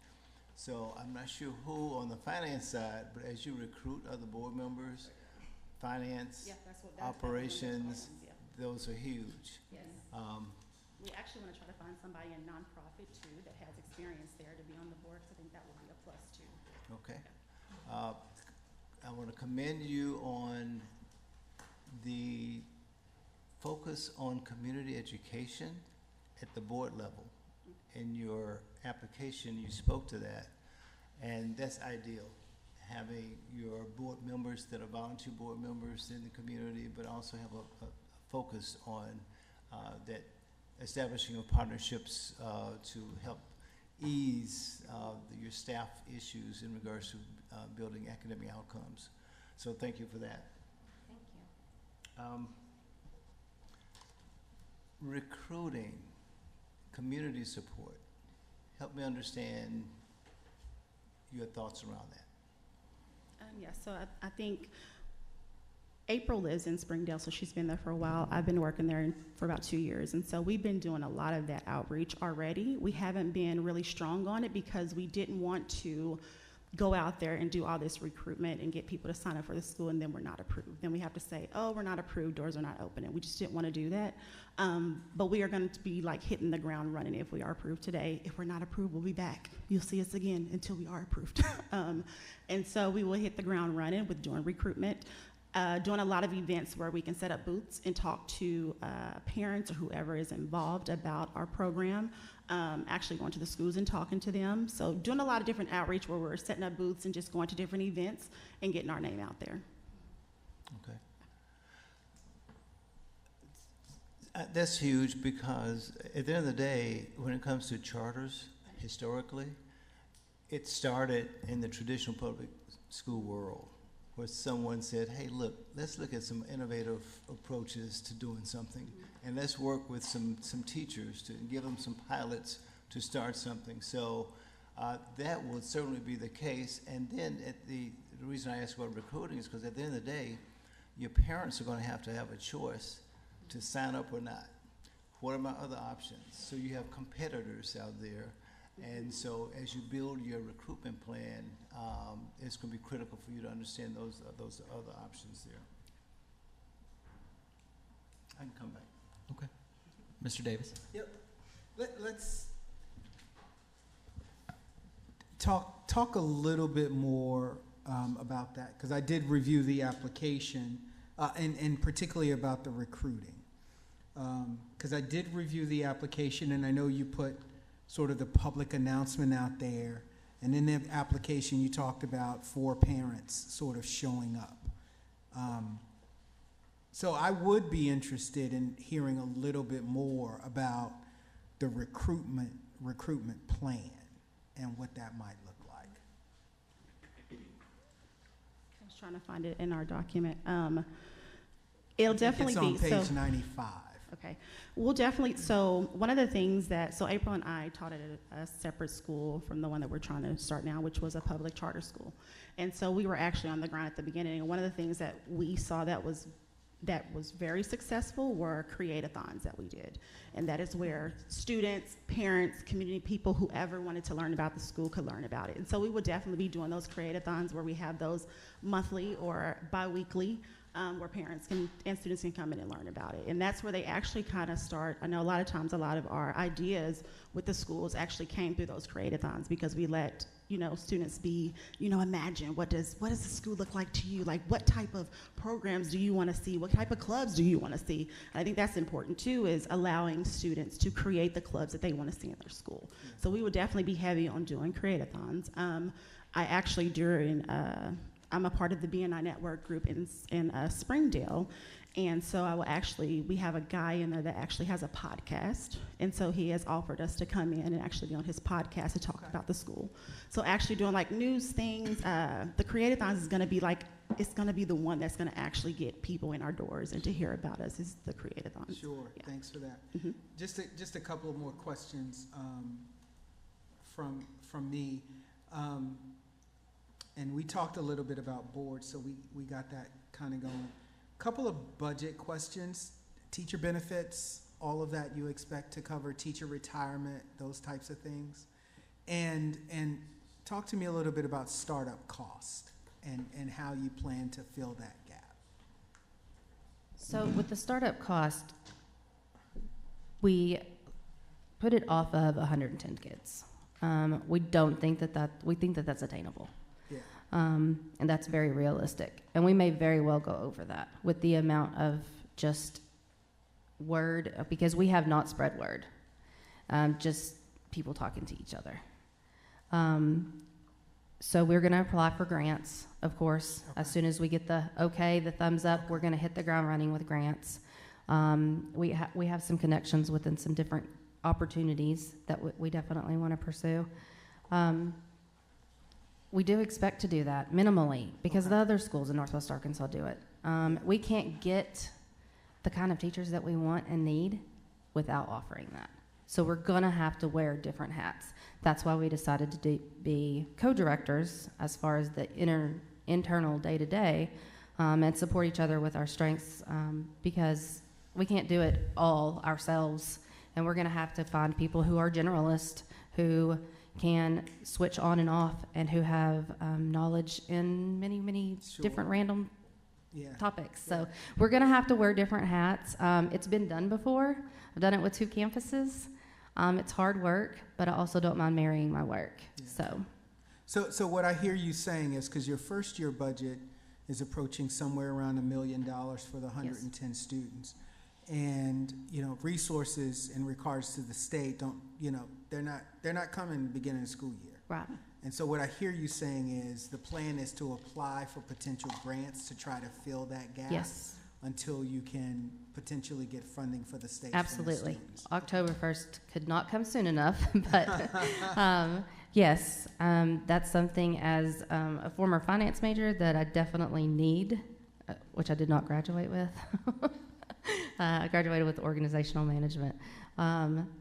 That's something where we're going to need a board member, one, to help us, and hopefully they have the background knowledge to guide us through that, and then train our business manager, of course, but someone that we're going to have to just sit down and make this our goal, to sit down and have enough money with reserves to be able to start, because people are not going to rent us a building with no down payment or with no,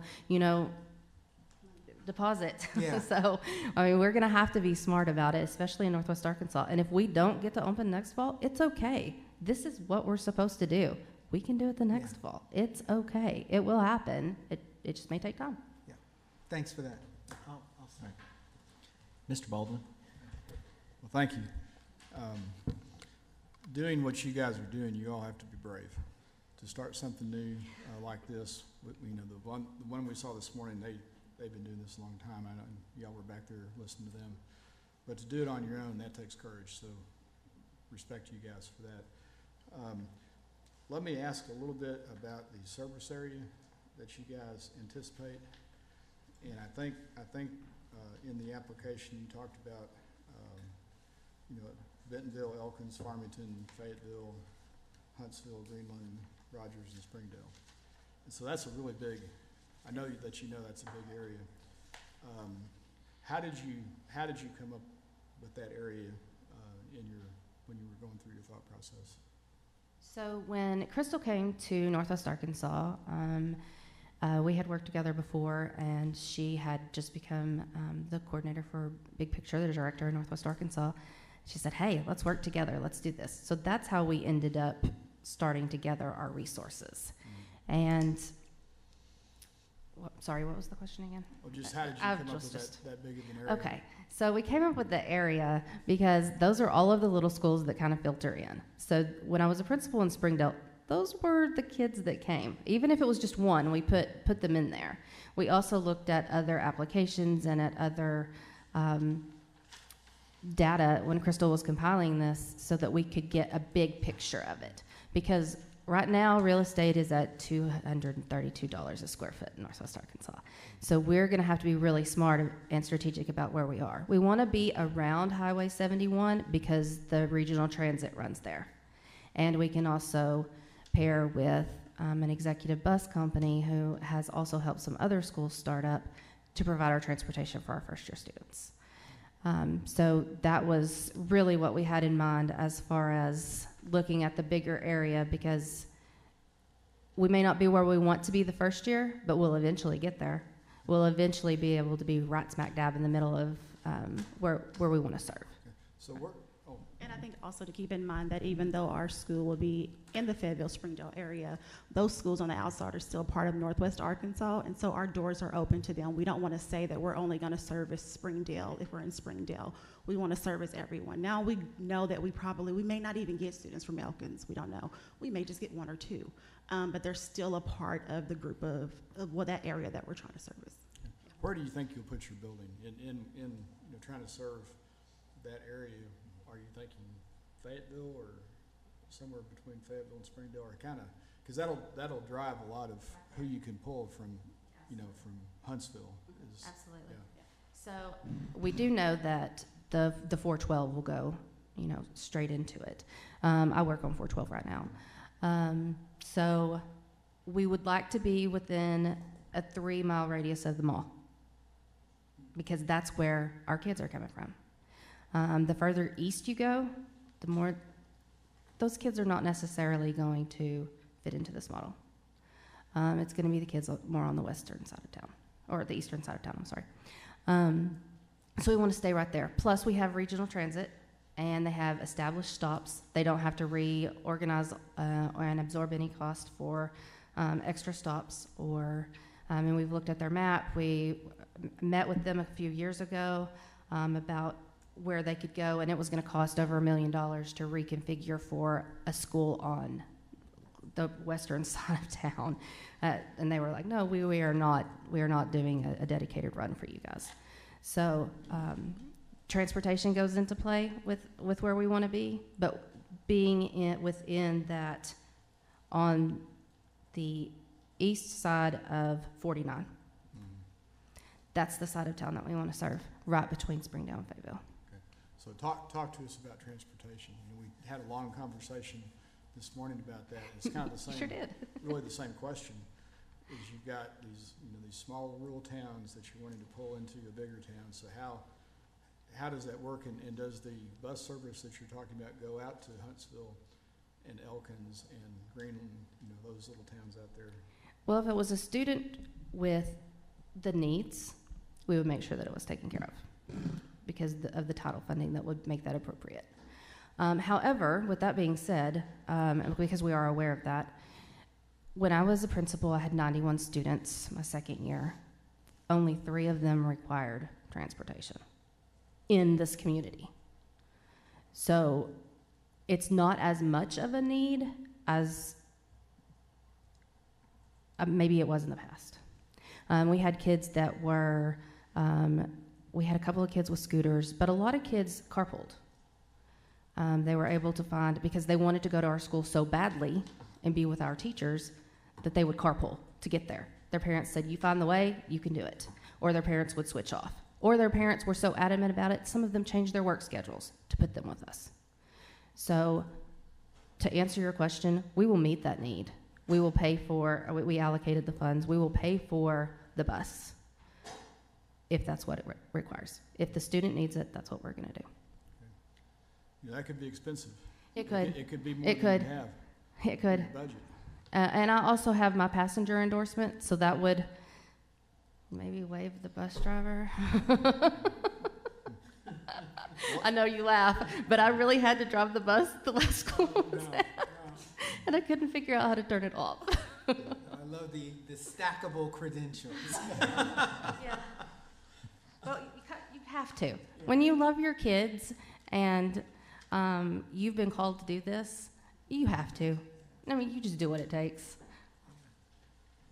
I would. So just a thought. When I looked at that geography, I thought that's a big bite to take. And I think that the number of students that you're projecting, you're going to probably most likely get from Fayetteville, Springdale, kind of closer in. And so you might think about, do you really want to put in Huntsville, which is a long way away? I live in West Fork, and to go from West Fork to Bentonville is 45 minutes one way and back on the interstate going 75 miles an hour. So do you really, and you may have thought about that and just thought, well, we're going to get one person from Elkins, and that's your decision. But I just think that it complicates things to have that much geography. And then my last question is going to your budget. And I just went through here, and I guess I am worried, and I'm a finance person, so that's always the first thing I look at are the numbers. And you guys are showing $114,000, what I call a net profit at the end of the first year. And I really think you guys should get with someone, and maybe you have already,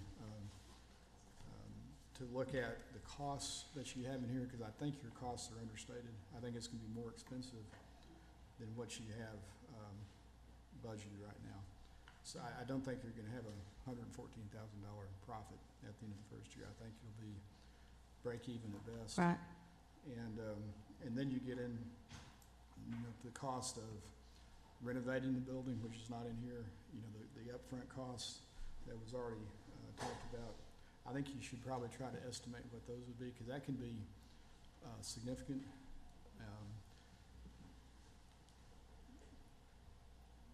Looking at your transportation, I guess the $5,000 in the budget is the city bus service. Is that really? Is that gonna? If you have 100 kids riding that bus twice a day, is that going to be enough? And then food service. When you're feeding kids, I guess you're going to provide breakfast and lunch? Yes. So I don't know that is there a cost in here for that? for food Oh, service? it was food services. I waited until year 2 to start adding that. I'm sorry. It does, and, you know, what I don't want you all to do is to run out of money, Right. like real fast. Absolutely. Yeah, and so I think it's important to go through this, and then just property, you know, property insurance, insurance for furniture and fixtures. I mean, that stuff's crazy expensive now. Who all worked with you on the budget? I actually did most of the budget using other business managers at different schools and just calling and asking questions. I also got a little bit of help from Jane Green, and she's also going to help us extensively when we're ready to sit down and say, okay, let's really nail this down.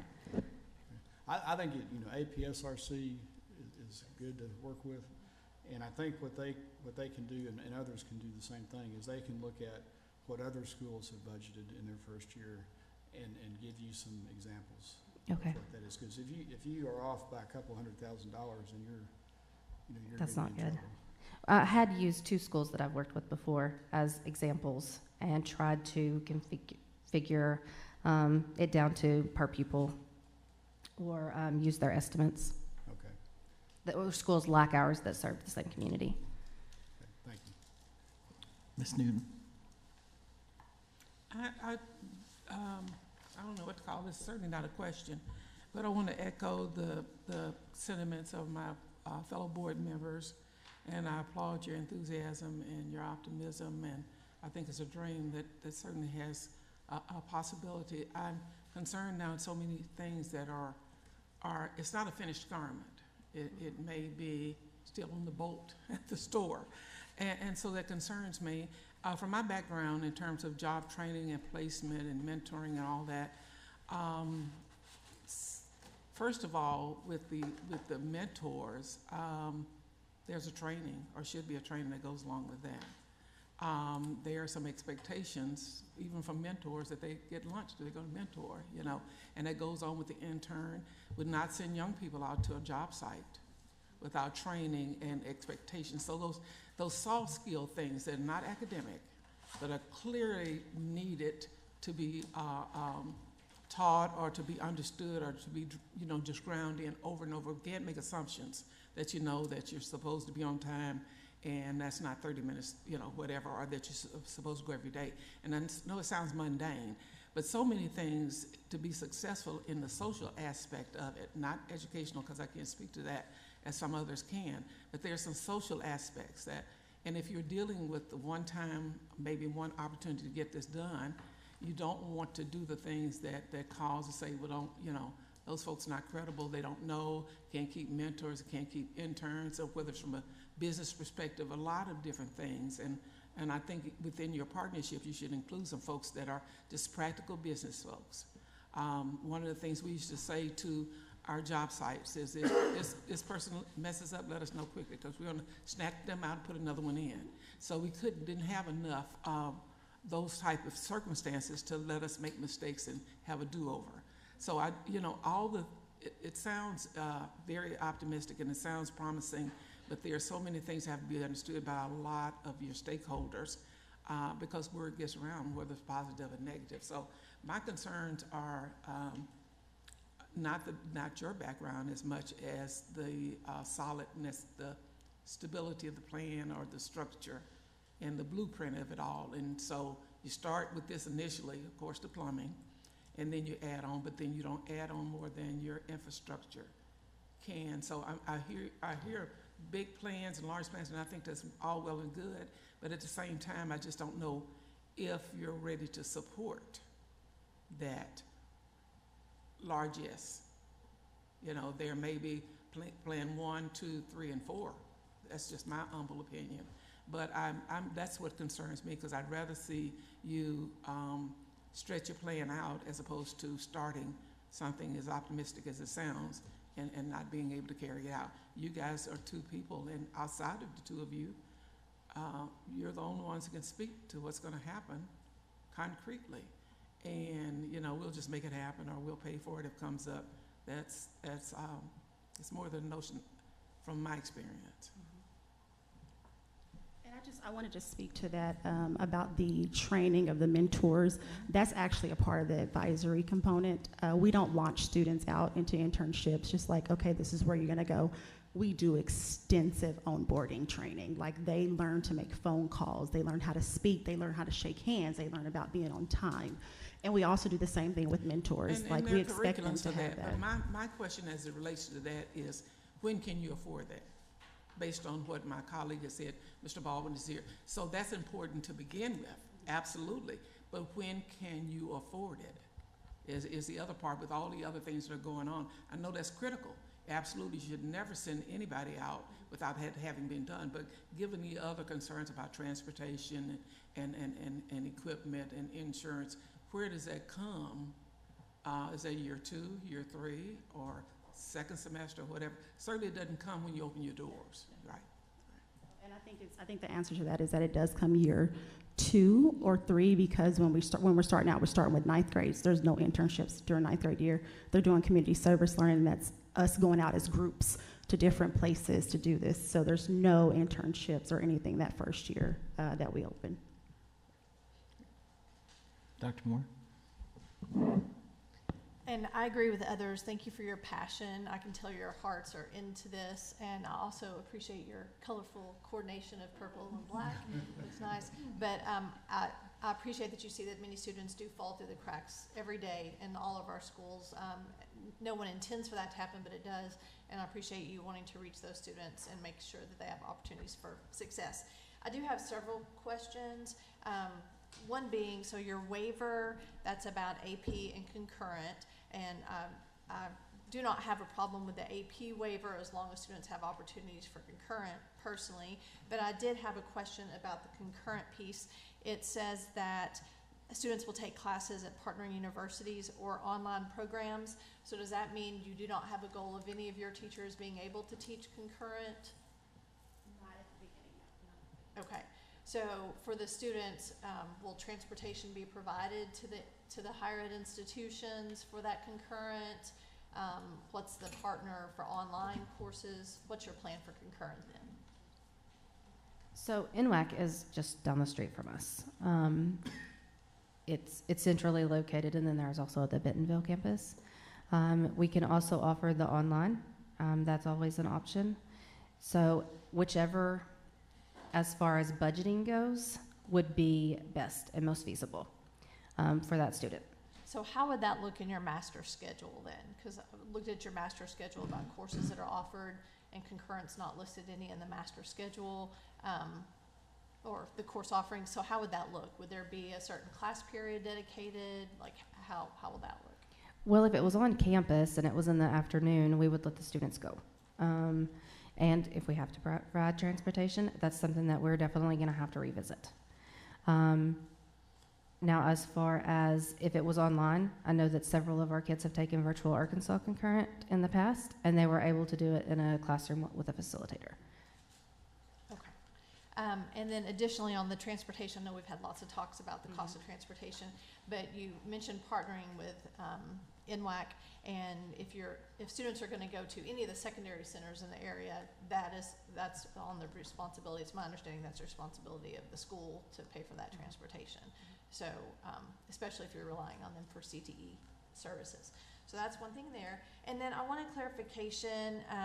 You mentioned, let me get to the page on here, that originally you were planning on your one being 10th and 11th grade, but you said you're going to start with 9th grade. Is that just 9th grade, or you're starting with 9th and 10th grade? Are you going to start with 2 grades or 3 grades or 1 grade? Could you restate that? Yeah, it's just 9th grade, yeah. We're just starting with 9th grade. So just 9th grade. Okay, I didn't know if you meant adding 9th grade. No, yeah, so the original plan was 10th and 11th, and they said that we should start with 9th grade, and so we're just starting with just 9th grade the first year. Okay, that explains a lot of your other things then, is that things that would start year 2 if you were just starting with 9th grade. That's helpful. And so then for your total projected number of students and your budget and everything, does that mean when you had 10th and 11th, you were anticipating 100 students? So if it's just 9th grade, are you still anticipating 100 students, or are you anticipating 50 students?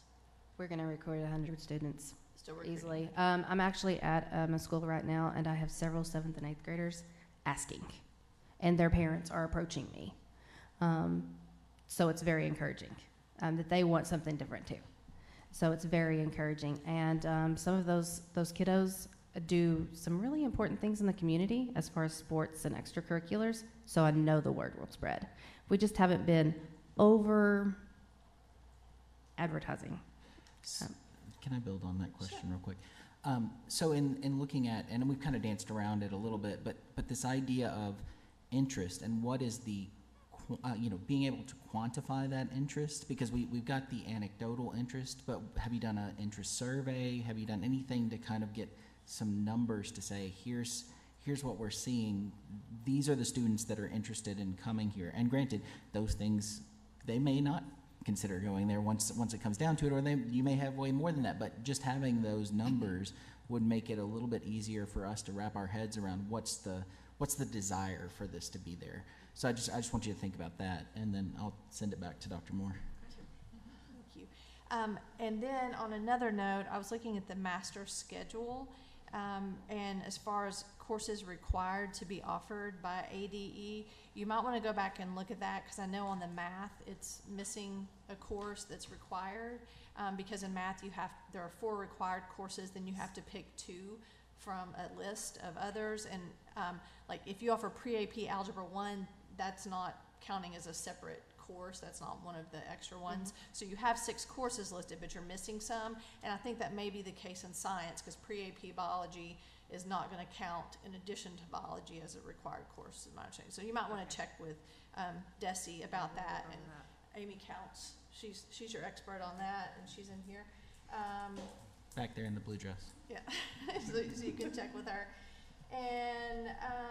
And then we've talked a lot about internships, and I applaud the work-based learning opportunities that you're wanting to do, and echo what Dr. Wright McMurray said about getting with the Division of Career and Technical Education and really looking at opportunities, because there are course, I'm sure you know, if you're already working in schools, there are standards for that. It's not just you can say internship loosely and use that word generically, but if you say internships, that is a course code. There are standards for that. And it's not just willy-nilly go out and do something. Like, there are certain things that are required. So looking at that, and to that point, I was wondering about the access and transportation for that. So there's not only the access to your school for transportation, or the access to the higher ed institution that requires transportation, but the access to business partners, like how students will get there and then get home after. So could you talk a little bit about that piece, about the transportation to internships, if you're intending on nearly all of your students having that opportunity? Yes, so that will come into the second year, and we are looking at actually applying for grants. At a previous school that we worked at, we actually were able to get someone to fund vans. So we had 2 16-passenger vans, and we actually had someone that actually did the transportation to students to their internships. So they dropped them off, the ones that needed transportation, dropped them off, knew what time they had to go and pick them back up. So the transportation as far as the internship would not be a problem. We plan on following that same thing that we had at the other school, is getting funding for vans for the school for internship purposes only. Yeah. Okay. And 10th grade is certainly, you have a lot of kids who may just be 14, 15 years old. So to your point, a lot of times, we struggle with them even when in 16-year-olds in businesses. So just, keeping that in mind, how challenging that may really be. And I don't know if someone's totally dedicated to leading all the internships, but the thought of internships for 100 students even, I mean, that's a caseload. Mm-hmm. Yes, yeah, and that's, it will fall on us, but I think that's the unique thing of having an advisor that has the 20 students, because that advisor is responsible for just those 20 students. So there's a lot of support that goes into that internship piece. And yes, 10th grade is very young, and we're not saying that we're gonna launch all the 10th graders out. There may be some that are not even ready, and we'll be like, yeah, I don't think you're ready. We may need to do some more work. We'll wait till 11th or 12th grade. And then we may get some that are just like, okay, yeah, we trust that you are ready to do an internship. So even though we may have the 100, we do not expect that all 100 will actually be out at an internship, but we will have the transportation to get them there if we need it. Okay, and I think it's awesome that they'll have that, like, 1-to-20 ratio of something for advisors, but and Sonia can speak much more to this than I can, the specific work-based learning coordinator has to be part of that. So if that's, I'm sorry. Oh, no, go ahead. I'm sorry. Because I would be like, so that's part of my question, and I stopped asking questions before because I don't want to hog the question cycle. But so that's part of my question is the advisors. It sounds like are going to be responsible for work-based learning, supporting that. Correct. There will be an internship director or coordinator over them where they're giving the support. So sometimes the advisors can't get out into the community, which is what we've actually seen with our work-based learning programs in Northwest Arkansas. Sometimes the teacher can't leave the school. Sometimes we can't get out and support that mentor or that site, but the internship coordinator can. This person will be freed up, no teacher duties, as soon as we're able to. They may have to wear a couple of hats to start with, but they will be the ones going out into the community and making sure that relationship is okay and repairing the relationships if there needs to be reparation, or just providing extra support for the advisors. Paperwork also gets done, and we have a program called Emblaze where we file our paperwork. It actually GPSs our kids so that we know where they're at when they're on their internships, because they clock in and clock out. We keep all of the information. Surveys are done immediately after the kid clocks out. Something is sent to the mentor to talk about how the day went. Quick survey, something that doesn't take too much time from them. The student also reflects in that, and they can also keep track of their experiences as far as like community service and things like that go. And it's just crossed over with AI, so we're really excited about that to show how far it is from their house and what's the closest opportunity in our database as far as hair or cosmetology. What's the closest to their house and what's the most feasible way to get there? Okay. So just backing up for a second. Okay, so in response to a question that Dr. Moore had a few seconds ago, you indicated that advisors would have a role in the internship component. Okay. So what is going to be the advisor's role in the internship component on a regular basis? So we're not looking at that this day came up, teacher can't get out of the classroom. If you had mapped out the advisor's job description, it would say what? So the advisor's job as far as internships is actually they're overseeing kind of like a tiny internship program themselves, because their students are in internships. So they're responsible for site visits, that's going out and making sure this is happening. That they are responsible for the training of the mentors, talking to them about what is expected of them, actually going over stuff with students as well. So it's like a mini internship program that the advisors are responsible for, but they do all of those steps. The training of the mentor, the training of the student, making the decision if they are ready to go out to an internship or not. So I don't know if that kind of answers your question. It does. Okay. So that's their role and responsibility as it relates to internships. Yes, ma'am. And then previously, I want to make sure I'm following all conversations correctly, you mentioned earlier that to try to offset the responsibilities of a school counselor, that advisors would have some role in that process as well. Is that correct? Correct. Yes. Okay. And so I guess my question is, if they have a role in internship and they have a role in school counseling, and then I'm imagining that they also have other responsibilities, or is that all that they're going to be doing? No, so I was an advisor, and so I was also I was a content teacher. Then I also had an advisory that I was responsible for as well that incorporated all those things. Yeah. Okay.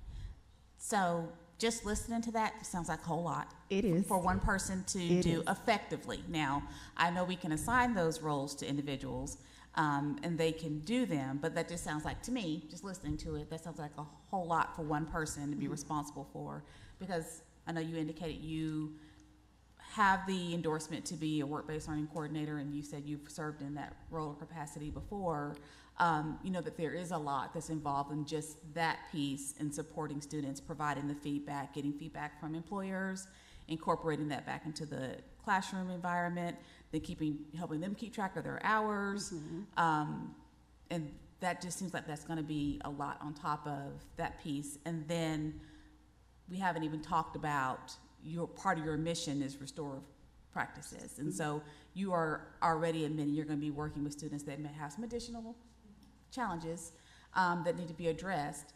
And so to layer that in as well, I guess I would just like to know more, what is your vision on how that's going to be operated effectively? And I can step out and come back to that because I know Dr. Moore may not be done, but when she said that about internship, I just know that's one of the offices that reports directly to me, and I know the volume of work that is required for that, and so I just get a little concerned if we have someone that's trying to do all of those pieces as well as school counseling components and then restorative practices, but just something to think about. And I think But I'll step out Mr. on that Baldwin one. has something he'd And like to ask. let me tag team with both of the ladies, because this has kind of brought up something I saw when I read your application. So you have like a world of great things. It's like, it was really fun to read. And I thought, as I read it before I got back to the detail, that you guys would have, in order to accomplish that, you would have the staff that would be like one teacher for every 10 kids, or one teacher for every 5 kids. Because Dr. Wright McMurray's right, this is all going to take a lot of time, especially the restorative practices part, because that's special, takes special people, and it just takes skilled and talented people. And when I look at the budget, you're budgeting for 4 faculty for 100 kids, so that's one teacher for 25 kids, which when you have all the extra work, it just seems like it's a lot, just a lot to accomplish with a small staff of people. Dr. Moore.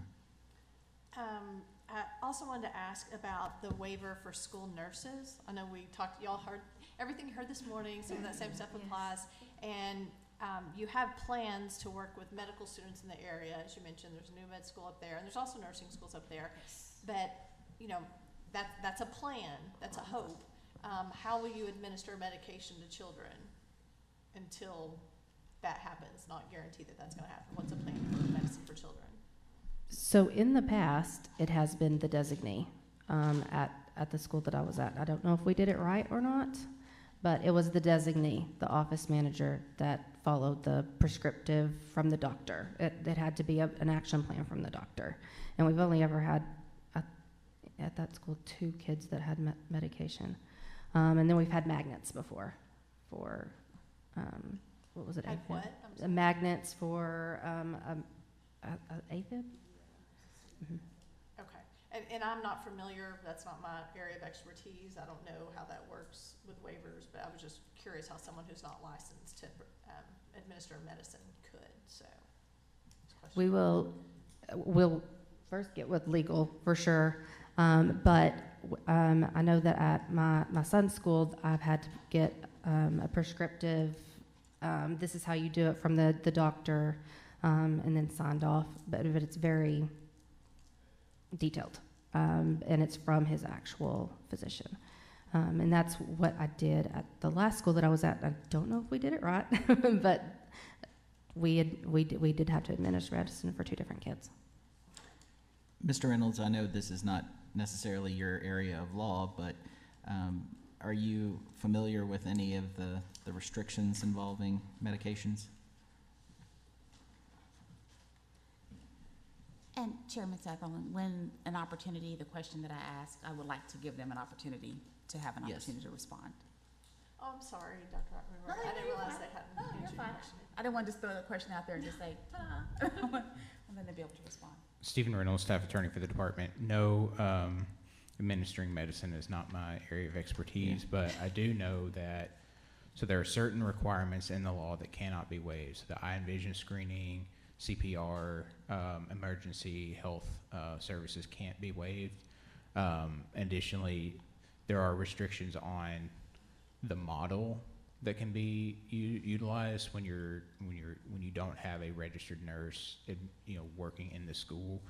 I know the most common model that we've seen is an RN at the district level may not have a RN in every school, may have an LPN or some other designation. Right. But that's about all I can speak to as far as administering medication. All right. Well, I appreciate that. Thank you. So before I ask my last question, could y'all address, if you need her to repeat I can wait till you it? get done. I just didn't want us to wrap up. Well, and no, I didn't- let's stay on that train of thought. Go ahead, go ahead. Okay. So it doesn't get forgotten.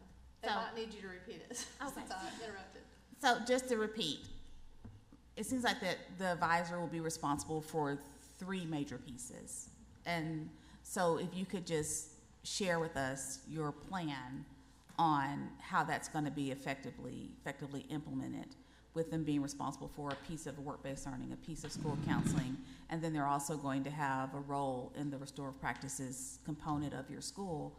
And on top of that, they may be teaching content. So that's 4 major pieces. So what does that look like? for So the 2 of the individual? major pieces, I will absorb the work-based learning for the first year. I'm really good with the seamless. I'm really good with the reporting. I'm really good with the classroom, the hour required. I've got that. I can contribute that easily. Crystal's going to take over restorative practices. She's an ace at that, so she's going to lead that. Also train our advisors, but unless the advisor will be required to be in the circle or their time as far as that goes, they won't be doing much with restorative practices. Yeah, I was just saying that the restorative practice piece is not on the advisor's plate. Now, we will train them, that way they know how to incorporate that in their classrooms, but as far as them being like over the restorative practice piece, that would not be on their plate at all. Okay. Yeah. And I guess, and I will let it bounce back to Dr. Moore, I guess more so my thought on that was that the student as an individual that will require restorative practices support may be a student that just generally through the course of the day is going to need some more lifting up from the teacher. And so to have that already as the foundational piece in place, then to have a responsibility that is associated with internship, then to have a responsibility that is associated with school counseling, I feel like that's where I was coming from, that you're going to be working with students that are going to need additional supports, just generally. So when you have that in place and then you layer on these other pieces, it just gets to be a little bit concerning hearing that someone would be able to effectively meet the needs of all the other things they need to do, because they may have to support a student more so because of whatever's bringing them to them that would need that additional support. So that's where that was coming from. Absolutely. And that's where we're also going to rely on the community outreach. If that child is requiring so much of that support or needed support and time, we're going to have someone else. We're going to get the services for that child. Now, if that's their safe adult, we're going to have to revisit that. Just because, sometimes you have that kid and that's their safe adult, and you have to wean them from that.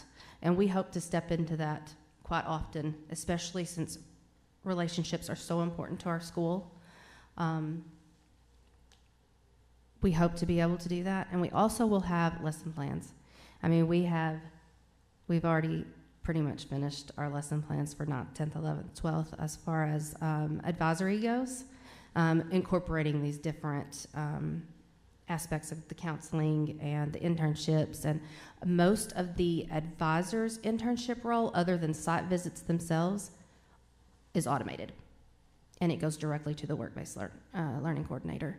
So anything that they request, the students will request it, and then the work-based learning coordinator will oversee that. So coming from somebody who has had all of those roles at one time and aged about 5 years, it's doable, it's hard, and we're going to try. We know what it's like, so we're going to try to take that off their plate. We're going to try to take bits and pieces off, give them solid plans, and then a lot of reflection time so that we can go into it better the next year. Dr. Moore. All right, so my last thing is almost more just an observance, a statement. So it seems that maybe this will be your first role as principal, and this will be your first role as superintendent. So even in a school that's already established, boy, that's a challenge to take on. That's a lot. And so you're taking that on as you also are a founding person for this charter, as you're also going to help with the work-based learning, and you're also going to lead the restorative practices. So I applaud you because you're much braver than I am. And I can tell that you've already committed to be willing to not sleep for the next few years. Like, your passion exudes. But I think the reality of that being doable and a successful model may be a real challenge to achieve. Because even if you, I mean, just there's so many compounding factors there. So I applaud your willingness to do that, but I could see that it may make more sense to either have someone else doing some of those other things that you're wanting to take on, or have someone else be the building level principal and the superintendent. Because to try to do all those other things and do those leadership roles, especially in your first year of doing those leadership roles, doesn't set you up for success, which wouldn't set students up for success. So it just seems like a real challenge. And it does seem like a lot of the data that you have may be anecdotal and hope that things will happen. And I'm sure you were probably waiting to get the green light to then get more hard data, but approval from us often needs a little more firm data to make that decision off of. So that's just some comments to share. Thank you. I have a question. Yes, Ms. Newton. Based on what I think I hear. Can you pull your microphone down? Sorry, they can't Oh, hear you. I'm sorry. Based on what I think I hear, and this is the hypothetical, would it be best, given the trend that seems to be flowing in terms of the questions, would it be best for them to withdraw, or for us to decide, or them have the opportunity to withdraw and say, let us go and talk this over again, or I don't know when the next cycle is or whatever, but I think at this point maybe it's fairly obvious to me well, it's obvious to me what I'm going to recommend or move.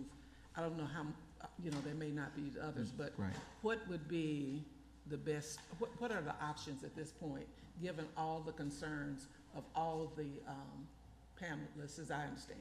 Right. Mr. Reynolds, would you like to come up and give us our options? Or give the applicant their options? So Stephen Reynolds, staff attorney for the department.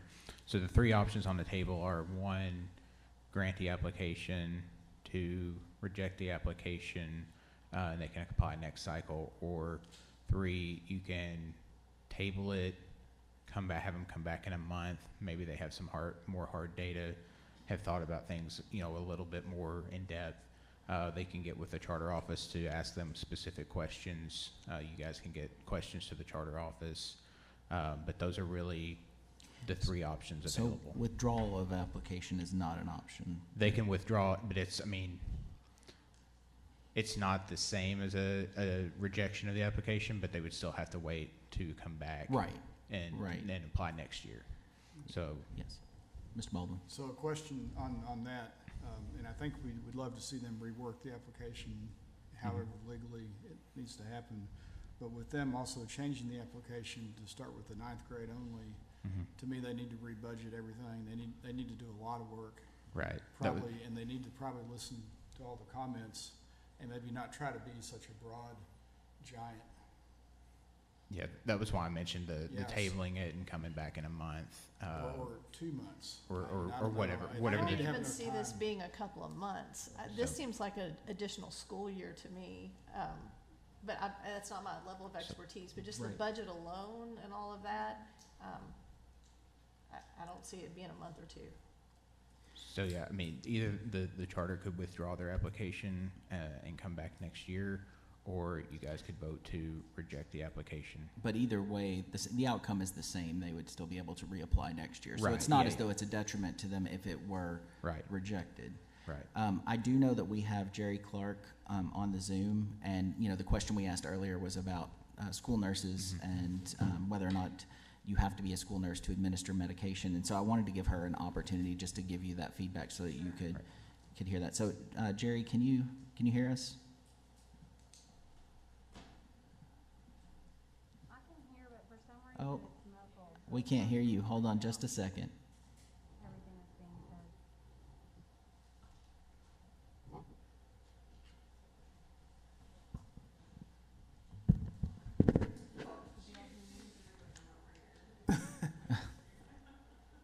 While we figure that out, will they have access to the transcript?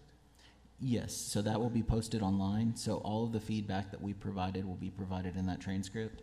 And they also have feedback from the panel members, so they'll have that, meaning the internal review committee that looked over the charter application. So they will have that feedback as well. 'Cause there's been a lot, and I know I don't know how I would even begin to approach it without having something to respond to. So Yes. I'm glad they get that. And Dr. Sutherland, also, I remember in the past, when we encouraged them to work with APSRC, like we've said, there was also encouraged to work with a consultant. And I remember another school worked with a consultant and came Correct. back. I don't know how you find those consultants or any of that, but any encouragement we could give to them on Yes, that? and I would say, you know, if you can gather more individuals to your cause that are here with you, I think that will help bolster your case. Because if you have others that can speak to your vision and your mission, I think that will help, because right now we're here and we're seeing your passion, we're seeing that you really want to do this, and we just need to see that there are others that want to walk alongside you and do this with you. Jerry, can you try again just to see if we can hear you? So I can hear you say my name. Oh, I had a good conversation with Amy Count, prior to my working in. okay. Yeah, Okay. yeah. Yes. Jerry, would you mind coming down to talk with us? Yep, I'm on my way, sure. Okay, thank you. I Full just wanna make transparency, full transparency while she's coming. We were both really concerned about our jobs, because I do work in the school district, and they do not like competition, and she does work for an organization that we will represent. So we were both really concerned about our jobs, and this was a huge chance for us to take too. And I hope that's not held against us. That's why we didn't go super public with things, and we kept it kind of small, because we know that the love and that the support is actually there. We Yeah. just have to prove it to you guys. Yeah, and you know, the other piece, because does anyone else have any questions or feedback to give? Because Sort of a quick comment. I want to preface it by a quote from a former football coach, legendary, that said, "Success equals the peace of mind that comes from the satisfaction of knowing that you've done your best." Part of doing your best, I believe, is to gather all the intel you can. As already been mentioned, transcripts from this, the questions that have come out, there's some additional ones that will come as you work with various consultants, APSRC, whoever the parties may be. But be true to your heart, knowing that timing is also important. So doing your best is a part of gathering the intel, mapping the appropriate answers, responses, and coming back confidently and knowing that you're serving the kids in the communities that you desire. Okay? All right. And I would add, you guys are great educators. I would find a great financial person to help you with the budget and to think through all the components of it, because a lot of the answers that you guys were giving us are going to cost a lot of money, and you need that financial mind side by side with your education mind to make sure it all fits together. anyone else?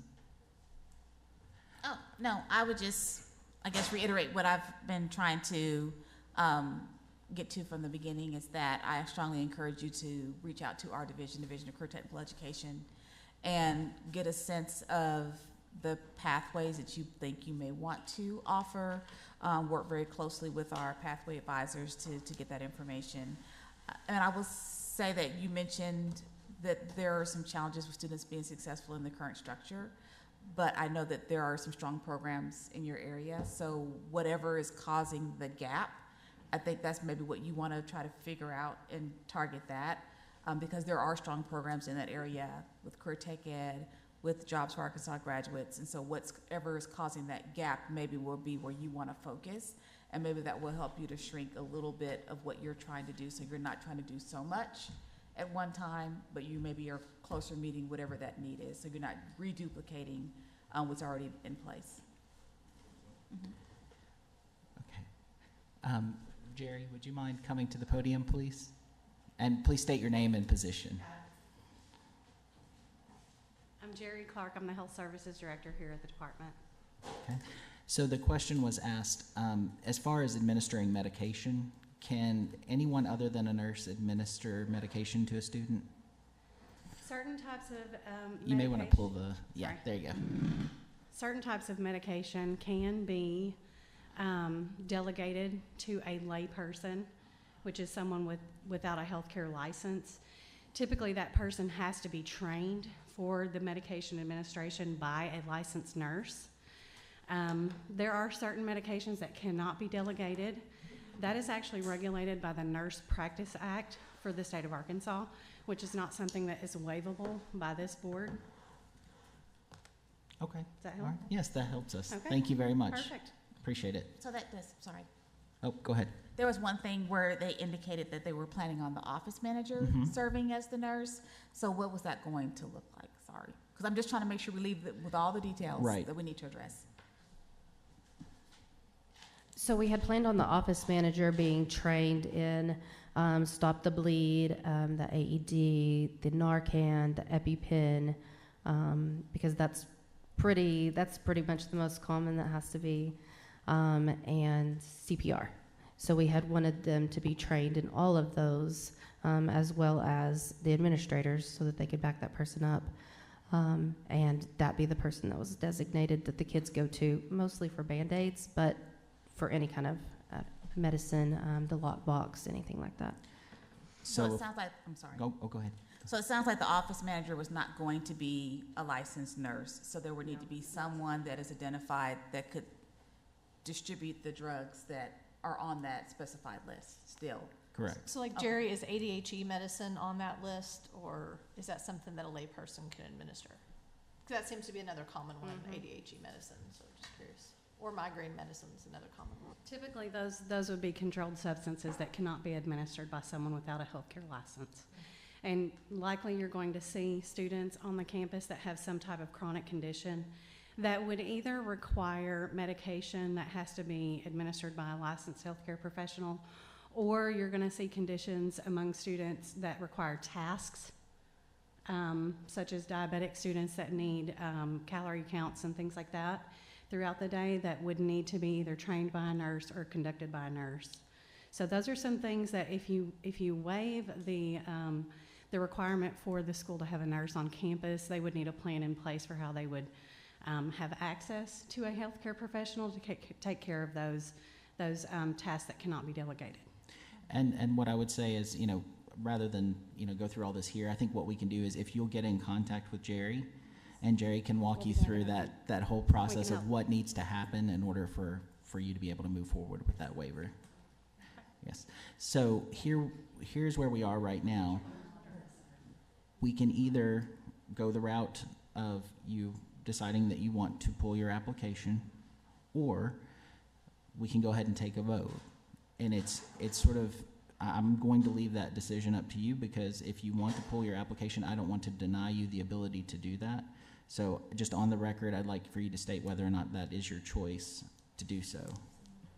Yeah, we'll definitely do that. I think we've learned something here today, and like we said, I think at the beginning that it may not get approved today, but we'll be back. And I'm thankful for all the feedback that everyone has given us, and that we can go back and have a year to actually reflect and come back next year with a bad plan that you guys are like jumping to approve. So we will withdraw. Yes. Yes, and I would say, every one of those different units, reach out to them. They're more than willing to help and to kind of guide you through that process. ALE, special education, we didn't get into those components, but those are some areas you probably want to talk with. Yvonne Green is actually on the Zoom right now. She's been listening, so she knows what your plan is, and so she can kind of give you some guidance moving forward as well. So just reach out to those people here at the department.